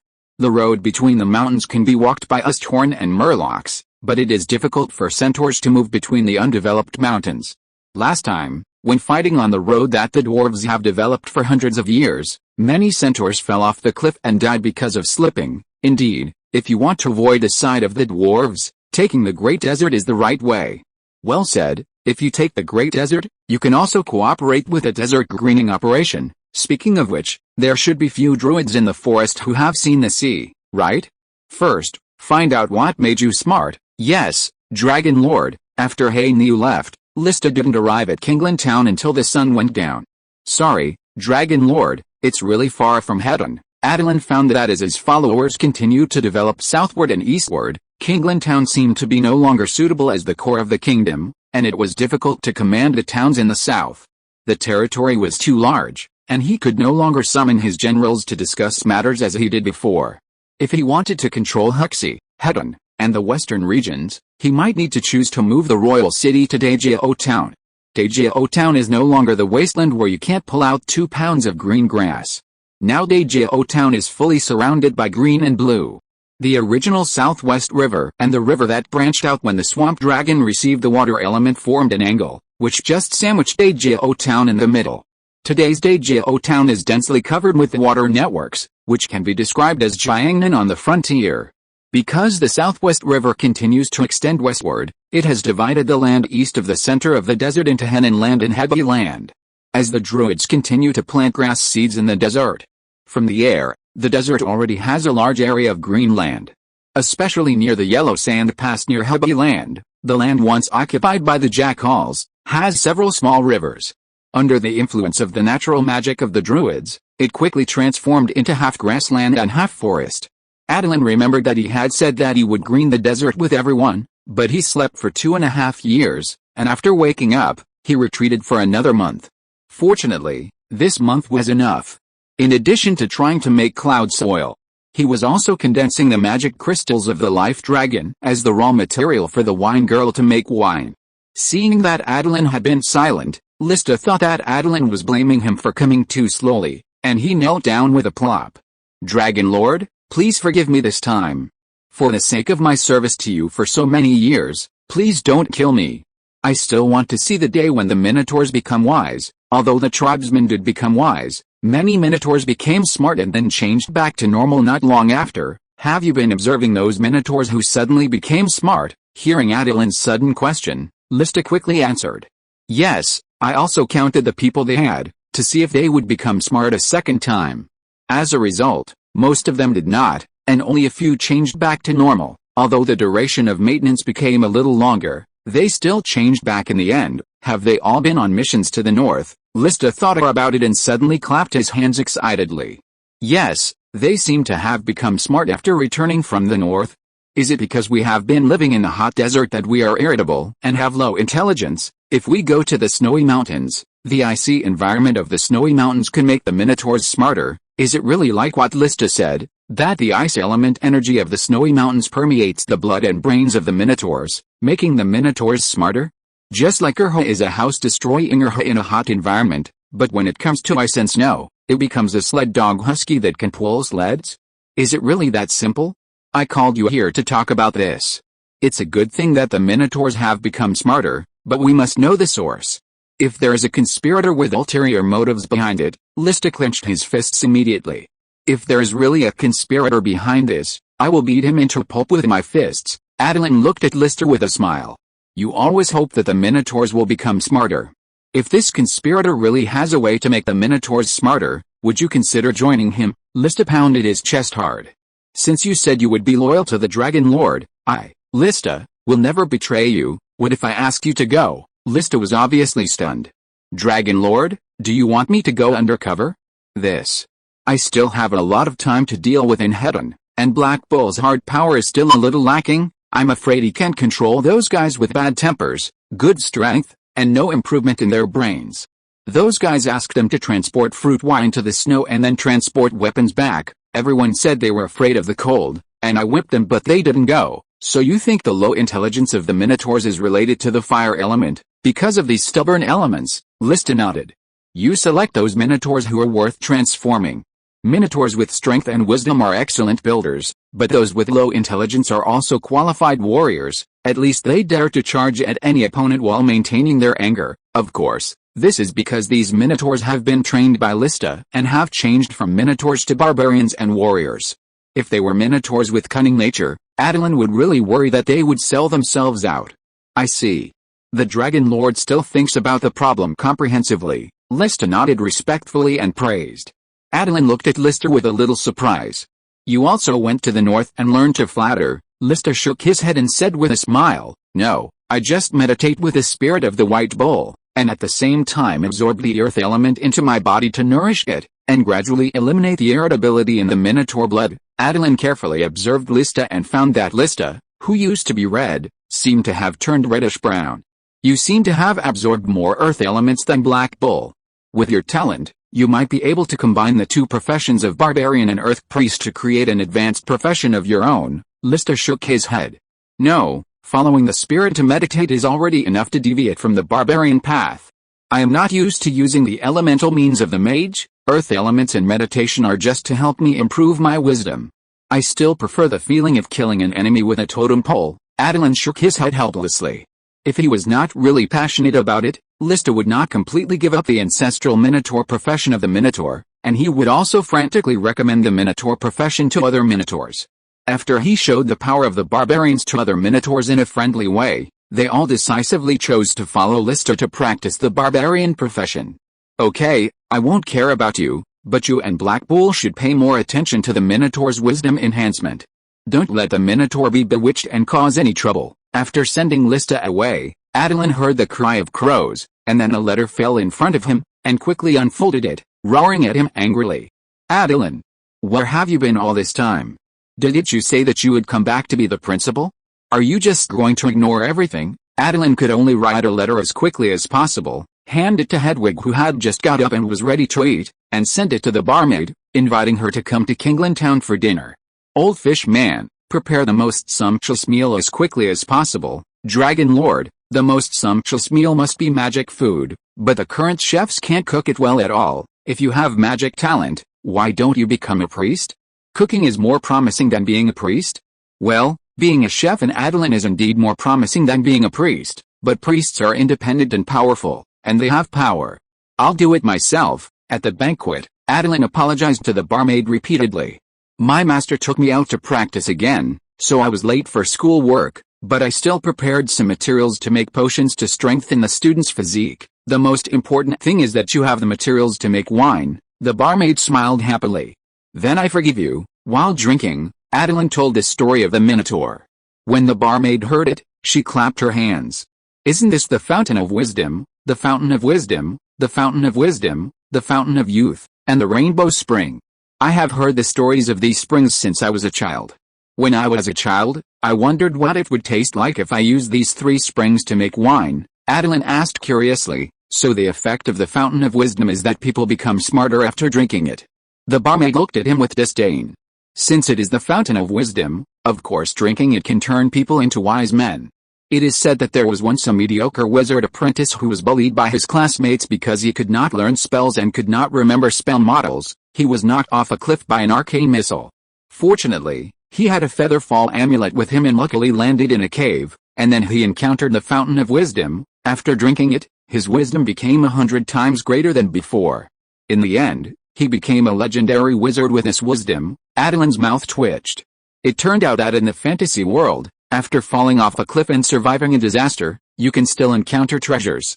So, you mean that there is a fountain of wisdom in the mountains to the north? When its spring water flows out and mixes with ordinary mountain spring water, it has the characteristics of increasing wisdom, but it will continue to weaken. Then if we find the fountain of wisdom and drink it, can't we quickly improve the druid level? This time it was the wine girl who twitched her mouth.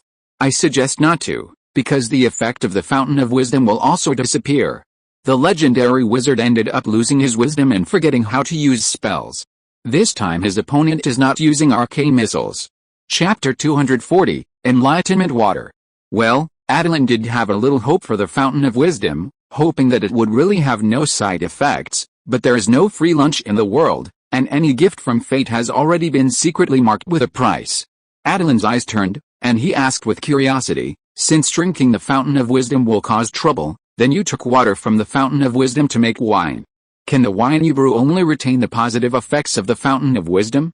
It is not so easy to remove the negative effects of this kind of fantasy treasure with legendary mythology, right? The wine girl nodded and smiled proudly and said, of course, there is only one possibility for the fountain of wisdom to be born, that is, there were a large number of intelligent life forms in this world, but they died in a short period of time. The unwilling resentment in their souls, with the light of their wisdom, merged into the sea, and finally magically appeared in the water veins of a mountain somewhere on the land, forming a strange spring. The unique wisdom aura carried by the fountain of wisdom can make people rush up to drink the water of the fountain of wisdom like a madman. Attilan took a sip of Liangpi.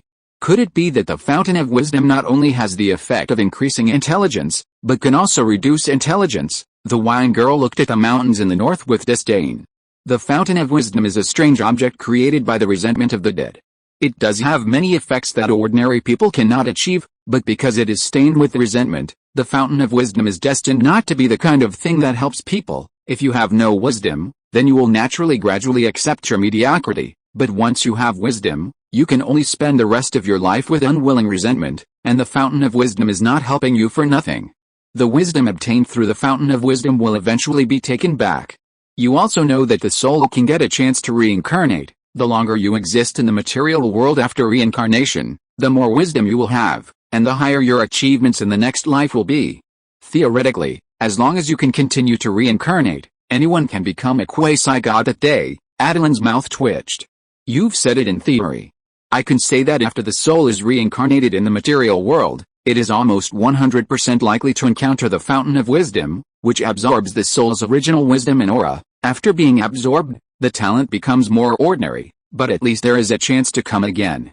If the soul's power is drained and turned into soul factors, even if it is reaggregated into a new soul, it will most likely have nothing to do with the previous soul. Many souls only have that one chance in this life after absorbing soul factors from the material world.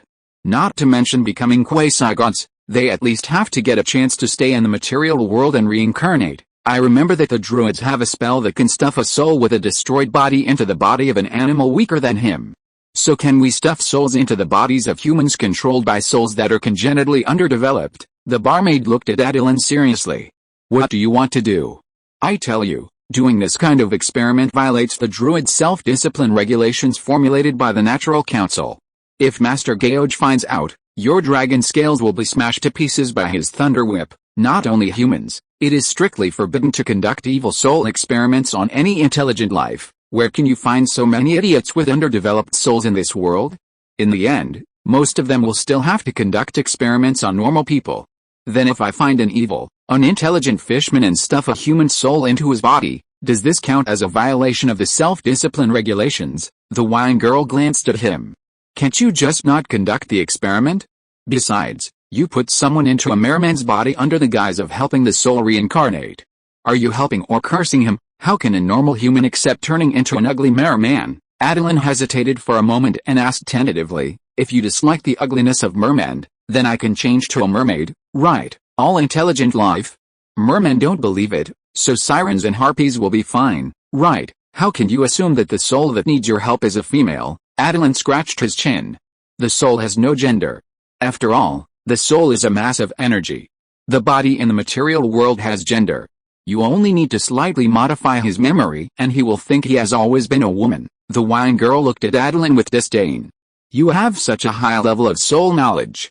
After 2 years of not seeing you, you have reached the level of being able to modify the soul's memory. Attilan coughed awkwardly. Not yet, but I am practicing soul cultivation.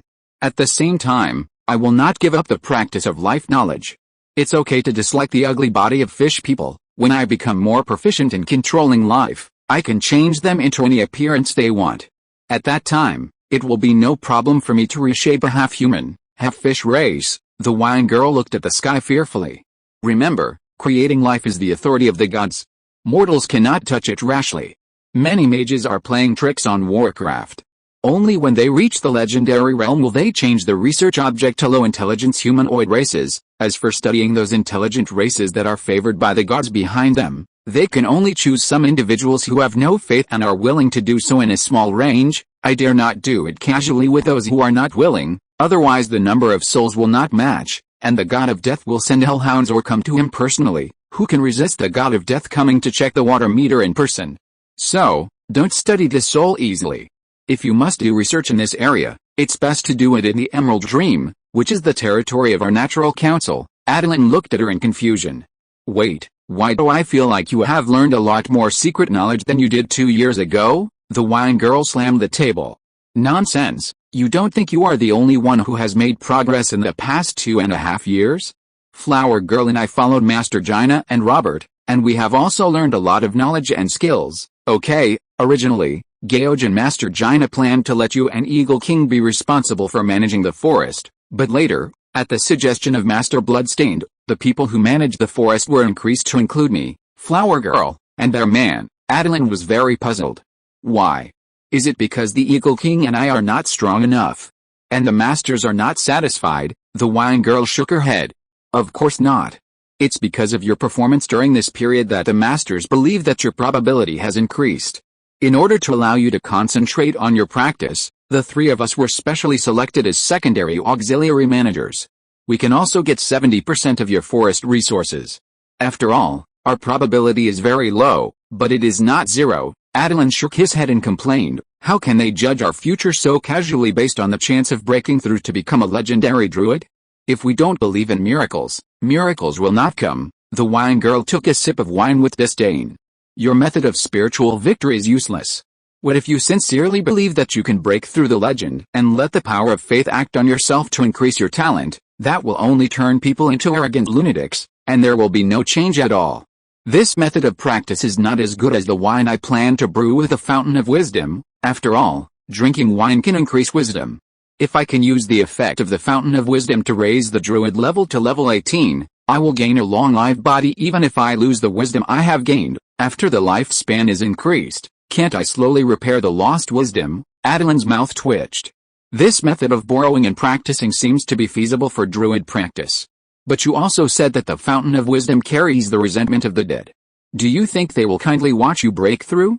Besides, when to get back the wisdom is decided by the resentment, right? The wine girl confidently took out a blueprint.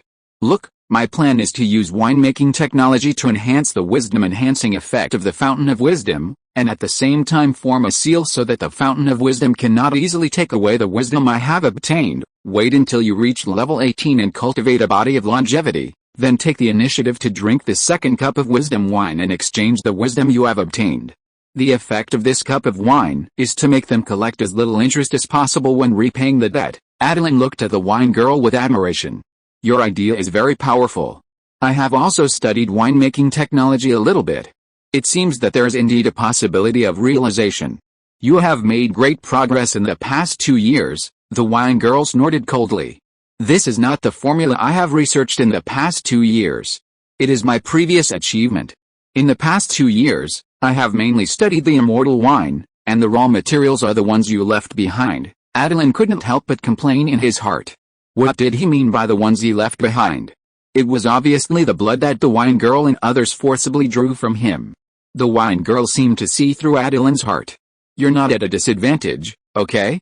If drawing your blood is worth 5 points of combat power, then after I brew it into wine and pour it into your mouth, the worst wine will provide you with 6 points of combat power. That's not important. You have my dragon blood as the material for the immortal wine. Although the blood of the ocean dragon is not as good as the fountain of youth, it is also a rare material, but I don't remember any wisdom-related materials in the forest, right? It seems that there are only 2 low-level materials.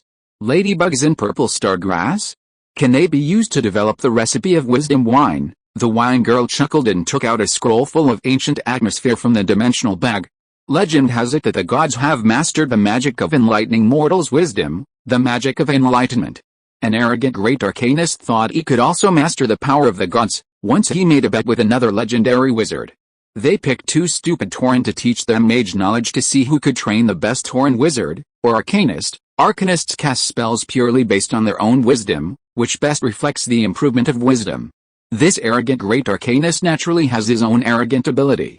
He actually artificially created the enlightenment water with the effect of enlightenment, and the raw material used by this great arcanist is the fountain of wisdom. His enlightenment water, like the enlightenment of the gods, has no side effects. This undoubtedly aroused the vigilance of the god of wisdom in that world. The god of wisdom is definitely the most knowledgeable and wise being in the world, but this great arcanist is about to surpass him, or the appearance of the enlightenment water means that he has surpassed the god of wisdom. If this continues, he will be able to easily pry open the laws controlled by the god of wisdom and replace the original god of wisdom to ascend to the throne. Right, so the final fate of this arrogant archmage was that he was killed by the conspiracy of the god of wisdom. The wine girl smiled disdainfully. Maybe the god of wisdom was once wise, but after becoming a god, his brain was filled with arrogance, and his schemes were known by the archmage. Wise people are arrogant. As the two sides continued to fight, the god of wisdom lost again and again. After sensing that his divine power was constantly fading, the god of wisdom chose the final madness. I understand. Lao Bi turned the table when he couldn't win the literary fight. In this way, even if the god of wisdom wins, the law of wisdom will still despise him. Right, the wine girl took a sip of wine to moisten her throat. That's right, but the power accumulated by the god of wisdom is not a force that a mortal archmage can resist. The final result is that the archmage detonated the floating city he spent hundreds of years to build. The impact of the floating city killed the incarnation of the god of wisdom, and the law of wisdom was turbulent, seriously injuring the god of wisdom. In the end, the god of wisdom still unfortunately fell. The reason is that the legendary wizard who made a bet with the archmage spread all the research results of the archmage and praised his wisdom. Although he couldn't become the god of wisdom, the god of wisdom was also dragged to death by him. Tisk tisk tisk, worthy of being the boss of the floating city who detonated the backup hidden energy, he really has the capital to be arrogant. Wait a minute, you said so much just to tell me that you got a method for making the enlightenment water? Of course not. The method for making the enlightenment water is not important. What's important is that the archmage was already studying the artificial creation of the wisdom fountain before his death, and it is the kind without side effects. Once he succeeds, he will probably sit firmly in the position of the god of wisdom. Enlightenment requires the power of gods, and power is a very precious resource. Although the probability of the natural birth of the fountain of wisdom is even lower than that of divine power, the cost of the fountain of wisdom is lower than that of divine power. If there is a fountain of wisdom without side effects, which god is willing to spend divine power on enlightenment? So this is the research data of the artificial fountain of wisdom. The wine girl nodded. Yes, although it is only a part, I think it can work just as well if it is combined with the fountain of wisdom. The part 1 got records how to purify the side effects of the fountain of wisdom, but it is only the idea of a great arcanist, and the possibility of failure is very high. But if it succeeds, we can get a spring that can continuously produce the water of enlightenment. Attilan patted his cheek. No, we may not be able to touch this thing. Even if there is no god of wisdom in our world, the gods cannot watch mortals control such a spring. Besides, who knows if the enlightenment water we created can completely purify the resentment? After drinking the enlightenment water, people will be corroded by negative energy and become evil thoughts. They will also gain wisdom, and a lot of it. The first to suffer will be our natural council. Listen to me, the fountain of wisdom is too deep, we can't grasp it. Don't move it. Let's just mess with the immortal bar. Wisdom is poisonous. Attilan didn't dare to mess with such a tricky thing. Chapter 241 Attilan's first blind date. If the fountain of wisdom is really found, Attilan doesn't mind the wine girl collecting some of the fountain of wisdom to brew wisdom wine, but he absolutely won't allow the wine girl to transform the fountain of wisdom into the fountain of enlightenment water. The fountain of wisdom will take back the wisdom it bestows on the drinker at a critical moment. Losing wisdom is only the most superficial ending, and it is more likely to be like the wizard who broke through the legend after drinking the fountain of wisdom. The wizard whose life was taken away by the fountain of wisdom studied knowledge and wisdom, and then was killed by the opponent's spell. After his death, the resentment emitted by his soul became the power of the Fountain of Wisdom. Because of the resentment of the Fountain of Wisdom, the life that gets wisdom from the Fountain of Wisdom will not cause too much waves, and as they lose their wisdom and die, the sporadic waves will quickly subside. The enlightenment water can be made, but the entire conversion of the fountain is absolutely not possible. Wisdom cannot be shared casually. Too much wisdom with resentment will only make this world a paradise for the devil. The wine girl was shocked and took a sip of wine to suppress the waves in her heart. I was wrong. People with wisdom always try to use clever ways to shorten the road to success. This kind of cleverness will quickly degenerate into evil. The purpose of the Fountain of Wisdom to radiate wisdom is not to make the world a better place, but their resentment towards death and jealousy towards the living always hope that the living can go down to accompany them. One word to describe the Fountain of Wisdom is that it is afraid that the world will not be in chaos. If the Fountain of Wisdom is not allowed to be tossed, we can try to get a Fountain of Youth. Fountain of Youth? The Fountain of Wisdom is a magical spring formed by the resentment of millions of people after their death. How the Fountain of Youth is formed, it seems that there has been no conclusion yet. Attilan smiled and scratched his chin, bringing out a string of sparks. I don't know about the regular Fountain of Youth, but the function of the Fountain of Youth is to extend life. We ocean dragons can do the same. If an ancient ocean dragon uses its dragon body as a foundation after death and transforms into a guardian, then the magic contained in the huge dragon body of this ocean dragon, through the dragon's secret realm formed by the guardian's magic power, the dragon body and the earth merge, it is very likely to form a pool similar to the Fountain of Youth. As the guardian continues to gather and transform the surrounding magic, the effect of this life pool will become better. The wine girl looked at Attilan with a smile.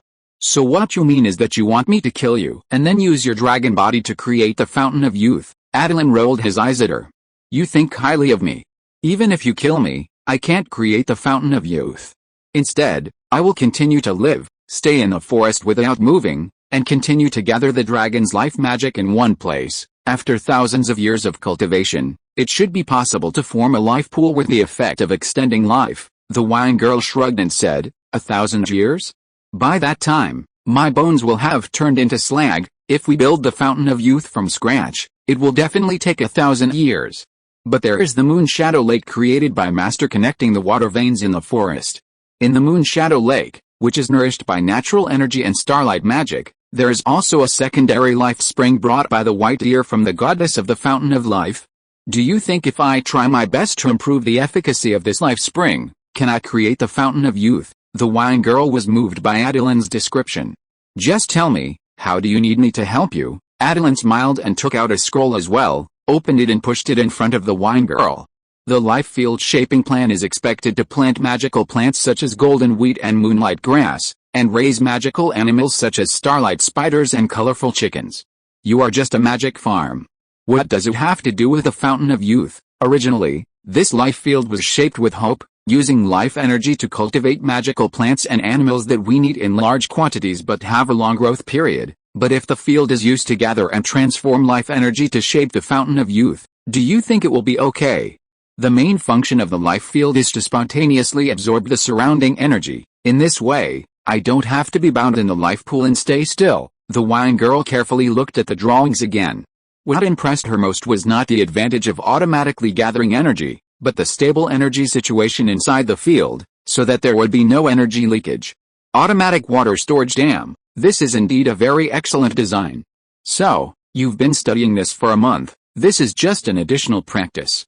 The main practice is to improve mental strength and balance the difference between the dragon body and the spirit, so that I won't have a fatal flaw. Then what are you waiting for? I'll go back to get the materials and call people. We'll start improving Moon Shadow Lake now. The wine girl didn't eat or drink the wine. She showed a strong enthusiasm. Not only her crow, but even Hedwig was unlucky enough to be arranged by the wine girl to deliver the letter. Hedwig looked at Attilan with a resentful face. Attilan whispered to comfort, I can't help it. The wine girl is very excited now. At most, when you come back, I will prepare an extra portion of thin-skinned pecans and crystal grapes for you. Right, Hedwig immediately became energetic. As long as the reward was in place, it was not impossible for her to deliver the letter in the desert. With a loud cry, Hedwig flew into the sky towards the bright moon. To shape the life field, it is not enough to have a design drawing. Attilan must understand the situation around Moonshadow Lake clearly, and then make some technical adjustments to the drawings. To be honest, creating a sea of clouds farm in the sky and creating a life field on the ground are two completely different concepts. Many of the skills taught by the storm giants cannot be used on the ground. Attilan scratched his head and sighed. I can't create clouds oil on the ground to receive energy, right? Wait. Why not? Clouds oil is an excellent artificial magical energy conduction medium. Although it is mainly used in the sea of clouds manner in the sky, no one said that this clouds oil cannot be used on the ground. He can completely create some clouds oil islands on the water surface and use clouds oil to help him receive and stabilize the energy transmitted by the natural veins. It seems that it is not just Moonshadow Lake. If clouds oil is used as a medium, then those areas in the western part of the wasteland where the natural veins cannot be connected should be able to use the energy of the natural veins that have become vibrant near Dajao town. There is still wind and sand in Huangshaguan now. It can't be said that the surrounding area is full of yellow sand, but the area of grassland is still too small. Only by expanding the coverage area of the natural magic net to the west can the vitality of the east be transmitted. Only relying on the southwest river cannot turn the desert into an oasis. After a rough walk around the Moonshadow Lake, Attilan found that it had changed a lot compared to 2 years ago. The riverbank under the tall trees was full of weeds, but those big trees were gone. The weeds have also turned into various herbs that can be used to make potions. That's right, the Moonshadow Lake shore has become one piece of medicinal field after another. The place where Attilan and the wine girl had a bonfire party was lost without a reference, and Attilan couldn't find it. His huge dragon body was on the riverbank, and there was no place to stay. That's right, he could only stand in the water and observe the situation on the riverbank. Through these medicinal fields, Attilan knew that the wine girl wanted not only the fountain of youth, but also the effect of his life field on the promotion of magical plants. She wanted it all. Woman, your name is Greed. Attilan didn't wait too long. Flower Girl, Bearman, Sloth, Tarzan, Big Horn, and even Leopard Girl were called to help. However, Attilan had not yet thought of a feasible plan. The calm Bearman was the first to ask tentatively, why don't we try it somewhere else? If we destroy the energy network of Moonshadow Lake, the master will not let us go easily. I don't want to go back to the desert and eat sand again. Attilan also remembered that the Bearman had warned him not to mess around in the forest before he left. Let's do the experiment in Dajao town first. It just so happens that we can rebuild the natural magic network of Hexity. With Dajao town as the center, with the current vitality of Hexity, I think it should be no problem to build a magic network of level 1 strength to provide the magic power required for druids below level 3 to cast spells. With a mature natural magic network, students can also go to practice with confidence. With the spellcasting skills mastered by the students, after leaving the magic-filled environment of the Bearman Forest, they may be able to cast spells successfully, but the success rate will definitely be quite touching. The group quickly went south and began to set up the natural magic network with a mountain forest about 100 meters high and full of apple trees to the west of Dajao town as the core. The Bearman patted his clay-coated magic bear with great excitement. This is my first time to build a natural magic net. In the forest, I only patched up a few energy leaks before. How can I freely decide the direction of the energy veins like here? Being able to build a natural magic net is enough to prove my progress over the years. The Bearman nodded with satisfaction. What do you want to prove? Look at the energy veins near Dajao town. Which energy vein can you control? Is it 2 water veins, a ground vein, or a forest vein? The former wasteland, now the Hexy land, only has 1 forest vein that Attilan forcibly pulled from the forest, and the energy is weak, and it will be cut off if you are not careful. Now it is different. The natural environment has changed. These 4 energy veins are all naturally generated by this land. Attilan is the real pride. This is all the result of his hard work.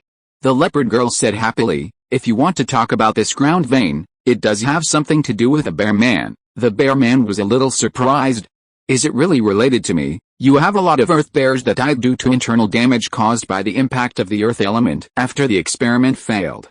I thought it would be a pity to bury them in the forest. So I asked the Torn to move them to the wasteland and bury them under the land where I planted grass seeds. Attilan asked curiously, why would you do such a thing? This is not your style, Leopard Woman said as a matter of course. Didn't you say that the grass grows more luxuriantly when the bodies are buried under the land? and asked everyone to mobilize the earth element to nourish the land and increase its fertility? I thought so. Aren't the earth bears of the bear man the best fertilizer? You asked me to plant grass, and Master Jaina also asked me to plant grass in the wasteland, saying that the wasteland would not be restored to green. I can't rest. I just want to make the grass grow all over this land as soon as possible. Attilan looked at Leopard Woman with appreciation. Okay, you actually used the corpses of the earth bears to cast a spell to construct a vein of the earth. Leopard Woman, you are amazing. Leopard Woman smiled awkwardly. It actually has nothing to do with me. I just kept burying earth demon bears. That day, I dragged a few earth demon bears to the north of Dajao town and found that there was earth energy running underground. The bear man suddenly clapped his hands. That day, an earth demon bear almost failed to transform. Although it succeeded, it was seriously injured. When I went to get medicine to treat him, I found that he was gone. I thought he couldn't hold on, and the magic power in his body was still rioting, making him merge with the earth. In the end, you really moved him away, but I did feel the earth element rushing into the ground. How did you do it? You actually deceived me. The leopard girl blinked. Did the old naughty boy teach me the earth walking technique? One time, I had a sudden idea and wanted to try whether the earth walking technique could be used on dead monsters. I didn't expect it to work. Then there is no need for the Minotaur. I can just cast a spell to drag the earth bears here. There is no need to dig the soil to bury them. I can just use the earth walking technique to send them to the corresponding location. The bear man suddenly changed his face.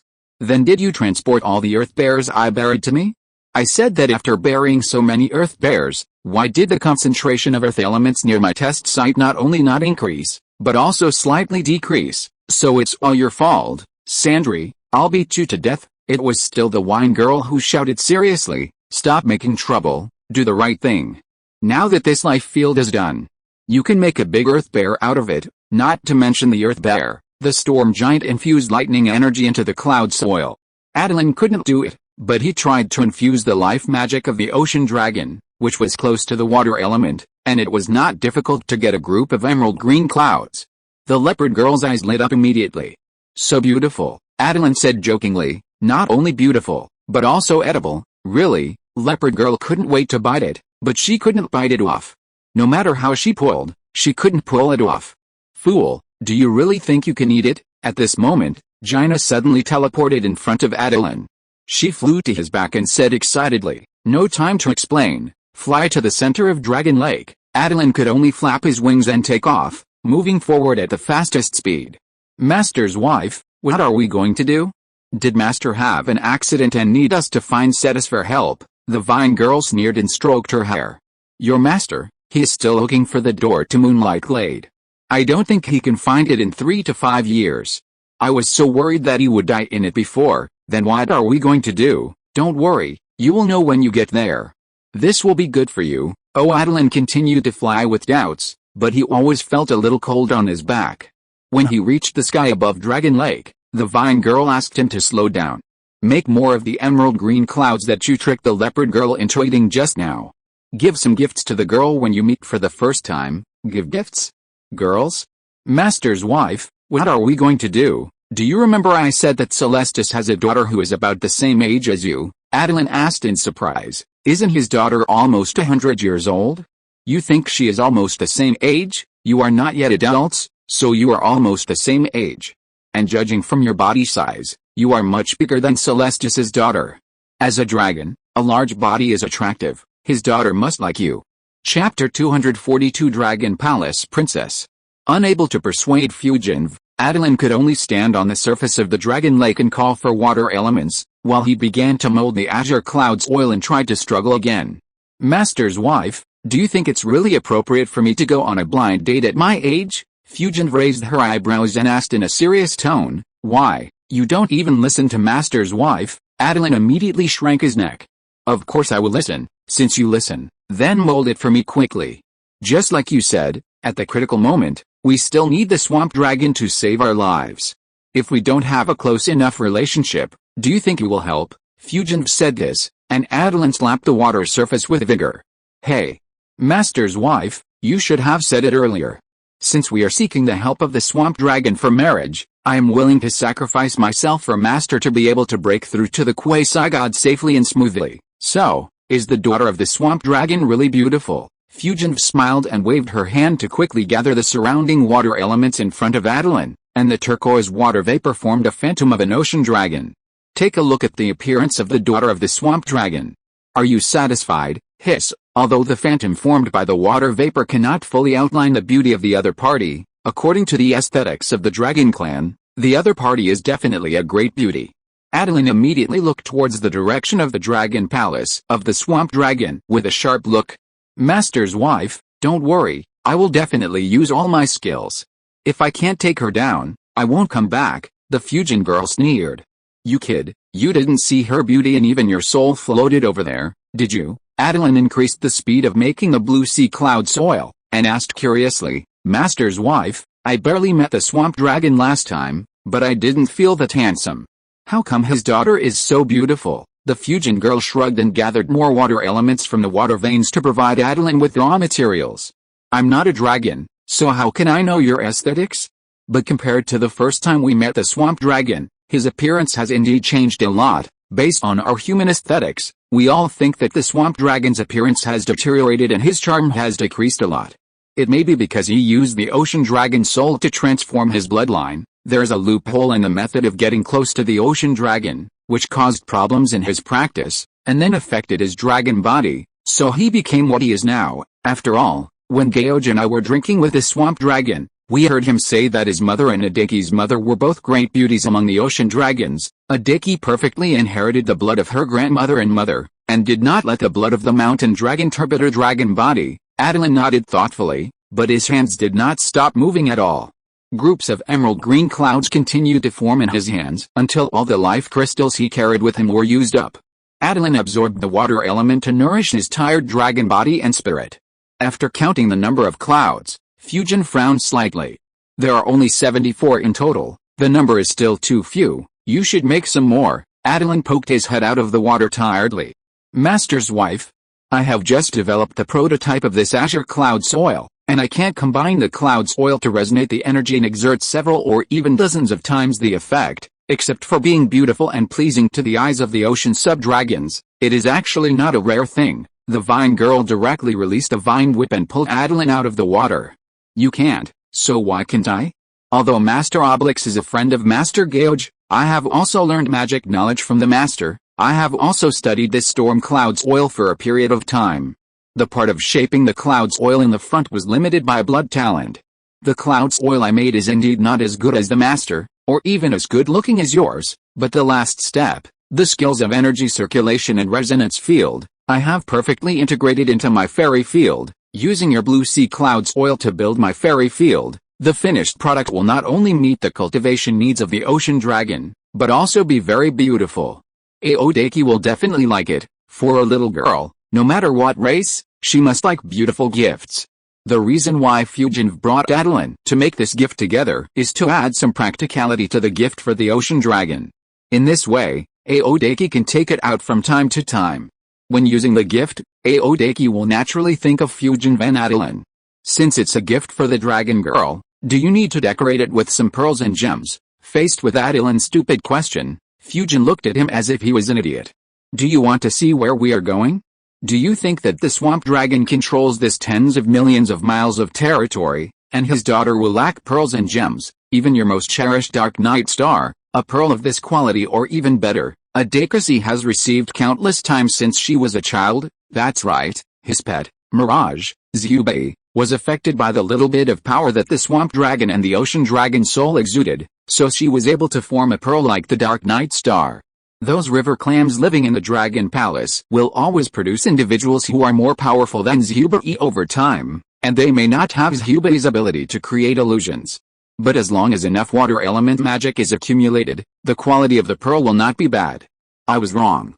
Many people must think that dragons like glittering jewelry, but after a long time, dragons will also get tired of it. It is better to give some novel gifts. As for his artificially cultivated pearls and the gifts given to him by the Dwarf King, the quality of those gems is not bad, but the Dwarf King always gives similar rubies and topaz. Attilan is indeed not as excited as he was when he first received the gems. Then Master, what gift do you want to make for our blue sea clouds? A bed suitable for ocean dragons to sleep on. As long as you sleep on it, You can continuously absorb the surrounding energy and interact with a dragon lying on it. Over time, this cloud bed will automatically absorb the surrounding energy and transform it into the life dragon magic that is most suitable for Aodaki to absorb and grow, so that Aodaki can effectively increase her strength when she lies on the bed. Attilan's eyes lit up immediately. Such a good bed, Master. Can you also make one for me? Fujin looked at him with a playful look. With your master here, do you think he can let you lie on this bed and increase your strength without any effort? Do you think his thunder whip is too light? Attilan immediately lowered his head. Just ignore what I said. Fujin didn't mind painting a pie for Attilan. If I did it for you, your master would definitely punish you, but if you use your own efforts and wisdom to create a field that automatically increases your strength, maybe you can get praise from your master. What do you think? Attilan waved his hand. No need for praise, as long as the master doesn't torment me. Strict teachers produce excellent students. Attilan accepted the severity of the bear man from the bottom of his heart, but his body couldn't accept it. As the bear man's strength increased, the most important thing was to deepen his understanding of Attilan. This bear old man who was proficient in life control and thunder could design a thunder whip specifically for Attilan. It wouldn't kill Attilan, but every whip would tear his skin and flesh, and the main thing was pain. And it also had the effect of activating Attilan's dragon body and magic. It hurt so much at the time, but when the injury healed the next day, Attilan would get a bonus of experience points. The bear man's main point is that there must be gains and losses, and he put his down-to-earth theory into practice. I will study hard. After the vine girl drew this big cake that he had to eat, Attilan began to make clouds oil and condense life crystals again. Master's wife, why don't I go back and get the more than 10 clouds I made just now? Leave those clouds to the wine girl and the others to experiment and improve the natural magic network in the wasteland. You need to improve your level, so you don't need to bother them, Attilan said nervously, but if we let them experiment with the construction of the natural magic network casually, what if they blow up my orchard and Dajio town? The vine girl gathered the water elements to form blue crystal lines, sewing the clouds made by Attilan like sewing clothes, which made Attilan dumbfounded. This is an advanced application of energy veins. You just need to take a look at it now. When you can build a natural magic net similar to the forest, you can use it like me, Attilan sighed. I don't expect this kind of cloud bed. I'd better continue my green cloud blessed land. The moon shadow lake will be the green cloud sea in the future. It's not bad for me to practice lying on the green cloud sea. It's definitely impossible to do it with thin wires, but Attilan believes that as long as the volume of anything is increased, the difficulty of manufacturing will be reduced. Of course, the difficulty will increase in the opposite direction when the size is enlarged to a certain extent. Wait, clone? When did you have a clone, Master? Fujin glanced at him indifferently. Continue to sew clouds. It's strange to see it rarely. I have always had it, but I don't use it often. The strength of the three of them before was still a little lacking. They couldn't withstand the pressure when they were taken out. 3? Attilan suddenly realized and asked, it is the three plant fairies of flower, tree and vine that Master Wife merged? So, if I continue to use my magic to hone the vine dragon, I can also turn the vine dragon into my clone. The vine girl nodded and said, that's true, but you didn't seem to care about it during your sleep, right? Attilan sighed in disappointment. That's right, I'm too busy with my own practice. Why bother with clones? If Master knows about such tricks, he will kill my vine dragon with a thunderbolt. My own practice is more important. Now that he has the green cloud soil, Attilan thinks he can plant the vine dragon on the green cloud soil, so that he can deepen his connection with the vine dragon. First, raise the vine dragon well, and when he needs it, he can just swallow and transform it. After 3 days and 3 nights of hard work, a cloud bed that is very suitable for the ocean dragon to sleep on was finally made. Attilan wanted to go up and lie down, but he was whipped down by the vine whip of the vine girl and fell into the water with a splash.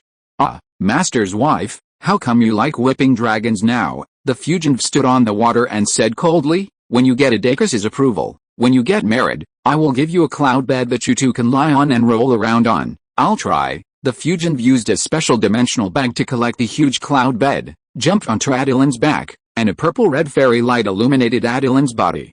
It's exciting. When meeting the swamp dragons, especially Adakis, your mental state must be kept at the top at all times. Okay, let's go. Don't embarrass me and your master. Attilan became lively and moved his body randomly on the water to vent his excessive energy. When he heard the fugitive's gentle and pleasant voice, he immediately became dignified and decent. Understood. On the way, Attilan learned that he and the fugitive were here to attend the Dacus birthday party. Because it was not a 100-year-old coming-of-age ceremony, it was not a big event. All the people who came were friends. Fugitive came to attend the birthday party, which was a good excuse for the two young people to meet. Remember, your name is still Attilan, but you are not 5 years old, but 55 years old.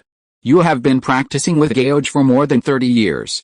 You originally lived on the west coast, but only came to the Dragon Lake area in recent years. 55 years old, this age lie was reported, and the age difference between him and Adakasi was really nothing. Besides you, Adakasi has other suitors, and they will all appear at the birthday party this time, but only you are an ocean dragon, so you have the greatest chance. I think you understand the reason, Attilan nodded. The swamp dragon Cetus has always hoped to purify dragon blood, and he definitely doesn't want his daughter's offspring to be mixed blood elemental dragons. Seeing the huge blue castle standing on the water from a distance, Attilan immediately sped up in shock. What a big castle! The whole body is made of water element crystals with dragon magic. The length of one wall is more than 100 miles. There are a total of 18 walls connected to form a huge castle. Attilan was full of envy. This is the Dragon Lord. If Dragon Lords also have ranks, Attilan, who controls more than 200,000 square kilometers of territory, is at most a baron. On the other hand, Cetus is an emperor-level boss. Looking at the castle in front of him, Attilan immediately determined to cling to the thigh. He took a deep breath, tried to calm down, and finally said calmly, "A real man should be like this." As a distinguished guest, Attilan followed the Vine Girl to the venue of the birthday party and met other competitors, a cloud dragon, a mountain dragon, and 2 swamp dragons. Why can you tell at a glance? Because they are like pugs surrounding a sea dragon with green dragon scales, shining with emerald luster, slender body, and noble and elegant temperament. Seeing Attilan, who is also a sea dragon, a strange light flashed in Adakas's eyes. Didn't you say you are very powerful? Why are you not as big as a 55-year-old sea dragon? Attilan smiled calmly. Hello, Miss Audrey, happy birthday. I'm big only because I eat a lot. Unlike your suitors, they have bodies honed in battle. In actual combat, I can't be your opponent. If you want to show your strength, I'm afraid I can't withstand your full strength attack. You want to use me as a target? Dream on. Chapter 243, Elemental Dragons United Front. I don't dare to have extravagant hopes. Only true warriors can match a charming sea dragon like Miss Adakis, and I think all of you are very powerful. Please forgive my poor eyesight. I don't know who is the most powerful one among you. Attilan's flattery made the group of elemental dragons surrounding Adakis no longer regard Attilan as their opponent, because they all knew that Adakis would not like a timid dragon. The atmosphere between the several elemental dragons that were originally surrounding Adakis in a friendly manner suddenly became a little tense, and their claws and fangs were exposed. If Adakis hadn't been there, they would probably have fought directly. However, Adakis looked at Attilan with a meaningful look. You are very good. After saying that, Adakis stood up and flew away from the banquet venue. Originally, the 4 dragons no longer regarded Attilan as their opponent, but after Adakis said this, they all looked at Attilan in unison, revealing murderous intent in their eyes. Attilan was not panicked at all. He smiled elegantly and said, I think what Miss Adakis meant is that I am right. The 4 big brothers should try their best to show themselves in front of Miss Adakis. As long as you work hard, I believe one of you will win Miss Adakis' heart. Attilan emphasized the word one in order to fan the flames and make the 4 dragons fight in front of Adakis. Adakis was already annoyed with the 4 of them. If they fought in front of Adakis again, they would probably have no chance at all. After Attilan suggested this, the 4 dragons immediately chased in the direction where Adakis left, just like 4 follower bugs. Fujin waved her hand and took a glass of wine from the plate held by the fishman maid, who came over and took a sip. It tastes good. Although it's not as good as the one brewed by the wine girl, it contains a lot of magic power and the ingredients are very precious. You can drink more, it's good for you. Attilan shook his head and said, I don't want to drink too much at Adakis' birthday party. The vine girl asked with a smile, why? Are you afraid of being embarrassed after getting drunk and failing to pursue Adakis? No, from the moment I landed, I felt that Adakis was deliberately targeting me. Did Celestis say something to his daughter, such as Attilan is the most suitable partner for her, but I don't think it's likely. After all, I'm just an ordinary ocean dragon.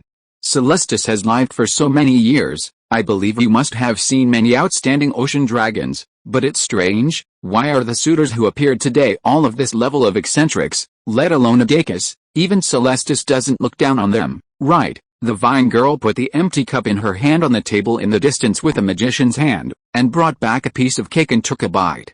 I heard that they were summoned by Celestis from all over the world, even from the elemental realm, in order to improve the quality of his dragon army. In addition, Celestis also wants to train young elemental dragons so that the elemental dragon race can regain its former strength, not to mention overwhelm the metal dragons and color dragons. At least the inheritance must be orderly.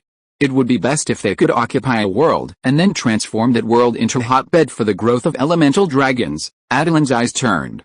So Celestis wants to completely occupy this world. Fusion shook her head and said, no, this world has become the center of attention.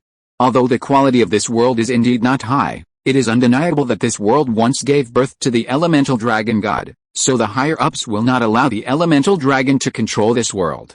Celestis' idea is that he cooperates with us and develops this world together under the leadership of our natural council. He can even give up this world, but the condition is that after he chooses another world as the home of the elemental dragon, we will naturally go back and help him build it unconditionally, make the barren land full of vitality and meet the growth needs of the young elemental dragon. Attilan's eyes revealed brilliance.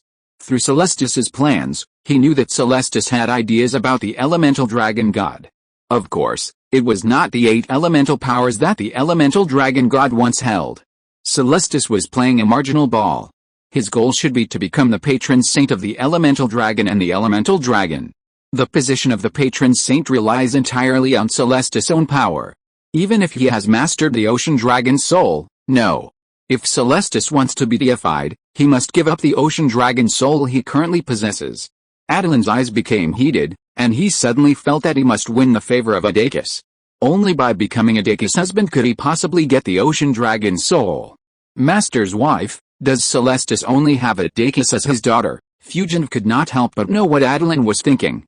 If you marry Awakens, you will probably only get this crystal city under your feet and the remaining waters after the Natural Council readjusted the environment of the continent. At most, it will also include the islands, but the area of territory controlled will definitely drop from the current 1 or 2 million square kilometers to hundreds of thousands of square kilometers.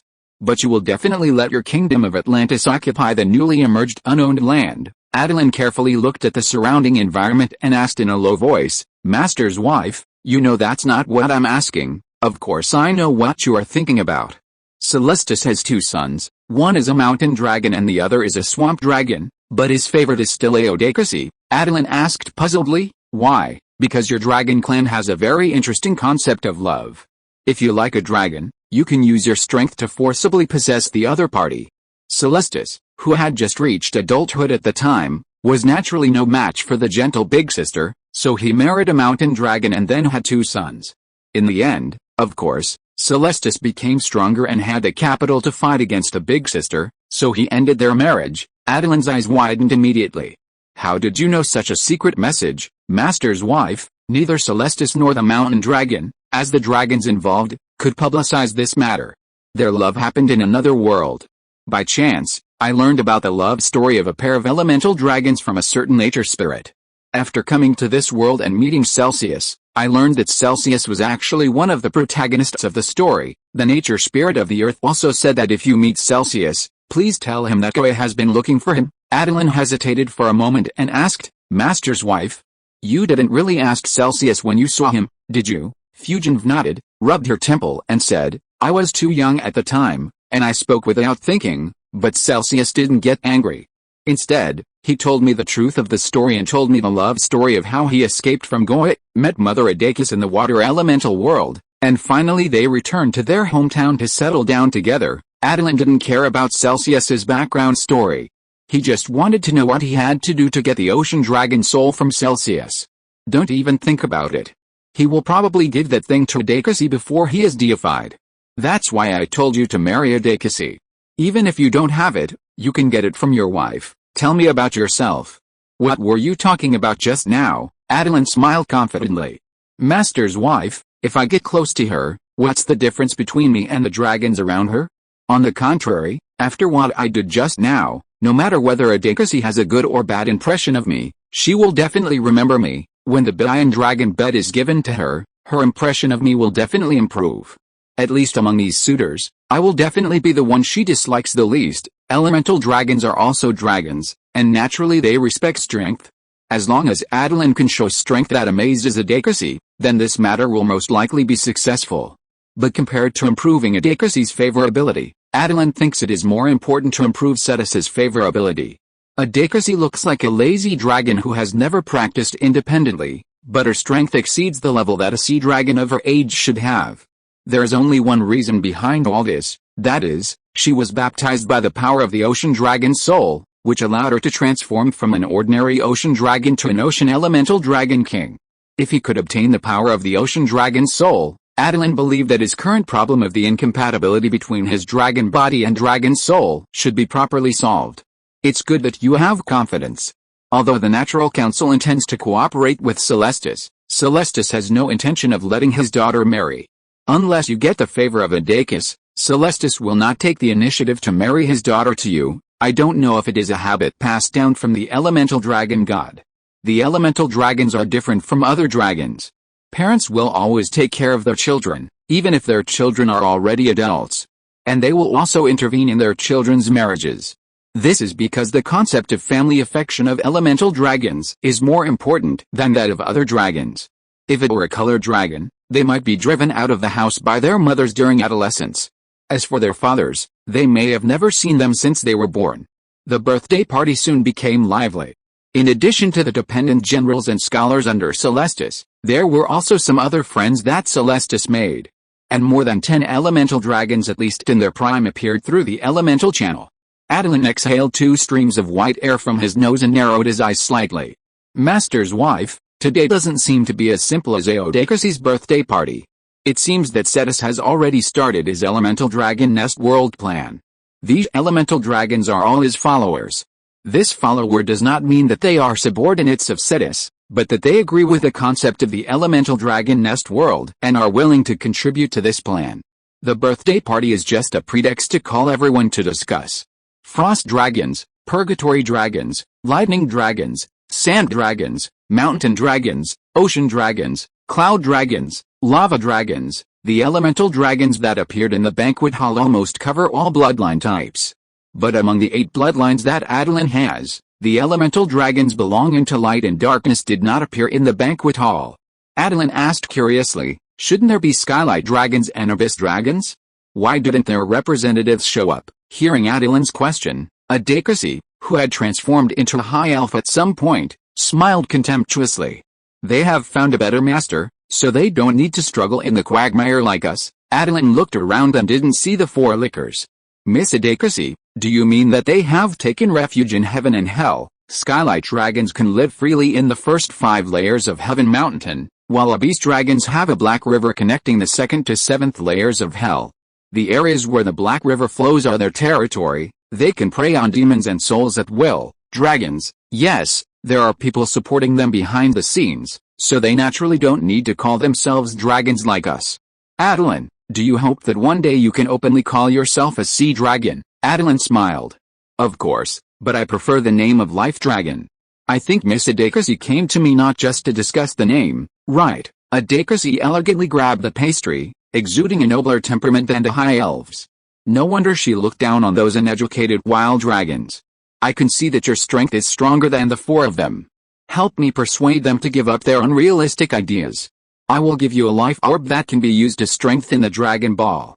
How about it? Miss Adakasi doesn't want to get married, of course. My father wants to create a united front belonging to the elemental dragons, but he is preparing to be deified and needs a leader to lead the united front.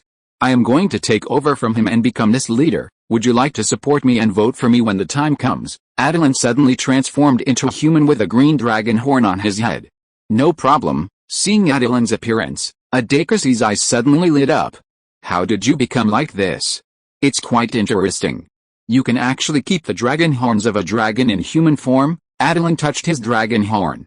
This is the ability I acquired after studying druid knowledge. You know, druids can transform into this strange form after reaching a certain level. Generally, The ability of druids alienates their original bodies, but mine is purely a manifestation of my control over my life. Even in this form, I can still use most of the abilities of a life dragon. Attilan took out a seed from the dimensional bag and blew on it. The seed quickly sprouted and grew, and finally turned into a bright red rose. For you, beautiful Miss Aodakasi. Aodakasi smiled and took the rose. She sniffed it gently and could indeed sense the dragon life magic of the ocean dragon. You are very good, this time. Aodakasi was really praising Attilan and began to look at this fellow in front of her. If you're listening to this novel on a channel other than Fanfic World, it means they downloaded and uploaded it without effort. We cordially invite you to visit our channel, Mundo Fanfic Novelis. There you'll find the original version of this story and you can explore many other novels of various genres. We're waiting for you to immerse yourself in a world of incredible novels. Chapter 244, The Temptation of the Dragon God Essence. When Audrey transforms into a high elf, she can only use the physical abilities of the high elf form, as well as the 4th level of wizard that she occasionally cultivates out of interest. Unless she chooses to transform into the dragon form corresponding to the ocean dragon, the power contained in the ocean dragon bloodline can hardly be used in other forms. Once used forcibly, it will break her transformed form. But the form that Attilan transformed into is different. Strictly speaking, this is not a dragon man with dragon blood, but a brand new form created by the fusion of human and dragon blood. Attilan can use the power of dragon blood in this form, and the form will not change at all, and there will be no situation where the human body cannot withstand the huge power of the dragon. This relatively perfect form is the result of his druid practice over the years. Aodakasi touched her chin and said, "Your form is a bit like the offspring of dragon people and humans, but those people are not like you who can perfectly coordinate the power of dragon and human blood. They are neither dragon nor human, and there is no beauty in their bodies, let alone the half-dragon people, the snake people, a race that originated from some humans who obtained the power of a powerful snake demigod, will derive various forms due to the different proportions of human and snake god blood in their bodies when they reproduce internally. For example, there are snake people with snake heads and tails, scales all over the body, and healthy limbs. This is the most common snake people. There are also those who look like humans, but only have sporadic snake characteristics, such as snake pupils and snake scales. There are also the rarest snake people royal family, whose upper body is pure human and the lower body is a snake tail, and they have the magical ability to transform into humans and snakes. Snake people can actually be classified as beastmen, and the same is true for minotaurs. The first group of minotaurs may be humans from a certain country who offended a certain god. They were cursed by the gods and turned into angry and cunning minotaurs. Since Attilan has recruited a variety of followers, he will naturally not leave them alone. Starting with the totem war dance, he has secretly conducted many experiments on his followers. For example, the dragon man form he is using now is developed by studying the blood of the snake man royal family in Apatia's body and combining it with his own situation. This is how he created this useless form. If you want to fight, the dragon body of the ocean dragon is definitely the best, but when communicating with certain beings, this dragon man form is quite useful. For example, now that Aodakasi has transformed into a high elf, he has always maintained the dragon form. He can't let Aodakasi keep her head up and talk to him. But if Attilan lowers his head, wouldn't it make him look very flattering? Therefore, a form that can communicate equally is still necessary. It should be said that the forms of all bipedal upright creatures are actually more flexible than those of dragons standing on all fours. After all, when moving, both hands are freed, and they can naturally do more. For example, now, Attilan can hold a glass of wine while walking and talking with Aodakasi, giving advice. "Miss Aodakasi, I heard that there are 2 brothers above you. Will they jump out from a corner and compete with you for the position of leader of the Elemental Dragon United Front?" Aodakasi smiled disdainfully. My 2 stupid brothers are just like their mother. They only know how to speak with force. Once they encounter a problem that cannot be solved by force, they will pay the price of their lives. Unfortunately, one of them has already paid this price. Attilan's mouth twitched. Although you said regret and misfortune. But the arc of your mouth, no matter how I look at it, I think you are gloating. It seems that they don't have the wisdom to control the elemental dragons. If they force themselves to take the position, the result may not be very good. Instead, it will ruin the great cause of Lord Cetus. This kind of great cause that concerns all of our elemental dragons must not be ruined by others. Adakis nodded with satisfaction, revealing a mysterious smile. It seems that you are really different from those guys who are full of muscles. Only fools would think that we dragons rely on strength to survive in this world. Attilan raised his glass in agreement. That's right, keeping wisdom is the survival rule of dragons. Adakis clinked glasses with Attilan, and then drank the wine in the glass. A streak of rose-red wine slipped from her bright red lips, slid on her white skin, and finally fell into the unfathomable mountains. After Adakis transformed into a high elf, her dressing style also inherited the true teachings of the high elves, and the main focus was a cool and refreshing style. Fortunately, Attilan was still very young. And he also had a tenacious spirit and well-trained by bear people and vine girls, so Adakis's charm had no effect on him. Attilan's pupils shrank, and he suddenly noticed a very weak mental fluctuation. What level of Adakis was there? How could a streak of wine slip from the corner of her mouth? And it happened to run there, so that's it. Adakis casually threw the exquisite crystal cup in her hand into the lake. Interesting, you do have the potential to become my husband. Keep it up, don't let me down. Adakis threw a wink to Attilan and left with a graceful figure. It was not until she disappeared in the banquet hall that the idiots who had just chased her out flew back, bumping into each other, still yelling nonsense. Get out of here, Miss Adakis belongs to me, you are the one who should get out of here. A cloud dragon dares to compete with us, human over there, have you seen Miss Adakis? Attilan shook his head. He didn't want to talk to these idiots at all. No, without strength, brains, and eyesight, I really don't know why the swamp dragon wants them here. It can't be cannon fodder, right? Several idiots unceremoniously rolled up the wind to blow Attilan in front of them, completely ignoring the fact that the other party might be a distinguished guest of Cetus and a powerful existence that they couldn't afford to provoke. After the idiot left, Attilan tidied his messy hair, got himself a glass of wine, and returned the crystal cup. He was not Audrey, who could throw away the host's property at will. He usually drank with the barmaids in oak cups, and this exquisite wine cup made of water crystals was the first time he enjoyed it. He was poor. All the gold and silver he earned were used to expand the strength of the kingdom of Atlantis. His income was not enough to assemble the warriors under his command, whose number had not yet been clearly counted. The armor made by the dwarves was indeed good, but it was expensive. Ordinary black iron armor was not expensive, but after a full set of 200 jinn armor was worn on a minotaur, and a 20 jinn axe was taken, the minotaur would have to open his nose and breathe heavily in less than 2 hours. The dwarves not only had mithril, but they also had mithril. The so-called mithril was actually an iron-based alloy they developed, with high defense and light weight. Black iron armor weighs 200 jinn, defense increases by 10, and secret iron armor weighs 150 jinn, defense increases by 15.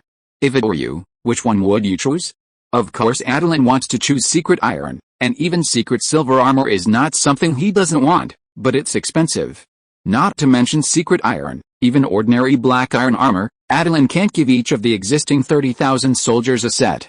These 30,000 soldiers are veterans with a certain training foundation, and even have basic combat experience. They are the foundation for Attilan to occupy such a large piece of land. Without them, even if Attilan is a giant dragon, he can't control such a large piece of land. Land must be cultivated and can only be meaningful if it can create value.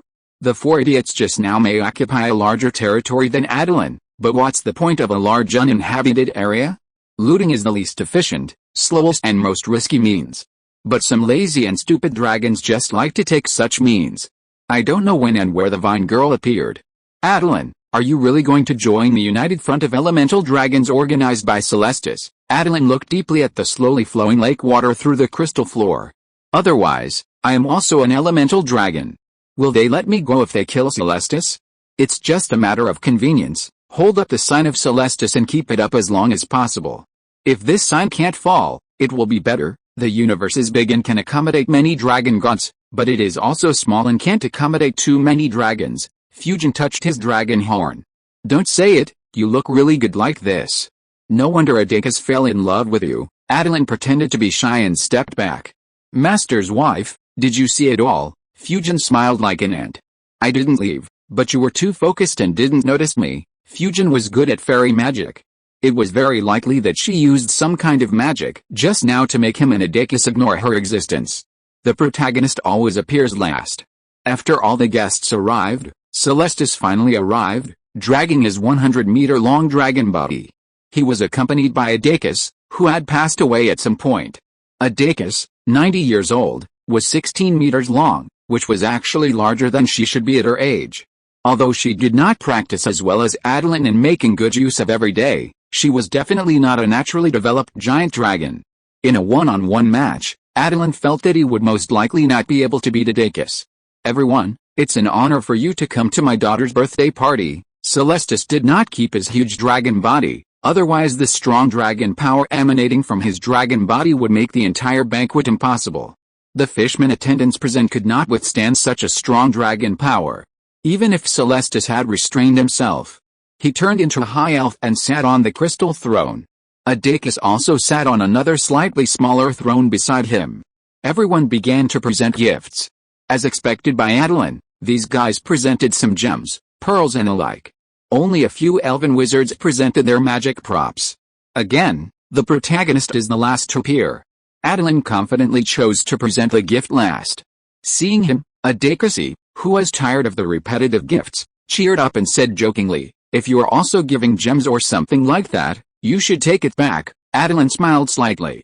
"I guarantee that Miss Awakens will be satisfied." When he took out a cloud bed that could grow and shrink from the dimension bag, Awakens' eyes suddenly lit up. "What is this?" "As you can see, a bed." The mountain dragon among the four idiots couldn't help laughing. "Giving a bed? What's the idea?" "Miss Awakens can't do without a bed. This is not an ordinary bed. This is a bed made of clouds, and it can also fit Miss Awakens' sleeping habits, making you feel comfortable and at ease. The most important thing is that this bed can transform various energies into life dragon power. Yes, it's the kind that we ocean dragons need the most." Awakens touched the green dragon bed. "Yes, I like it very much." Hearing the words ocean dragon, the surrounding elemental dragon showed surprised expressions. It has been many years since they heard this word. Cetus was also very satisfied. Attilan's words ocean dragon helped him to start what he was going to say next. "Yes, ocean dragon, I like your name too. Everyone, for how many years, we have been living under the name of sub-dragons, but what is the result? The number of us elemental dragons is still decreasing. Escape means death, resistance is also death. Are you willing to sacrifice your lives for the future of elemental dragons? I will establish a united front of elemental dragons in this world. From today on, all elemental dragons who join this organization will resume their original titles. We are noble dragons, and we will hold our heads high even in death. Of course, I will not let everyone work hard in vain. You should all have heard about the Dragon God trial and the Dragon God's treasure. I have good luck. When I was wandering in the elemental world, I actually found some things left by the elemental dragon god. The method of making dragon god essence." Hearing about the dragon god essence, the eyes of all the elemental dragons, elemental sub-dragons, and elemental dragonmen present became fanatical. An old mountain dragon asked excitedly, "It is the essence of the dragon god that can turn a dragon man into a dragon into a giant dragon into an elemental dragon king, and an elemental dragon king into a subordinate of the elemental dragon god." Celestis nodded firmly and took out a blue gem. "Look, everyone, this is the essence of the dragon god that I refined according to the method. As long as you make outstanding contributions to the united front, I will not be stingy with the dragon god essence as a reward." Not to mention other elemental dragons. Even Attilan was a little jealous, but he soon calmed down and felt a little cold in his hands and feet. After taking out the dragon god essence, Attilan was a little worried about how long Celestis could hold on. "Everyone, I want to ask you, how long has it been since you last saw an ancient dragon among the elemental dragons?" "When we reach the ancient dragon stage. We elemental dragons can live for at least 1,000 years, but what about this? Have you seen them?" One of the oldest thunder dragons said after a moment of silence. "The last time I saw an ancient elemental dragon was when I was a child, when I was a young dragon. It seems that 1,000 years have passed. Damn, they still haven't given up suppressing us." Cetus looked at the thunder dragon. "All the ancient dragons are likely to take that step, and they will naturally not leave any hidden dangers. I remember that you, brother, should be about to enter the ancient dragon period." The thunder dragon nodded. "Yes, there are only a few years left. What do you want to say?" Chapter 245. Is it finally my turn to show off and get slapped in the face? Cetus looked at the thunder dragon with cold eyes. "In fact, I met a thunder dragon who entered the dragon god trial after being on the verge of death. He was an ancient dragon. It was his spirit that told me. They hunted the ancient elemental dragons in the shadows, and even the ancient dragons were not spared. After all, the ancient elemental dragons generally pass the legendary lifeline. I wonder if you are sure of the means to deal with them and save your life. The thunder dragon's eyes changed. He thought of a friend he knew, an ancient frost dragon.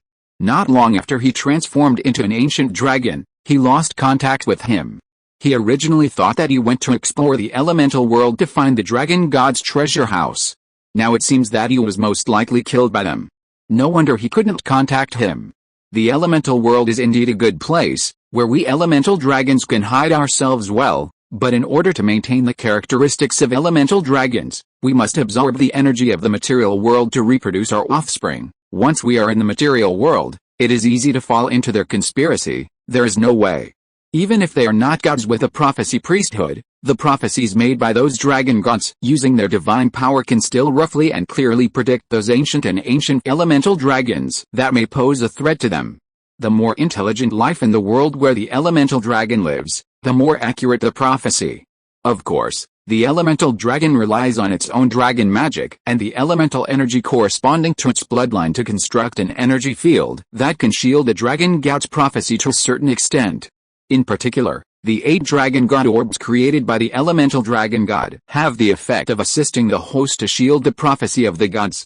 This effect is placed on the dragon god orbs to prevent the prophet from getting the elemental dragon soul in advance through prophecy.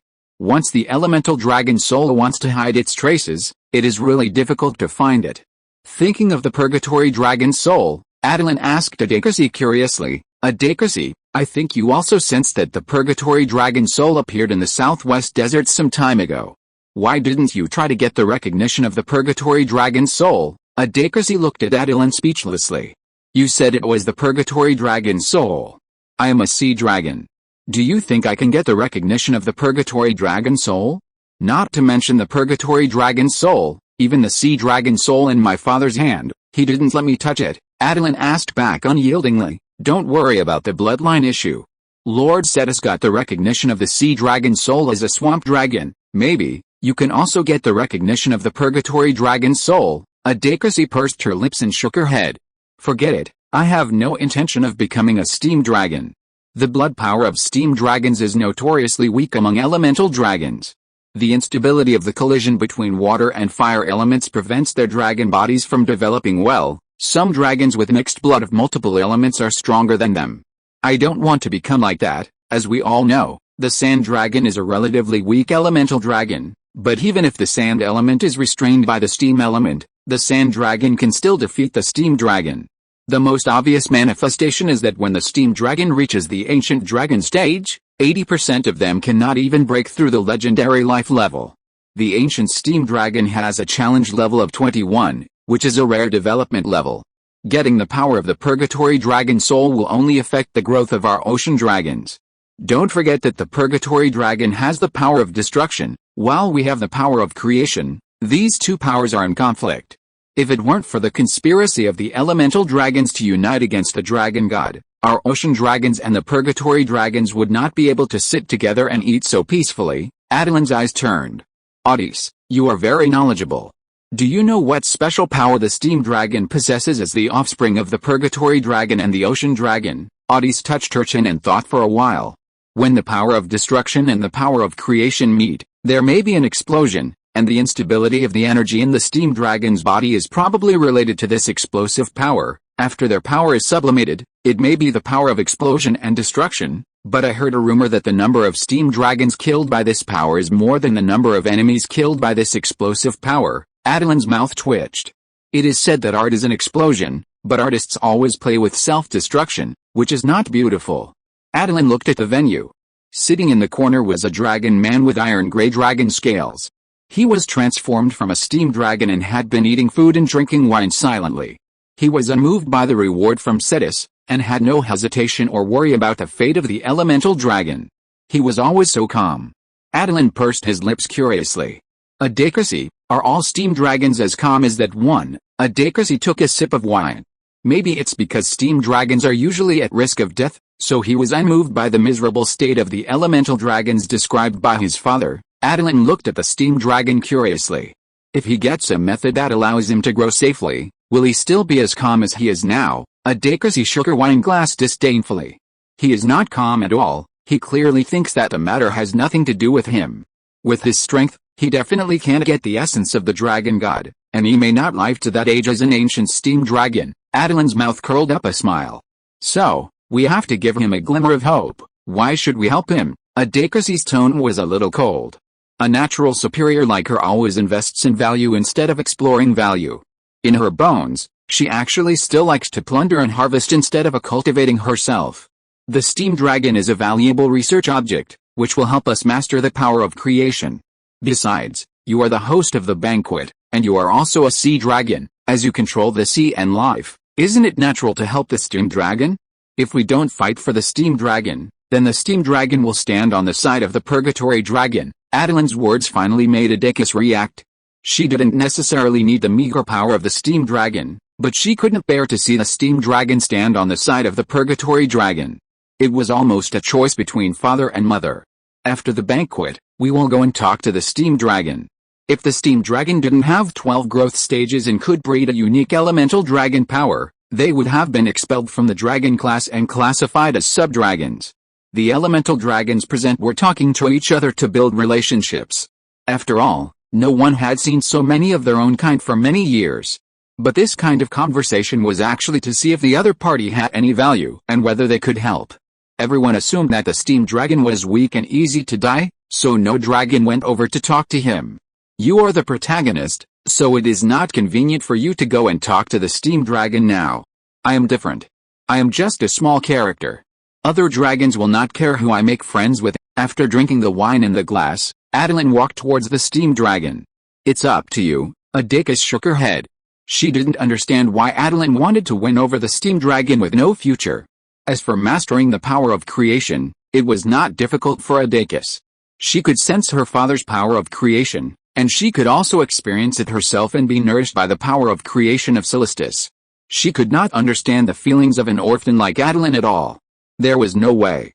The bear man could guide Attilan to transform his life, but he could not give Attilan much help in practicing the power of creation. Everything depended on himself. As soon as Attilan left, 2 young dragons came up. The ancient dragons summoned by Celestis also brought their descendants, some young dragons who were about the same age as Adakis. Attilan was stopped by a strong man before he reached the steam dragon's dining table. Tisk tisk, this is the first time I've seen such a burly high elf. Big brother, are you sure you turned into a high elf, not a bugbear? The companion next to this guy burst into laughter after hearing what Attilan said. Berber, don't say, it really looks like one. The Berber blushed and clenched his fists. Boy, even if you are an ocean dragon, you'd better stay away from Adaki. You are just a wild dragon without elders, and you are not worthy of competing with us for Adaki. If you don't want to die, just stay in the corner like that steam dragon, eat honestly, and then get out, the companion of the bugbear said with a smile. We all gave gems just now, but this kid is different. He gave a cloud bed. I saw the magic aura of that thing. It's not simple. You just want him to give up with just a few words. Do you think it's possible? We are all dragons, so we should naturally persuade him in the way of dragons. Attilan looked at them calmly. You 3 mean you want 3 of us to fight me alone? After 5 years, is it finally his turn to pretend and get slapped in the face? The skills he has been practicing for 5 years have finally come in handy. This is not the place to talk. Follow us. They said they were following them, but in fact they carried Attilan out directly. The steam dragon not far from them was still eating his food calmly, as if this matter had nothing to do with him. Attilan looked back at him. Brother, stop eating. He said you are trash. Don't you want to teach them a lesson? The steam dragon seemed not to hear it and grabbed a roasted chicken and chewed it. The bear goblin turned his head mockingly. Don't even think about it. How could a fragile dragon like the steam dragon dare to find us and fight against our mountain dragons who are as strong as mountains? Attilan shook his head. He didn't understand. Shouldn't mountain dragons be as calm as earth elementals? Why are they all like mud in their heads? They are almost like idiots. Carried by 2 high elves transformed from mountain dragons, Attilan and his companions left Crystal City and came to an affiliated island on the outskirts. They threw Attilan out directly, and Attilan spun and landed smoothly. What do you mean? Are you 3 going to come on the field together to exchange ideas with me? The bugbear clenched his fists and turned back to his original form, a ferocious dragon with earthy yellow scales and a bloated body. No need for them, I'm enough, Attilan smiled contemptuously. I'm afraid I can't satisfy me. The bugbear's eyes were burning with anger. Change back quickly, I can't wait to tear your dragon scales apart, but Attilan shook his head. No need, this form is enough to beat you, arrogant. The mountain dragon pounced directly, and Attilan did not retreat but advanced, directly seized the opportunity to jump on him, and the original human hand turned into a sharp claw and hooked into his flesh. The mountain dragon screamed. How is it possible? How could you tear my dragon scales so easily? Attilan's claws flew and quickly climbed onto his back. You don't know, we are magical dragons. Our dragon scales are indeed strong, but physical defense is not our forte. In a battle of the same level, untrained dragon scales will be easily torn apart by the opponent, especially for a bloated guy like you. Once you get close to me, I don't think you can save your dragon scales, not to mention your head. As Attilan spoke, the emerald dragon horns on his head began to glow, and his body was covered with a layer of emerald energy dragon scales. He jumped up and stepped on the head of the bugbear. With his kick, the mountain dragon felt for the first time what it was like to be as heavy as a mountain. In the past, he relied on the mountain dragon's unique defense and weight to launch a dive and crush attack. Because he was bigger than his brothers and sisters since he was a child, he had a unique trick to defeat everyone. He had never been defeated.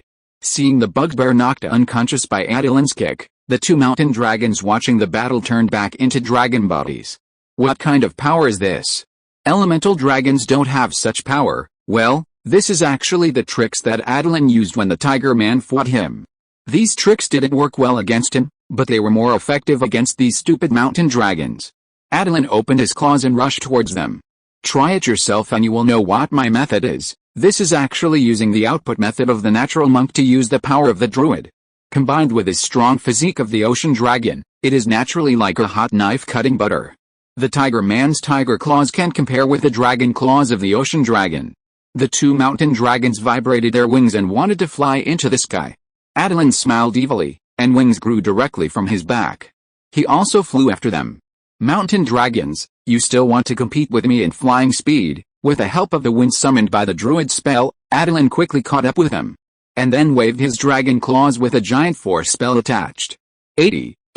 With a dizzy head, the two mountain dragons plunged directly into the water. Attilan stood on the water and shook his head in disdain. What kind of dragon is this? It's so vulnerable. You know what? The dragon-slaying tricks that the Tiger Man has studied for so long are indeed quite useful. Unfortunately, her physical fitness is still not strong enough. Attilan also concentrated the power of the dragon in this dragon man body to defeat the three-headed mountain dragon in one fell swoop. These three-headed mountain dragons are just brainless, not powerless. It's easy to injure them, but to kill them, Attilan's dragon man form is still a little bit lacking. In a word, I still have to practice. Shrugging, Attilan was about to go back to continue eating, but turned around and saw the steam dragon. Brother, aren't you not coming? Chapter 246 Steam Explosion. The steam dragon had a cold face covered with iron-gray dragon scales, and the tone of his voice was without any ups and downs or emotions. Let me see how you can defeat the three of them. Attilan raised his eyebrows and summoned a bowl of water to wash the blood off his hands. Sure enough, you think the same as I do. They all say that the power of the Steam Dragon clan is one of the last two among the elemental dragons, but they don't know one thing, relying solely on the innate blood power will not go far, let alone quasi-gods and dragon gods. The old blood power grows over time. Not only elemental dragons, but all kinds of dragons are difficult to survive to the ancient dragon stage. In the fantasy universe where Attilan is located, although the same level and challenge level cannot be fought by 4 similar professional levels, 6, 8, or even 10 can always win, or even kill. The reason why humans can become the dominant race in the material world, one after another, is that they have universal adaptability to almost all professions, combined with human blood talent and fertility. When the number of humans increases, peerless geniuses will naturally be born. The dragon's bloodline talent is naturally the best in the universe, but it will still be surrounded and killed. Attilan believes that the human wave tactics can play a good effect even when facing gods. No matter what Attilan said, the steam dragon still had a cold face. I don't understand why you say these things to me, but if you have nothing else, I will go back to eat. Attilan let out a long sigh. Brother, don't you usually eat? Or do you usually eat too poorly? The food prepared for Audrey's birthday party is indeed good, but it's not to the point where you have to eat it, right? Is it that delicious? The steam dragon turned around and walked straight towards the crystal city. His feet stepped on the water and brought up white mist. Attilan shrugged helplessly and could only follow. Brother? Speak, brother. Not long after Attilan stepped onto the surface of the water, a mountain dragon suddenly poked its head out from under the water and bit him. He jumped into the air and evaded it flexibly. He then turned 3.5 times in the air and kicked the mountain dragon on the head with his heel again. The mountain dragon roared and hit the water surface, splashing a huge amount of water. You are still here? I thought you woke up and swam back in shame. Why do you continue to provoke me? A burst of emerald green light flashed, and Attilan restored his true form as an ocean dragon, rolling up turbulent waves and diving into the lake. Soon, the clean lake water was dyed red by the red blood of the mountain dragon. After throwing the two mountain dragons with bruises all over their bodies on the island, Attilan considerably healed their wounds. After that punch just now, I thought you already knew that you couldn't beat me, so why did you still come up to me? How can I save idiots like you? The mountain dragon that was knocked down at first and lying on the ground just woke up and saw his two brothers being thrown beside him. Feeling the fierce dragon power emanating from Attilan, he silently closed his eyes again. Attilan noticed his movements and smiled. I thought this bear goblin was the stupidest one, but now it seems that this guy is wise and foolish. As long as nothing unexpected happens, he should be the dragon that lives the longest among the 3 mountain dragons. Remember, don't mess with me next time. It won't be so easy next time. There is one more thing. If you really want to win the favor of awakens, then join the United Front and show your strength to awakens. My strength is not that strong. If you work hard, you may surpass me. Attilan did not lie to them. If he had not had another opportunity to increase his strength rapidly after entering the young dragon stage, his biological level would have quickly increased from level 8 to level 10 in just 3 months. His druid level was also due to the continuous tempering of his soul in the Emerald Dream. After the coordination, the mental training arranged by the Storm Giant and the energy control skills training of the Mage were raised from level 8 to level 11. He really didn't know that he could easily defeat an adult and 2 about-to-be adult mountain dragons. Although they did not have a professional level, the challenge levels were 10 and 12 respectively. Even if they were not proficient in the use of their own strength, they could at least exert half of their strength. If the 3 dragons cooperated skillfully enough, they could actually tie with Attilan. But it is obvious that the mountain dragons have a strong sense of territory, and the 3 brothers who rely on their parents for their lives have obviously never fought against strong enemies, unlike Attilan, who barely has a tiger man to train with him in actual combat. Unfortunately, the tiger man is not qualified to be Attilan's opponent now, unless she can practice the wind and thunder wings or successfully temper her tiger man body with wind and thunder elements. She was upgraded from an ordinary beast tiger man to a white tiger man with wind and thunder patterns. The challenge level of an ordinary tiger man is 4, although Attilan is not sure how high the wind and thunder elements can be instilled to strengthen the body and develop a new form. But according to the bear man's inference, the challenge level of the wind and thunder tiger man is at least 8, and the claws after strengthening are very sharp, and there will be no situation where Attilan's dragon scale defense cannot be broken. If the tiger man can raise the monk level to level 16 or 17 within 10 years, he should be able to fight Attilan to draw. Why 10 years? Because after 10 years, Attilan will enter the juvenile dragon period and usher in the second life growth, and the gap will be even greater. The tiger man has no hope of defeating him. This is actually a very ideal situation, because it has not been considered that Attilan may undergo a second life transformation within 10 years. Life control is worthy of being the core secret art of the School of Life. Attilan thought that the first life transformation would make him lose the rapid growth effect of the young dragon period. As a result, life control brings additional growth, which will not overdraw the original potential of the practitioner, and in theory, there is no upper limit to the number of times that life transformation can be performed. It's just that the risk of failure of the next transformation will increase after each transformation, which is very similar to strengthening equipment. Of course, the success rate of transformation can also be improved in various ways. Attilan turned his head to look for the steam dragon, but only saw his back as he walked into the gate. After changing back to the dragon form of a fair-skinned beautiful boy, Attilan touched the green dragon horn and said unhappily, "Since you are awake, shouldn't we go back, three of you?" Attilan said so. The mountain dragon lying on the ground pretending to be dead could only slowly climb up, looking at each other, and slowly bypassed Attilan and flew towards the crystal city. Attilan also stepped on the waves in a chick manner, and was pushed back to the city gate by the waves. As a result, he happened to meet Adakasi, who was looking at the three mountain dragons with interest. Seeing Attilan, Adakasi asked, "What did you do just now? Why are the three of them so dirty? Damn, how could there be such a stupid guy who didn't even know to use the cleaning spell to deal with the marks on his body after the fight?" "Nothing, we were just talking about fighting, and the three big brothers insisted on teaching me a trick to deal with human monks.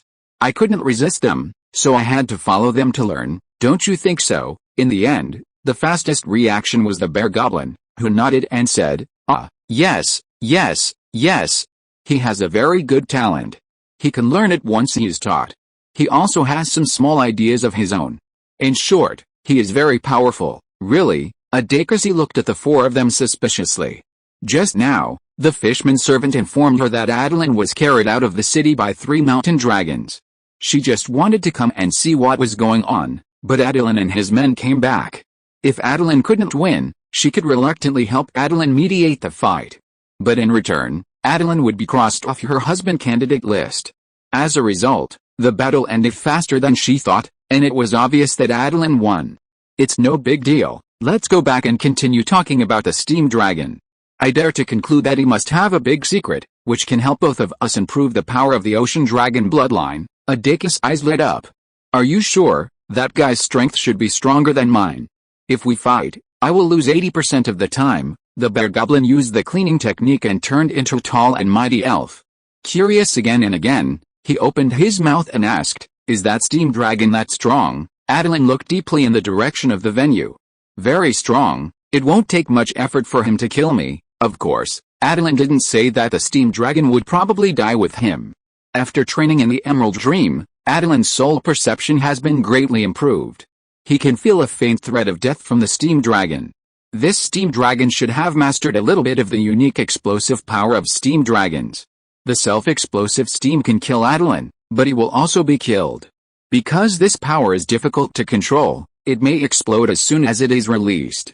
This thing can't distinguish between enemies and friends, otherwise it won't be them who kill the most steam dragons. What are you waiting for? I will invite him in person. I believe he will give me this face." Adakis took the lead and walked towards the steam dragon confidently. The steam dragon seemed to have not eaten for a long time, and kept stuffing food into its mouth. "I remember that your name is Punk. Are you interested in joining my team? With Attilan and I helping you stabilize your dragon body, you don't have to worry about being killed by your own steam again." Attilan carefully checked the information about the steam dragon in his inherited memory. They are like pressure cookers and need to be trained by pressurization. But the material of the dragon body, that is, the pressure cooker body, may not be up to standard. It is very likely to explode after being pressurized. Moreover, they generally only pressurize and do not release gas. Dude, stop eating. This is a buffet. You are the only one sitting at this table to eat. You will eat half of the food on the whole table." Then Attilan saw the fishman carrying a large plate to serve food. Looking at the side, there was actually an empty table. "You have already eaten up a table?" The steam dragon finally nodded. "Yes, this kind of aloof monster is indeed more difficult for Attilan, who is a sociable person. If he doesn't talk, how can he sell his money? Can I ask, why do you like to eat so much, brother?" Aodaki said in a somewhat cold tone. "Why is the speed of serving the food so slow?" "Don't blame them, I eat too fast." The fishman also wanted to cry but had no tears. Which of the dragons who came to the banquet came for food?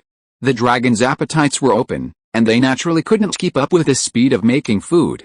Punk glanced at Aodaki and stopped eating. "If you have anything to ask me now." "So you didn't listen to all I said just now?" "Sorry, when I eat, I will put all my energy into perceiving the deliciousness of the food.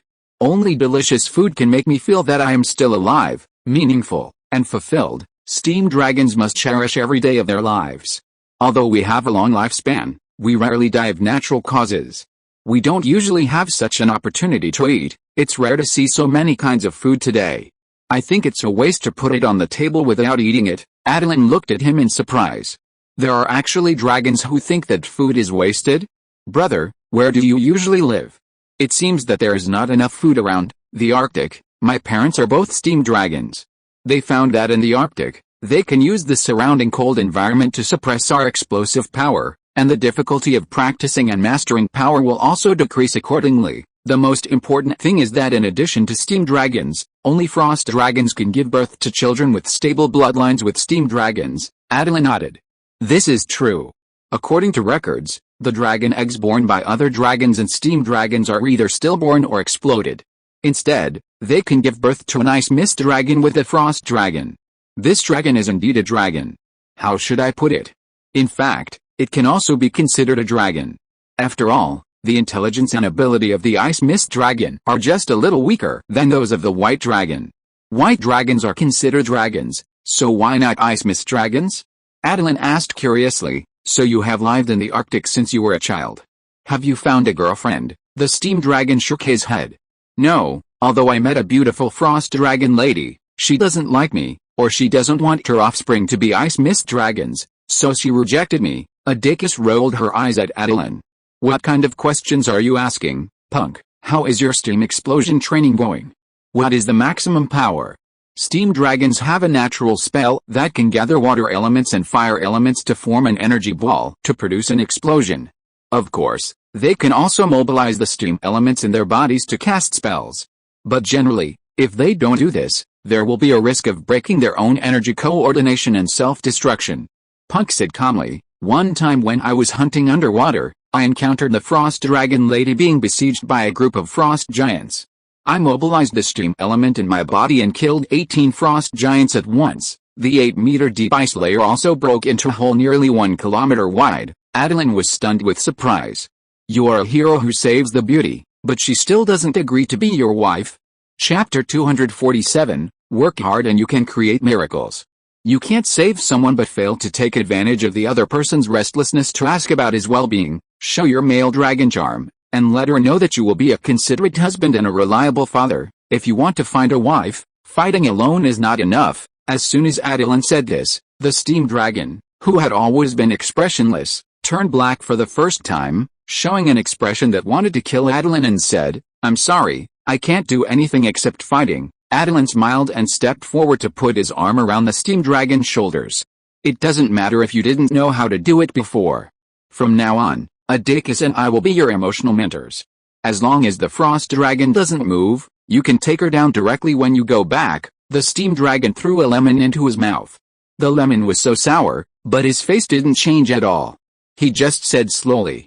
After being surrounded and beaten by the frost giants, she felt that the Arctic glaciers were still too dangerous, so she decided to find a new place to live where there was plenty of ice elements and more food on land. She doesn't like to go fishing in the water, so she clashed with the frost giants. Attilan sighed. You know she doesn't like to go fishing in the water, so why don't you catch 2 big fish for her when you hunt? For a steam dragon, underwater hunting is a very simple skill, right? The steam dragon said with a cold face. I only hunt once a month. I need to use all my time to strengthen my dragon body and practice controlling the steam element. Only if I survive first, I will have the opportunity to consider a partner. Attilan applauded in agreement. Well said. So when you basically mastered the steam element and wanted to find a partner, the frost dragon had already moved away. As the old saying goes, some people will be gone once you miss them. By the time you find a frost dragon, maybe their children can go out hunting by themselves, but it doesn't matter. If the old doesn't go, the new won't come.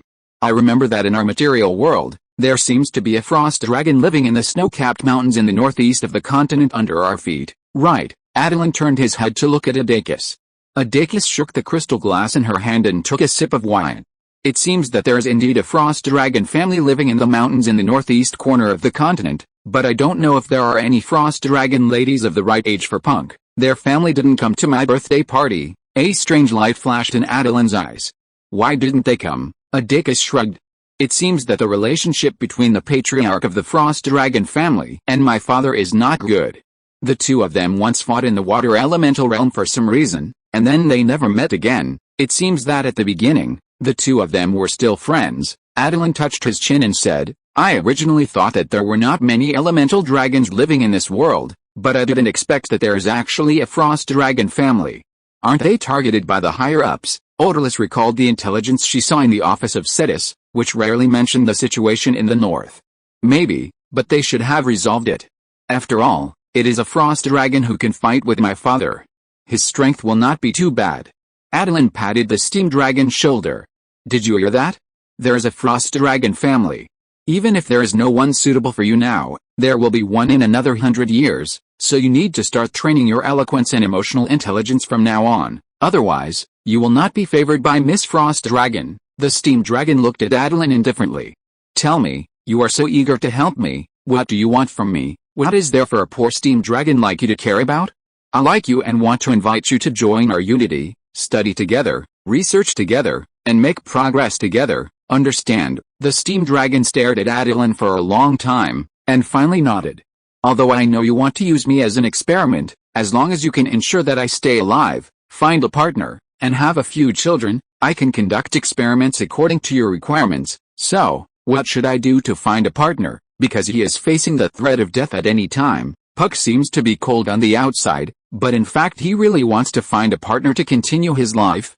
Of course, if there is a chance, he hopes that he can also live to the life limit of the steam dragon, about 3,000 years. This is what the bear goblin suddenly said weakly. Actually, I know a frost dragon lady who is about the same age as this guy. She is looking for a suitable partner recently and plans to choose a suitable place to build a nest with her partner. She is very beautiful and will definitely meet your requirements. I just don't know if you can meet her requirements. The steam dragon's eyes lit up immediately. What does she want? The mountain dragon shook his head. I don't know about this. I don't like frost dragons, so I don't know her specific mate selection criteria. Besides, you not only need to pass her test, but also her parents' test. Her father is here, the one who is drinking with my father over there. Attilan looked over the mountain dragon's hand. It was very strong. This frost dragon is very strong. The dragons that can be called by Cetus to form a united front of elemental dragons cannot be weak. Most of them are even about to advance to ancient dragons. That's not right. He is almost an ancient dragon. How could he have a daughter who is more than 100 years old? I remember that ancient dragons can't have children, right? The mountain dragon shook his head. I don't know. Anyway, my father is almost 800 years old, but he and my mother gave birth to the three of us brothers more than 100 years ago. Attilan's eyes turned and he thought of the reason. The power of creation. The only thing that can restore the reproduction ability of the ancient dragon is the power of creation that we, the life dragon, have. I know how Lord Cetus gathered so many masters. Attilan smiled at Cetus, who was toasting to everyone at the main table. He didn't expect that the most noble power of creation of the ocean dragon would be used to treat infertility. Attilan scratched his chin. In addition to this use, the power of creation should also be used for conservation. For example, the problem of dead fetuses, weak fetuses, and deformed fetuses of steam dragons can be solved by the power of creation. Attilan looked at the steam dragon proudly. Punk, this time you can't be a research subject even if you don't want to. Puck stood up excitedly. As long as the steam dragon can be passed down stably, I will do anything you ask me to do. When the steam dragon and the frost dragon combine, they may give birth to an ice mist dragon, a frost dragon, and a steam dragon, with a probability decreasing in sequence. Because of the instability of the steam dragon bloodline, they really need the ability to preserve dragon eggs. From today on, you are my best friend, Punk. By the way, what's your name? Attilan rolled his eyes. Attilan, just remember it now. He helped the steam dragon in order to establish his own elemental dragon vein. If he needs it, he can ask the dragon for help through the elemental covenant. Aodakasi, do you have anything to do now? Looking around, Aodakasi said, probably not. You want to start studying and mastering the power of creation now? Isn't it a little early for us? It's not too early. I can sense that there is a rudiment of the power of creation in your body. If it can be stimulated by the explosive power of the steam dragon, the power of creation will take shape faster. With the power of creation, even if it is only a little bit, the efficiency of your strength improvement will at least double. Aodakasi shook her head. I'm not talking about me, I'm talking about you. The power of explosion is not so easy to bear. Even if the life energy can repair our dragon body, you are so young and you don't have the power of creation. I'm afraid you will be killed by the power of explosion. Today is her birthday party. She doesn't want a dragon to explode into a ball of flesh and blood today, especially at her birthday party. Attilan touched the dragon's horn, and a ball of warm green energy appeared in his hand. Sorry, I also have the prototype of the power of creation. He could think of using the power of explosion to stimulate the power of creation and let the power of creation transform into the complete version because the prototype of the power of creation in his body would grow faster after being stimulated by his trace of purgatory dragon blood. Of course, because of this stimulation, he would be overdrawn by the power of creation. If the energy is not enough, he would overdraw his body, reduce his lifespan, and weaken his physique. He was at risk of being directly sucked to death. Moreover, the collision of blood would cause internal injuries. After trying twice, Attilan gave up this high-risk practice method with sweat on his forehead. If he hadn't soaked in the life spring of Moonshadow Lake, he might have died in that practice because of the energy being drained. Attilan felt that it was better to proceed step by step. He should have enough understanding of the power of creation before trying to increase the amount of the power of creation, otherwise the power of creation would have an adverse effect on the development of his dragon body. For example, the energy of the prototype of the power of creation arrogantly stimulated the development of his dragon body, almost causing his left hand to grow longer and thicker than his right hand. The imbalance of the dragon body is not just the length and size on the surface. It represents the imbalance of Attilan's energy operation. Life, practice, and combat will be severely affected, so he can only seal the prototype of the power of creation in his body, leaving only an observation hole to sense the characteristics of the power of creation. He hopes to control the power of creation and let it move as he wants, instead of moving around in his body at will. Adekasi was very surprised. How is it possible? You are only 55 years old, and you have mastered the prototype of the power of creation. Even she, it was because of the help of Cetus and the nourishment of the divine power of the ocean dragon soul that the prototype of the power of creation was born in her body. How did Attilan awaken the power of creation? Adekasi narrowed her eyes slightly. She became more and more curious about the ocean dragon in front of her. Although she had no father or mother, she followed a group of druids to practice, and Attilan's achievements were even higher than hers. This made Adekasi doubt her talent. In fact, the most surprised was the steam dragon Punk. I have been practicing in the Arctic since I was a child. I was almost frozen to death by the Arctic ice storm several times. I finally mastered a little explosive power. As a result, you easily mastered the prototype of the power of creation. Is hard work really not worth mentioning in front of talent? Attilan clapped his hands seriously, looked at him and shouted, "Of course not. Have you forgotten what I told you? Talent is important, but we dragons have a long lifespan. Hard work is more important to us than talent." Bear Goblin, you have lived for more than 100 years. Have you ever practiced seriously for even one day? The Bear Goblin was embarrassed. Although their parents provided the three brothers with a most superior environment, they really never practiced. They just slept in the cave full of earth magic. They were too lazy to absorb the earth magic that filled the surroundings. No, but after the banquet is over, I will definitely practice hard for the United Front when I go back. Attilan tiptoed and patted his shoulder. Very good. I appreciate your awareness, but you don't need to wait until you go back. You should practice with us today. You should know that once the United Front is opened, the enemies of our elemental dragons will come. The Bear Goblin turned his head. Second brother, third brother, where are the people? Although the second brother and third brother disdained to report to their parents, they were not as sensible as the Bear Goblin. They didn't know the wise saying that if you can't beat them, just join them. Instead, they chose the path of I can't afford to provoke you, but I can't afford to hide. As soon as they entered the city, they slipped away quietly. Attilan saw everything. It can only be said that the mountain dragons really don't have the potential to become stealth. When they bit Attilan underwater, the magic fluctuations all over their bodies were as obvious as the sun. Sometimes luck is also important. Since they are not here, it means that they have not been favored by fate. This time, only the four of us will participate in the experiment. Try to let the big bear awaken the earth power of the mountain dragon. There are two explanations for the earth power of the mountain dragon. One is the power of the earth element, and the other is the foundation that supports the world.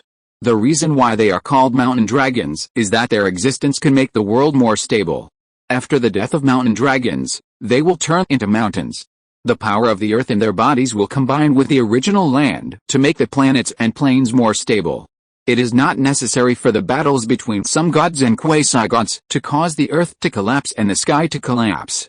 The power of the four elemental dragons of earth, water, fire and wind represents the foundation, creation, reconstruction and operation respectively. If there are four quasi-god level dragons of earth, wind, water, fire and wind, a normal functioning world can be created. With the ocean dragon's soul, even if he is a quasi-god of life, as long as he finds a suitable foundation, no matter how desolate it is, he can create the environment that the elemental dragons need to survive. Combined with all kinds of elemental dragons and the general policy of druids, Celestis is confident that he can create a paradise for elemental dragons. Attilan is tossing the power of creation, and Celestis is also discussing with a group of big guys on which desolate planet the United Front should be established. As a second-generation mountain dragon, Shangda used up all the magic power in his body for the first time, and then Attilan cast a recovery spell to refill it. He sensed the situation in his body and his eyes widened. Hard work is so useful, of course, as long as you work hard, you can create miracles. Attilan gave a thumbs up and smiled brightly. Doesn't it mean that if I keep using up my magic power and you refill it, my strength will continue to increase, until I am stronger than my father? Attilan looked at him speechlessly. I'm talking about miracles, not daydreams. Keep repeating it. Do you think I'm a perpetual motion machine? Chapter 248 The Black Dragon Fleece. Through this training, Attilan also found that the gap between Big Bear's basics and the three of them was indeed a bit too big. It was because Oder had a good temper and Punk was cold and indifferent, otherwise he was not worthy of standing with the three of them. Big Bear, from today on, you must not stop practicing on controlling the earth element. I can't keep infusing you with energy. You must master the skills of absorbing energy from the earth and recovering quickly. This is easy for you mountain dragons, but if you want to recover quickly, you must take the initiative to speed up the speed of absorbing earth elements. Big Bear looked at the island under his feet. Boss, there are not many earth elements for me to absorb on this island. Even if I want to work hard, there is nothing I can do. Attilan directly extracted a ball of water from the soil of the island and splashed it on his face. I have extracted the moisture from this land. Is it drier now and can it carry more earth elements? Big Bear wiped the water stains off his face and nodded quickly, saying, it seems that there is a little change. So what do you want to say, boss? I want to say that I actually tried to let you understand the mystery by yourself. It seems that I have been with you for a long time, and I have been infected by your stupidity. Attilan couldn't help but put his hand to cover his face, and Adakis laughed. The mountain dragon's brain is not good at turning. If you have any ideas, just tell him directly. They are only suitable to be executors. The elemental dragons have been around for so many years, but there is only one mountain dragon leader. What you need to do is to raise this oil from the underwater riverbed, drain the water vapor and connect it with a small island. The small island will become a big island, and the earth elements you need for cultivation will naturally be there. Big Bear scratched his cheek and said a little embarrassedly, but I am building a training field for mountain dragons in the territory of Lord Sests. Isn't this bad? Attilan rubbed his painful brow. You know how to use your brain to think about the problem now. Why don't you look at what's going on now? The elemental dragons are united. It's normal to have an island with a mountain for dragons to rest and practice, and you dig this oil and pile it up into a mountain. The empty area will naturally become the sea. Compared with the current terrain of small islands and shallow water, I believe Lord Setis would like to have more mountains in his territory. At the same time, turn the original vast lake into a bottomless blue sea, so that the water surface can accommodate the sea dragons to swim freely. Do you understand? Shangda nodded quickly. I understand. I'll do it now. As a result, Shangda found that he couldn't control this oil that was soaked in water elements for many years with his strength. Boss, it's hard to raise this oil that is full of water. Attilan directly drew another ball of water and hid him at his feet. Look at me. Why don't I find it difficult to extract water vapor from this island? Big Bear said weakly with his head down. Because you have been practicing how to control the water element, so you can easily extract the water from the soil. A piece of green cloud under Attilan's feet lifted him up to the air, patted Big Bear's shoulder and said earnestly, now all I ask of you is to pile up this oil into a mountain. I haven't asked you to turn this oil mountain into a stone mountain. I have taken good care of you. If you think you can't do it alone, you can call your two brothers. or even invite other mountain dragons to participate in the construction of this Earth Dragon Island. What do you think? Big Bear was not stupid, and he immediately understood what Attilan meant. Don't worry, boss, I will gather all the mountain dragons I know after I go back to ensure the construction of this island. Attilan nodded with satisfaction. Remember, this island is less than 500 meters long and wide, and less than 2 meters above the water. I hope that in a week, this island can double in length and width, and reach a height of 5 meters, and it must be integrated with the original island. We can't turn back into dragon bodies and step on it twice and it will fall apart. And you can only stand on the island to mobilize the underwater soil. It is strictly forbidden to go into the water. Do you understand? Although Big Bear couldn't calculate how much soil he needed to dig to build the island that Attilan mentioned, the keenness of the mountain dragon still made him feel that this was not an easy task. Boss, can you take a little longer? Attilan glared at him unhappily. You are mountain dragons that can grab mountains and fill the sea. Now I just ask you to build an island, and you can't do it. Although I haven't counted, there are at least 5 or 6 young mountain dragons present. With your strength, 1 week is enough, and there's even a lot of rest time left. Really, although Attilan said so, Big Bear still didn't have much confidence in himself and his friends, although they came from 2 or 3 different worlds. But they all had children in their old age, and their parents spoiled them very much. As a result, they were all a little useless. There was nothing they could do about it. The environment was not friendly to elemental dragons. Although the children were a little useless now, they were still alive. If they were really released to train, they might become the raw materials of equipment on some warriors. Anyway, the requirements of those big guys for them were not whether they could fight or not. The reason why they asked Cetus to use the power of creation to help them restore their reproductive ability was because there was no successor to the elemental dragons. If they didn't have children, the inheritance of the elemental dragons would be broken. If they really have children with Asian dragons, only the Asian dragons will be left in their elemental dragon lineage. As for what is said in the inherited memory that practicing Dragon Balls can turn Asian dragons into giant dragons, none of these big guys believe it. The Dragon Balls are indeed a reason why they can live to this day. But none of them has transformed into an elemental dragon king because of practicing Dragon Ball bloodline. The only one who is possible is Cetus, but he got the Ocean Dragon Soul. The Ocean Dragon Soul is the thing of the elemental dragon god. Can it be the same as ordinary Dragon Balls? Not to mention being obtained by a giant dragon, any creature that is immersed in the power of the elemental dragon soul for a long time will gradually transform into an elemental dragon. So the legend is just a legend after all. You practice slowly here, and Atticus.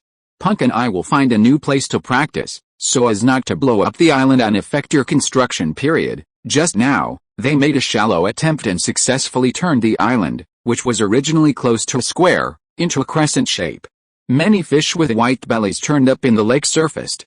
Aodakasi immediately said, I know a place that is suitable for us to practice. The fish that were just blown up by them were all high-quality fry raised by Cetus. Aodakasi was not afraid of being scolded for blowing up so many at once. It was mainly a waste. Things like crystal cups can be thrown away, but these fry that have undergone transformation under the influence of the power of the ocean dragon soul and have consumed a lot of resources to reproduce in large quantities will be very helpful to Aodakasi's strength growth when she eats them when she grows up. The 3 dragons turned back into dragon bodies and followed Aodakasi to fly southeast. Aodakasi, where are we going? To a water area with few aquatic creatures.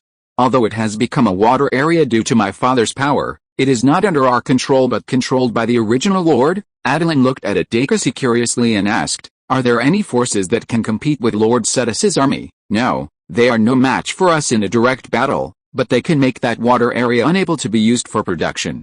Anyway, they can't use it even if we give it back to them. That water area is just right for Punk to release steam explosions. It won't hurt the aquatic creatures. If it can kill a few blind dark elves, I'll be even happier. Attilan's eyes lit up. Was that originally the territory of the dark elves? Aodakasi, do you know how many dark elf dungeons there are in the dark area underground? Aodakasi flapped her wings. It's not very clear. Anyway, they seem to have 3 relatively large dungeons. One is against us, one is tossing the wood elves in the south, and one is having an early fight with the arcane elves in the southeast. The remaining dark elf dungeons are not strong enough. It seems that they have some collusion with the human kingdom in the east. I heard from the generals on the front line that some dark elf scouts are serving in the army building of humans and dwarves. Attilan secretly sighed. As expected of the dark elves who believe in spiders, their network is wider than that of ordinary forces. After flying for more than half an hour, Adakasi finally stopped, cast a spell to freeze the water surface to form a large piece of solid ice, and then stood on it. Let's do it here. Punk, just release a steam explosion towards the water in the southeast. In fact, Attilan and Adakasi don't need solid ice to stand on, but Punk, the steam dragon, does. They need to use the power of creation to detect the explosive power in Punk's body. Repairing Punk's body damaged by the explosive power, the process of controlling the power of creation and the power of explosion to fight against each other can stimulate the power of creation to grow stronger. Green light was injected into the body of the steam dragon. As Punk breathed, streams of hot water vapor gushed out of his mouth and nose, and the ice was quickly melted by the steam. Attilan could only pull out one hand to cast a spell to freeze the water surface again. As a result, the fragile balance between the power of creation and the power of explosion in the steam dragon was broken. The steam dragon suddenly flew into the sky, opened its mouth and protruded a ball of white steam toward the southeast. It flew less than 100 meters and suddenly exploded in midair, rolling up a 7 or 8 meter high wave of water and rushing towards Attilan and the others. Attilan sighed. Sure enough, we still need a piece of land. There are still too many interference factors to conduct experiments on the water surface without support. Or should we go directly to the land in the south to conduct experiments? Adakasi rejected it without thinking. No, if we are on land, we will be easily assassinated by the dark elves. In the state we are in during the experiment, it is easy to lose our lives. Let's do this today. Tomorrow, let Shrongda and the others come to help us raise a piece of land for the experiment. We can get his blessing in the waters created by our father. We can conduct the experiment without worry. Attilan touched his chin. Do you mean that Lord Cetus can sense what we do in the waters? The closer we are to the Crystal City, the stronger the sense. In the area where we are now, he can only roll up some waves and summon 2 water element elders to help us fight. 2 water element elders? It seems that some of the waves mentioned by Adakasi are not simple. Are these hundreds of millions of waves 50 meters high or 100 meters high? Adakasi glared at him. It's not that exaggerated. It's at most 30 meters high. The waves may not even overturn human warships, so it's not that big. Puck landed on the ice that was swept away by the waves and asked, "Can you two treat me first?" Yes, I forgot that there are still wounded." The 2 dragons hurried over to cast a spell to treat the steam dragon. After the injury healed, Punk touched his mouth and recalled the feeling of spitting out steam balls just now. To be honest, this is the first time I have spit out 2 steam explosions with explosive destructive power in one day. I seem to have grasped a little bit of the feeling of using explosive power. How about we do it again? Attilan smiled and spread his hands. Since you said so, I naturally agree. This time, the steam ball flew a full 200 meters before it exploded, and the power was even greater than before. The wave in front of them was a full 12 meters high. Attilan controlled the wave and successfully split it into 2 parts before hitting the ice and rushed past them. Suddenly, a black shadow appeared at the bottom of the water in the distance, suddenly breaking through the water surface, making a loud dragon roar, and then heard the other party roar angrily, "Are you done yet? You keep firing cannons at my doorstep. Do you really think I have no temper?" The black dragon looked around and soon saw the 3 elemental dragons standing on the ice in the distance. The expression on her face instantly changed from anger to horror. "Yes, I have no temper. You 3 can play slowly. I will go back first. There's still soup stewing at home." The black dragon immediately turned around and wanted to run. "Stop!" As Attilan opened his mouth, the black dragon's body in the air suddenly froze, turned around, forced a smile on his face and asked, "My 3 adults, what's the matter?" Attilan flew in front of her curiously and asked, "Aren't you cooperating with the dark elves to attack the wood elves together? Why did you run to this area of water?" The black dragon was originally talking with her head down, but suddenly raised her head in the middle of her words. "Didn't you hit the bronze that day?" "Wait, the dragon that day was you?" The black dragon stared at Attilan and looked at him. "I was actually scared away by you. I don't want all those followers anymore." Attilan showed a cruel smile. "Do you think I'm not strong enough to kill you?" Attilan exuded a dragon's might, and the black dragon immediately raised its tail and looked at him vigilantly. "Don't worry, I won't kill you. Tell me first, why did you, a black dragon, come here to settle down? The black dragon sighed and said, I can't help it. It's not easy to live on Dragon Island.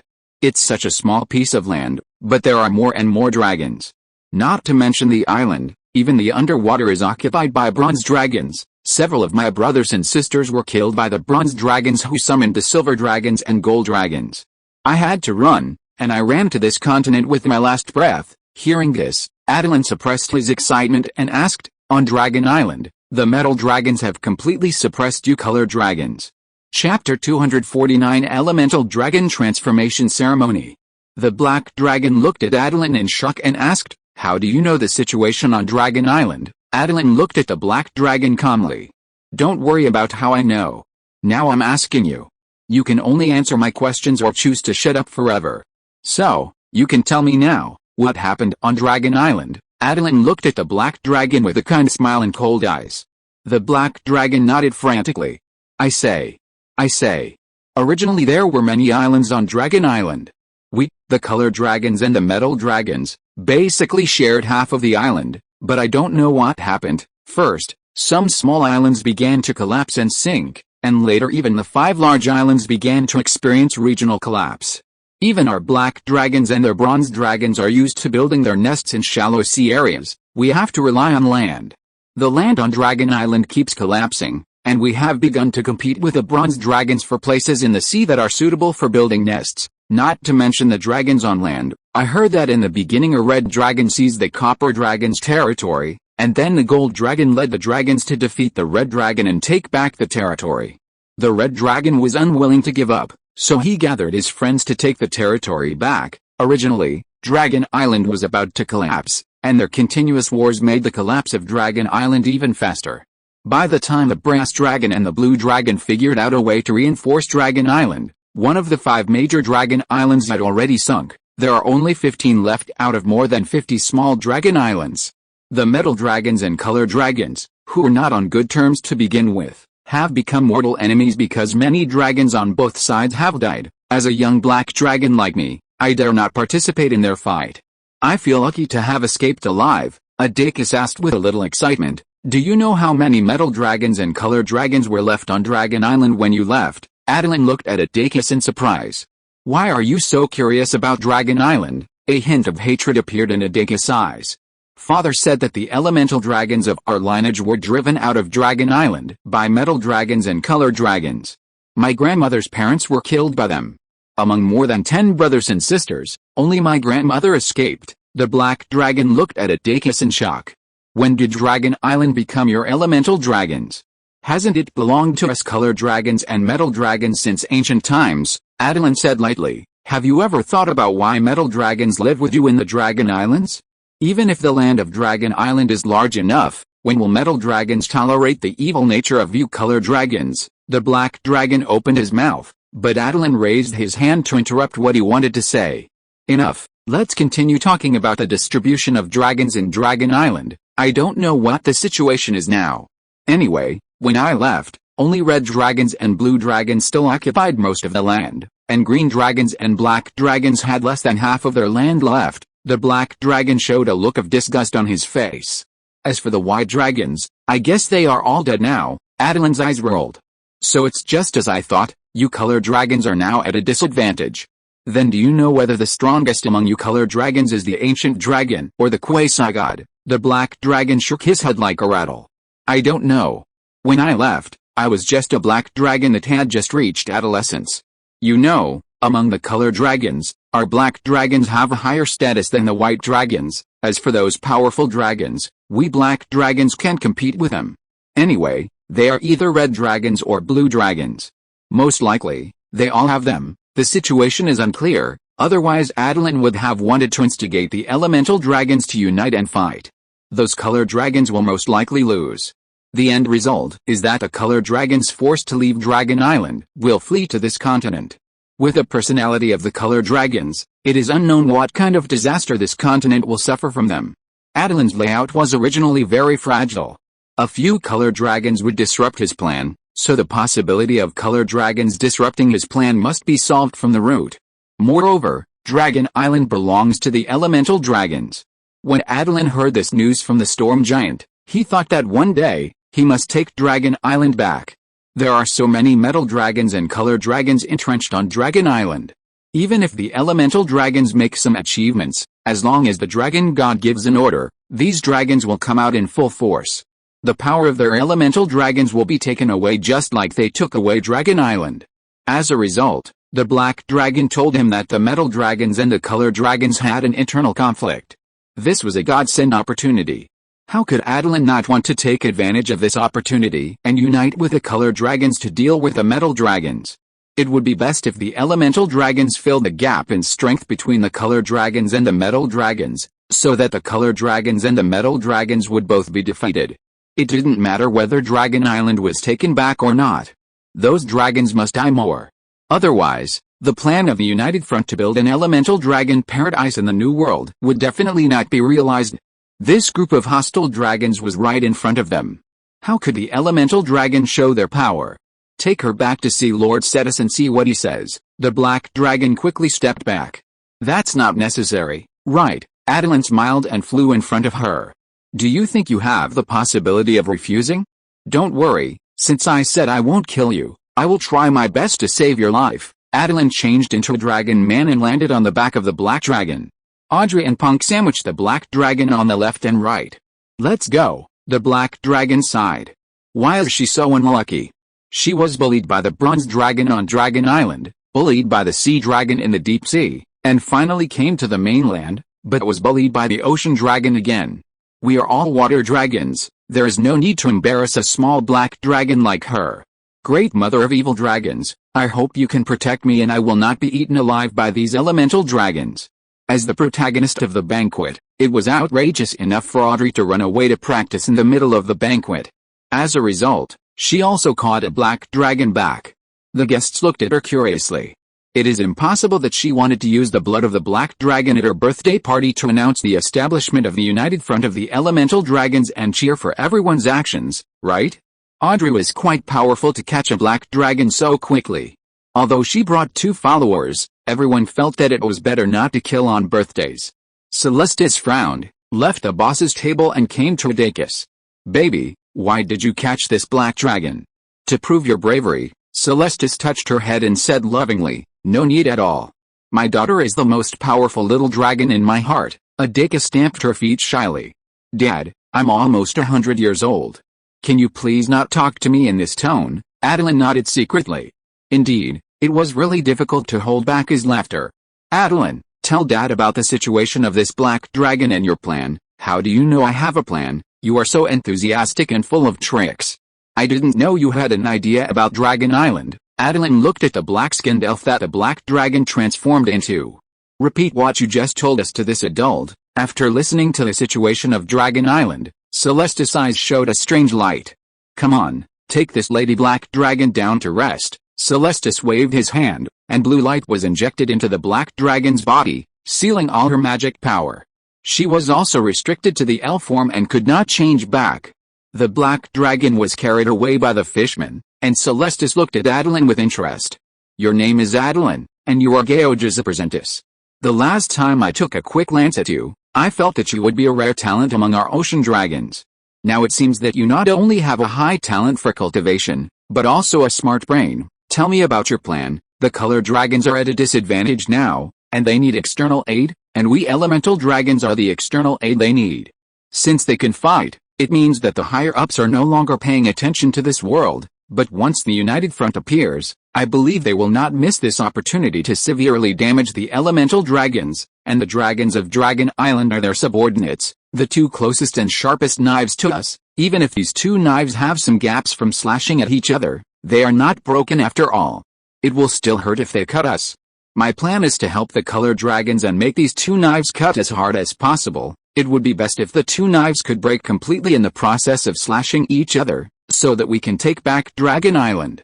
At the same time, in the early stages of building a new world, we will not be disturbed by conspiracy from above. Celestis narrowed his eyes. Your idea is very good. Even if we can't make the chromatic dragons and the metallic dragons lose both, as long as we help the chromatic dragons to destroy the metallic dragons, we will make a lot of money. I once inquired about the news of Dragon Island. They do have ancient dragons, but they have left. There are not even many ancient dragons. Anyway, the ancient dragons that participated in the battle for Dragon Island are either dead or gone. The black dragons don't know that Dragon Island belongs to us elemental dragons. They don't even know the correct way to repair it after the collapse of Dragon Island. This shows that the chromatic dragons will not refuse our reinforcements, but I'm sure that the chromatic dragons will not be willing to share Dragon Island with us, and they are not even willing to pay for the treasure, so we just need to help them establish an advantage, wait until they betray us and take the initiative to withdraw from the battlefield. After the metallic dragons destroy the chromatic dragons, we will come out to destroy the metallic dragons. Metallic dragons are different from chromatic dragons. The chromatic dragons can be kept first, but the metallic dragons must be destroyed first. Awakens asked puzzledly. Why? Attilan replied with a smile, because metallic dragons will not betray their positions and beliefs, and chromatic dragons are even willing to join us elemental dragons in order to survive, like the black dragon just now. In order to survive, you go and tell her that she must be transformed into an ocean dragon, otherwise we can only kill her. She will definitely agree, even if she knows that after the transformation she will be despised by the one she believes in. Attilan blinked in confusion. What do you mean? Can black dragons be transformed into our ocean dragons? SYNOPSIS nodded and said, this is the big secret of our elemental dragons. They even want to destroy us because elemental dragons can evolve and transform from other dragons. If the elemental dragon god is allowed to develop, only elemental dragons will be left, and color dragons and metal dragons will become history. This is why the dragon god tries hard to suppress the number of our elemental dragons, but we still exist. The 8 dragon god orbs of the elemental dragon god contain divine power that will promote the transformation of dragons into corresponding dragons, and the holders even have the opportunity to become subordinate gods of the elemental dragon god. Legend has it that the first elemental dragon kings each obtained a dragon god orb, and they all became demigods with weak divine power in the end. It's a pity that after the dragon god fell, they also fell or disappeared. The dragon god orbs they held have since been scattered in various material realms. From time to time, some dragons that have been affected by the power of the elemental dragon souls and mutated will appear. It's like the ocean dragon soul. Although I have his approval, he sometimes suddenly leaves me. I don't know what he does outside. He comes back after consuming half of his divine power. Attilan asked curiously, where will the ocean dragon soul go? SYNOPSIS shook his head. I don't know. He transited through the water elemental world. Even if he is active in this material world, I can't sense his actions. The dragon god orb is also called the elemental dragon soul. It's because they have very strong spirituality, just like they have their own consciousness. But when I communicate with him, he doesn't speak. SYNOPSIS summoned a turquoise bead. It looked so ordinary, and its light was not even better than the life orb made by Attilan himself. Is this the ocean dragon soul? Attilan looked unconvinced. Awakens patted his shoulder. I didn't believe it at first, but the ocean dragon soul is indeed like this. Only when you activate the divine power will you realize that it is a divine weapon. If he hides in the river clam, I can't find it anyway. Attilan felt a little desperate. He suddenly felt that he probably wouldn't be able to get the purgatory dragon soul in this life. Because there is a magma vein in the dungeon, as long as the purgatory dragon soul hides in it, not to mention an ordinary dragon like him, even a quasi-god can't tell it apart. Awakens grabbed the ocean dragon soul. Hey, give me some face and shine it, okay? The ocean dragon soul didn't move. Awakens said depressedly, sure enough, I don't have the talent to become the ocean dragon king. Huh? Attilan looked between her and the bead curiously. It is said that the better the talent, the closer the ocean dragon soul will be to this ocean dragon. Awakens said and stuffed the ocean dragon soul into Attilan's hand. Try it. Attilan looked at Awakens half doubtfully, and then looked at SYNOPSIS. It should be true. Brother, please give me some face and shine it for a moment. In an instant, the ocean dragon soul emitted a brilliant emerald green light. Attilan looked at the ocean dragon soul in his hand in shock. Oh no, I forgot that I am really the ocean dragon king. SYNOPSIS nodded with satisfaction. Yes, your talent is indeed very good. With you and Awakens, the ocean dragon will not decline in the next 1,000 years. I agree to your marriage. Huh? Attilan was stunned. How about we continue to talk about the elemental dragon transformation ceremony? I think our united front needs more troops, and we may still need to start with this transformation ceremony. Chapter 250, The Northern King Dies. Even though Attilan's turn was very abrupt, Celestis still gave him a way out. He patted Attilan on the shoulder, laughed and said, "You are indeed a lucky star. I heard from Jaina that Geoj only got the feeling of breakthrough after meeting you. Now, because of you, I have found an opportunity to take back Dragon Island." Attilan's eyes turned. Dragon Island has collapsed. Is there any secret hidden behind Dragon Island? Celestis nodded and fumbled with the ocean dragon soul in his hand. Of course, otherwise the metallic dragons and the colorful dragons would not have joined forces to attack Dragon Island. Everything was for a substance produced on Dragon Island that can enhance the power of dragons. The advanced profession that the dragon race can achieve to become a quasi-god is called the Dragon of Conferred God, also known as the Dragon of Ascension. This substance can assist the practice of quasi-gods. According to the information I have obtained, when the elemental dragons built Dragon Island, they used a large amount of the power of mountain dragon souls and ocean dragon souls. The metallic dragons and colorful dragons that occupy Dragon Island are indeed their die-hard believers selected from various material realms. There are hundreds or thousands of dragons in a material realm, but there may only be 3 or 5 such dragons. It is said that the dragons that attacked Dragon Island at the time even blocked the sun and the sky. That is basically most of the dragons they can mobilize in the material realm. Now that this group of dragons has benefited from Dragon Island, they are gradually becoming disobedient to orders from above, so the survival pressure on us elemental dragons will be much smaller. Cetus touched his chin and said, "Over the years, I have used the ocean dragon soul to help many friends reproduce. I have cultivated at least 100 elemental dragons, and most of the little dragons have grown up successfully. I originally thought it was because our actions were more secretive, but now it seems that they lack the power to kill us. No matter what kind of dragon, once it becomes an advanced dragon or a quasi-god, it is impossible for it to easily obey the orders from above. Even the ancient dragons, if they have no idea of progress, can completely ignore them. The dragons that can be controlled by the dragon god are only a few ambitious dragons, except for those fanatics. As long as you have the desire, the dragon god will have a way to control you. Although the metal dragons want to improve their strength, they are ultimately in a good camp, with a lower bottom line than the color dragons, and it is impossible for them to slaughter other types of dragons at will. But there is no way. The elemental dragons are not good guys. They do have the ability to manipulate elements to slowly improve the world. But just like the dragons in the myths and legends before Attilan crossed over, some of them made clouds and rain for good, and some made waves for evil. With the Emperor of Heaven and the heavenly rules watching them, they dared to do so. Not to mention that in this fantasy universe where the rules are relatively free and the upper gods do not have strong control over the material world, the actions of the elemental dragons are naturally a little bit radical. Just like Cetus, even though the elemental dragons have to keep their tails between their legs and live as dragons, he still tossed out such a large lake in the center of the continent, and even went to war with humans and dwarves for hundreds of years. When you encounter a golden dragon with a righteous heart and see the tragic situation on the battlefield in the east, will you want to kill Cetus, who is stirring up trouble, so that the continent can be restored to peace and the lake can be turned into a plain where land creatures can live?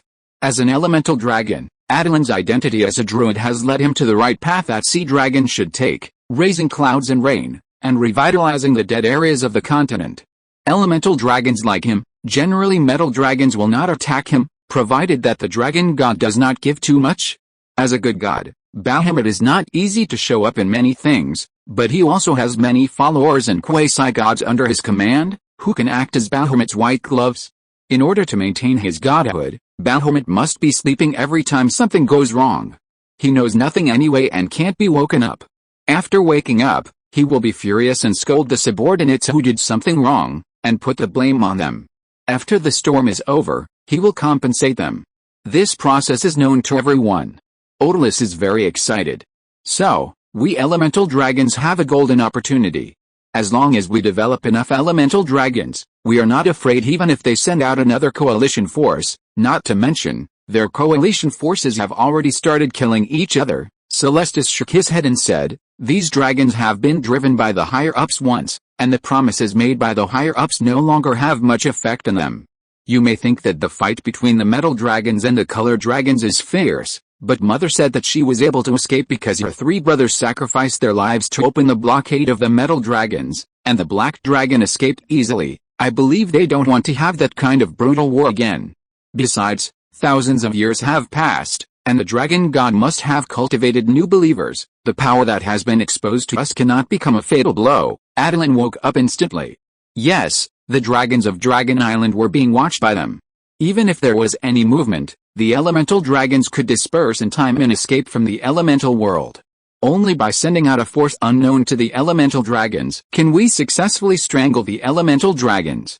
Even if not all of them, it can make the elemental dragons lose the possibility of fighting against the metal dragons and color dragons and giving birth to quasi-gods. Lord Celestis, do you think there are any hidden quasi-gods among our elemental dragons? Celestis's eyes were very complicated. Maybe. With a strength reaching the level of quasi-gods, it is not easy for even the dragon god to kill them. They hide in the dark and do not appear, waiting for the fate wave of the true revival of the elemental dragons, or are they afraid of death and dare not go against the dragon god? Attilan smiled and clenched his fists. No matter what, our fate is ultimately determined by our own hands. Maybe they have already made a move in secret, but our level is too low, so we can't see it. Just like the elemental dragon souls, if they don't expose themselves, who knows whether they are ordinary gems or dragon god orbs? Celestis nodded firmly. Attilan's words made him reaffirm his confidence. The revival of the elemental dragons depends on him, the ocean dragon souls, and the united front. We really can't pin our hopes on those possible quasi-gods, Attilan. I am more and more optimistic about you. I agree that you and my daughter can be partners. Of course, my approval alone is not enough. You can only become partners if you get Odalus's approval. Such a democratic father is indeed very rare. Celestis took out a green orb that exuded a strong breath of life and threw it to Attilan. Take it, this is what you deserve. What is it? The essence of the dragon god. The united front has just been established. The black dragon you captured and the strategy for attacking Dragon Island are enough for this dragon god essence. Attilan carefully looked at the orb in his hand. Why do I feel that the dragon god essence is so similar to the dragon ball and the elemental dragon soul? Seta smiled and said, I don't know why, but the elemental dragon god just likes the energy organs that are similar to magic props refined by the eastern spirit dragons. He is obviously born in this material world. It is a long way from the eastern world group. It is impossible that he met the spirit dragon who went out to practice in the elemental world and got the guidance of the predecessors. Almost all the elemental dragons who have aspirations are doing archaeology about the elemental dragon god. Everyone wants to know how he transformed from an elemental dragon to the elemental dragon god standing at the top of the dragons. He even almost completed the unification of dragon species and made all dragons believe in him. The dragon god king is not enough to describe his goal. Such an ambitious and clever existence, if you can understand his history of success, even if you can't completely replicate it, just refer to part of it, maybe you can achieve the position of dragon god.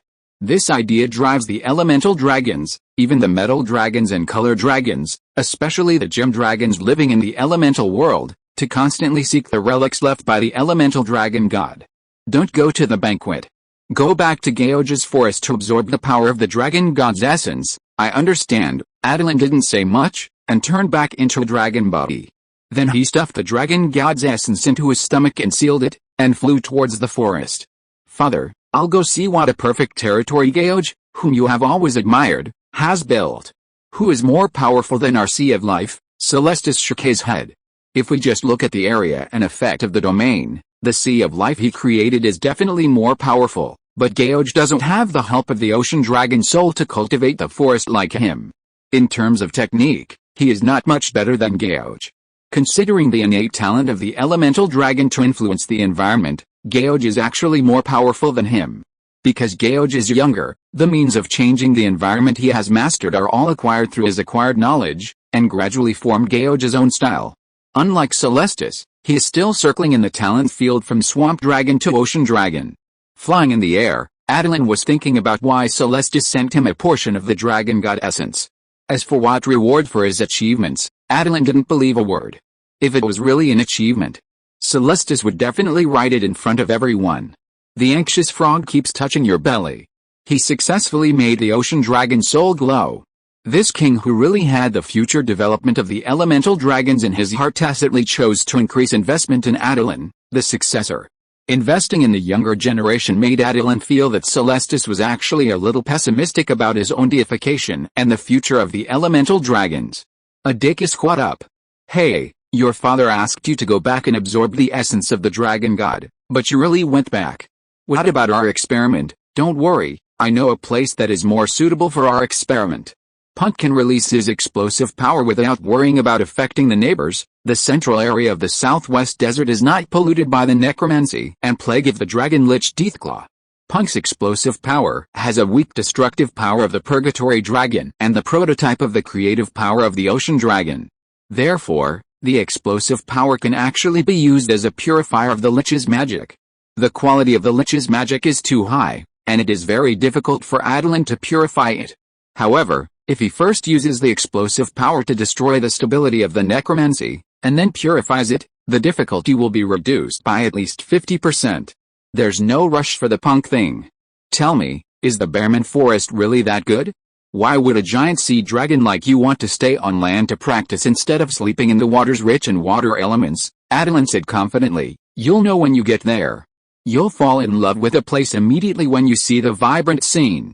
Besides, isn't the forest a sea? We giant sea dragons need more than just water. Life energy is actually more helpful to our growth. The life energy we can absorb from the forest is much more than that from the sea of water. Strictly speaking, you haven't fully utilized such a large area of water. Many places are just left there, waiting for life to naturally fill in. Even because of the activities of some of your followers, the natural reproduction and growth of life has been disrupted. Generally speaking, there are too many waters and too few islands and mountains. Neither a pure sea nor a pure mountain is conducive to the birth of life. The coexistence of mountains and seas is the way for life to reproduce. Awakens curled her lips in disdain. She didn't believe that Attilan could come up with any correct theory. Her family's sea of life contained all kinds of freshwater and saltwater aquatic creatures. There were no shortage of them, so how could there be not enough life? Attilan saw her expression and knew that she didn't understand what he meant. Look at the situation in the forest yourself, and you should understand. Of course, Lord Cetus's arrangement is also beneficial. The number of water elements is very abundant, which can also play a big role in the growth of the ocean dragon. Since she was in his territory, Attilan naturally had to treat Awakens to a delicious meal. He, the little flower grower, would cook it himself to let her see what mother's taste was like. As a result, as soon as they arrived at Kingland Town, Attilan went to the kitchen to pick up a knife as soon as he arranged for Awakens to sit down. The old fishman came to his side anxiously and excitedly. Dragon Lord, good news. The king of the Northern Kingdom is dead. Attilan was stunned for a moment. We haven't done anything yet, how could he die? Was it the Duke's doing? The old fishman shook his head. No, he is also very anxious. His plan is not ready yet. He originally planned to kill the loyal royal guardian of the North first, and then attack the king and frame the guardian of the South. Attack the guardian of the South together with the guardian of the East, and finally divide the Northern Kingdom. Now that the old king has died suddenly, his plans have all been disrupted. Now he has sent an envoy, hoping that we will send 3,000 troops as agreed, and must help him rob and kill the Northern Guardian's army heading south. We can't let the Guardian of the North become the Prime Minister of the new king, otherwise he will have no chance at all. Dragon Lord, should we help him? Attilan narrowed his eyes slightly, and began to think about what he should do in this major event to get the greatest benefit. End of this chapter. Thank you very much for reaching the end. Don't forget to like. Looking for more exclusive content and immediate access? Subscribe to our Patreon. Remember, every like, subscription, or donation encourages us to continue. Thanks to everyone, see you in the next video.